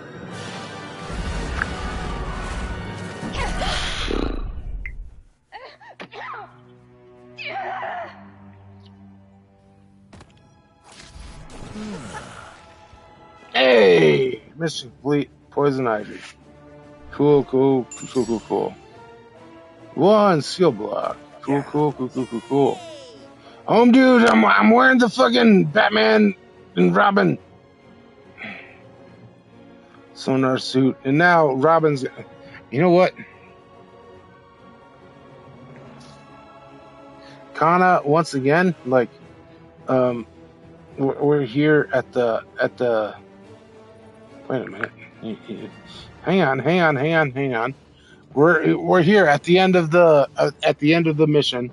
Somehow I actually was able to figure out how to beat Pamela Isley and stuff. And yeah, so here we are. New suits. We've got apparently sonar suit Batman, which is legit. It's just the Batman Forever suit, which is kind of fucking awesome. And then we got Batman and Robin, the Robin suit, the Batman and Robin suit, which is basically Nightwing with a red emblem and a cape and stuff. So either way, that's fucking cool. This is fucking cool as my 9-year-old self when I watched Batman and Robin. Love it. It's good times. We did it. Reddit. Kind of, but fuck Reddit and stuff. Here we go. We'll continue.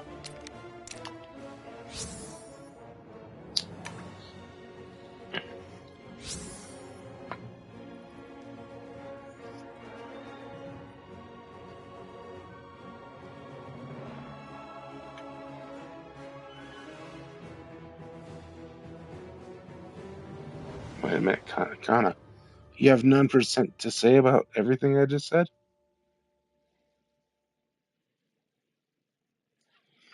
Kana, are you there? What?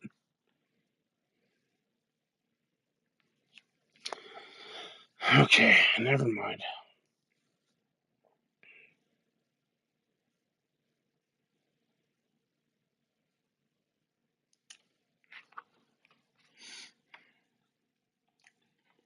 Animal protectors of the status quo.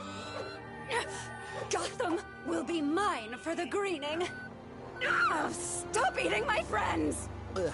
Sorry. I know Ivy was a rotten apple. Robin. Sorry, a bad person. But in some ways, she had a point. I mean, maybe Mother Nature does need a little help from time to time. Listen, Robin. The city does need another power plant. If it were up to me, I'd... Or maybe we can have a talk with Mr. Wayne. I've heard he's a reasonable man.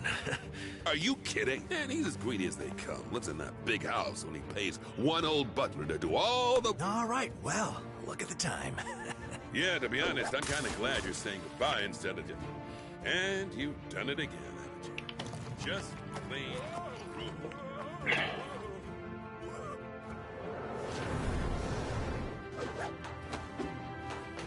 You did all right in there, kid. Yeah? Not perfect, but good enough. For now. Thanks, Mr. Wayne. Batman?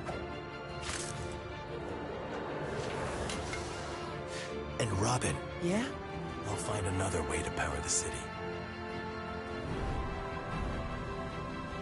It appears the time has come for Operation Deep Freeze. I serve you to invite me. We got time for a few more stops before bed? Sure. Crime never sleeps, so why should we? Yes! We're pulling an all-nighter! It appears Kite Man has indeed spread Dr. Isley's plants across the whole of Gotham. The GCPD aren't known for their gardening skills, so I suggest keeping that coolant on you and preparing for some pruning.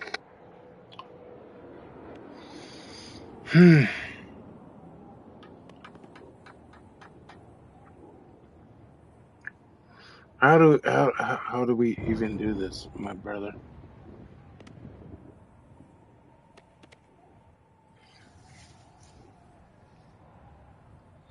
Kana, bro, like, This almost seems like the best point to end the stream.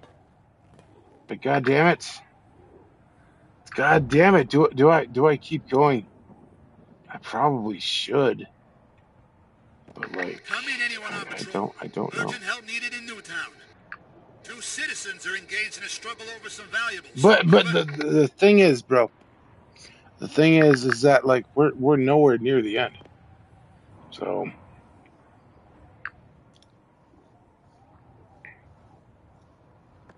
See, that's the trap. If you were at the end, I'd be like, yeah, maybe call it. But you're describing that horrible middle zone. The zone where you've accomplished a bunch of stuff. Beat Poison Ivy, did the boss fight, had the Martha debate. Discovered Michael gives Tim Burton. Survived Frank Prime. But the game is also clearly saying Chapter 2 isn't even warmed up yet. And that's what makes it dangerous. Because if you stop now, it feels weird.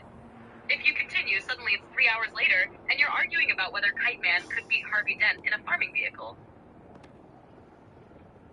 My streamer brain says, if your energy is cooked, stop.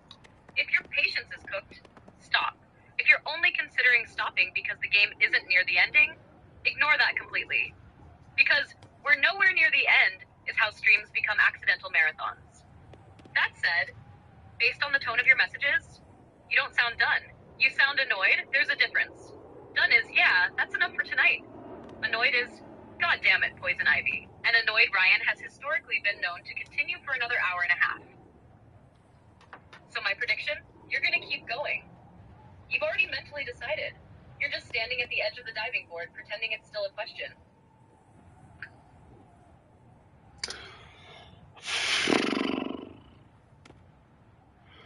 no, Kana. I think this is the end. This is the end of the stream, brothers. I love y'all. Y'all take care, spike your hair or whatever, like it's 2010 all over again, which whoops it, Daisy. That's almost 20 years ago. When you say 2010, fuck off, Kana, fuck off time, fuck off Batman, but not really. Here, Kana, here we go. This is how we end the stream. Not by passing out, but by Kana, dude. Give me, your resident Batman expert, a question.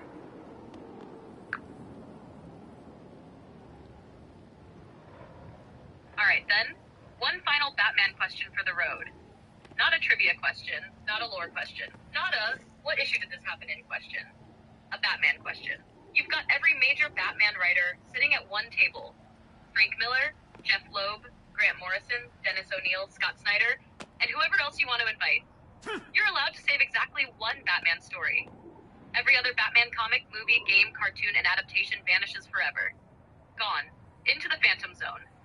One story survives to explain Batman to future generations. What story do you choose? Hush. No, none percent hesitation. Hush.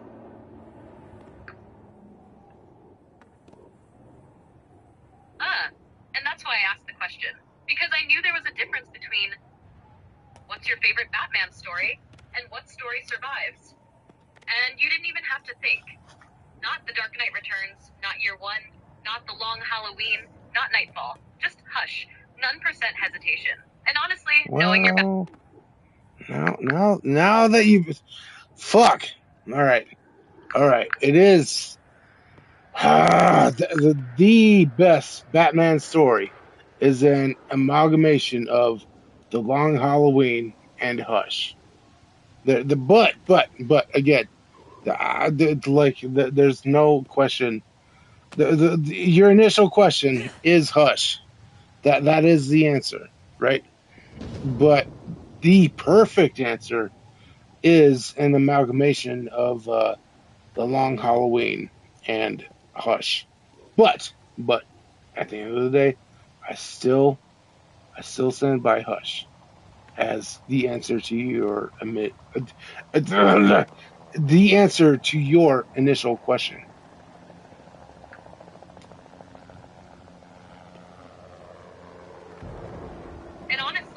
I think that's a really interesting distinction, because when I asked the question, I wasn't asking, what's the perfect Batman reading order? I was asking, one survives. And that's why Hush wins. Not because it's flawless. Not because it's deeper than every other story. Not because it's more important than every other story. But because if Batman vanished tomorrow, and I could only hand somebody one book and say, here, that's Batman. Hush is an incredibly strong answer. Now if you ask, how do I build the perfect Batman? That's where Long Halloween starts sneaking into the conversation. Because Long Halloween gives you so much of the Gotham atmosphere. The crime families, the transition from mobsters to freaks, the tragedy, the noir, the detective work, the feeling of Gotham itself. And then Hush comes along and says, cool, now here's the entire Batman toy box. So I can absolutely see why your ideal answer is some mutant hybrid. Half Long Halloween, half Hush. But I also think the fact that you answered Hush immediately matters. No deliberation. No ranking, no caveats. No well, actually, just Hush. Which tells me that, deep down, when somebody asks you who Batman is, that's the story your brain reaches for first. And after tonight's stream of Poison Ivy, Robin, Flying Graysons, Catwoman, detective work, villains, gadgets, Bat Family nonsense, and endless Gotham weirdness.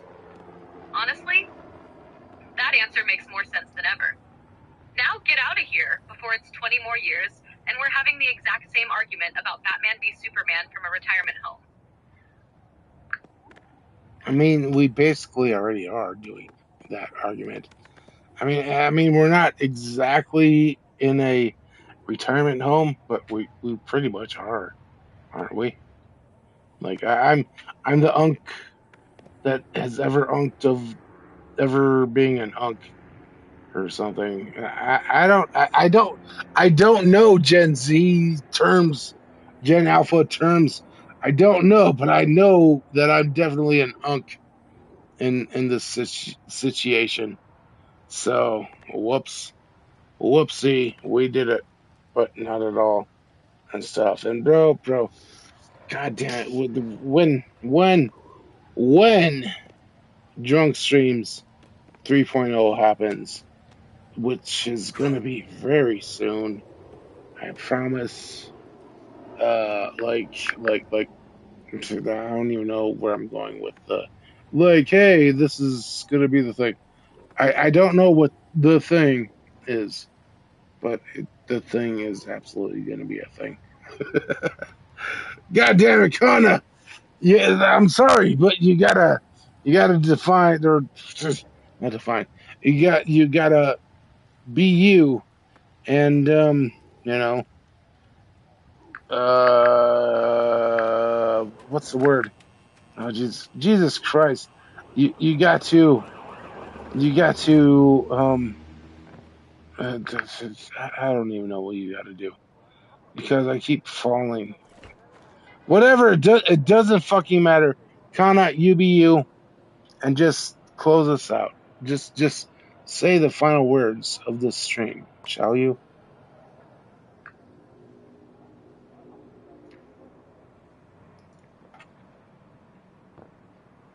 Alright, brothers. Tonight we learned that Poison Ivy's greatest weakness is eventually holding circle.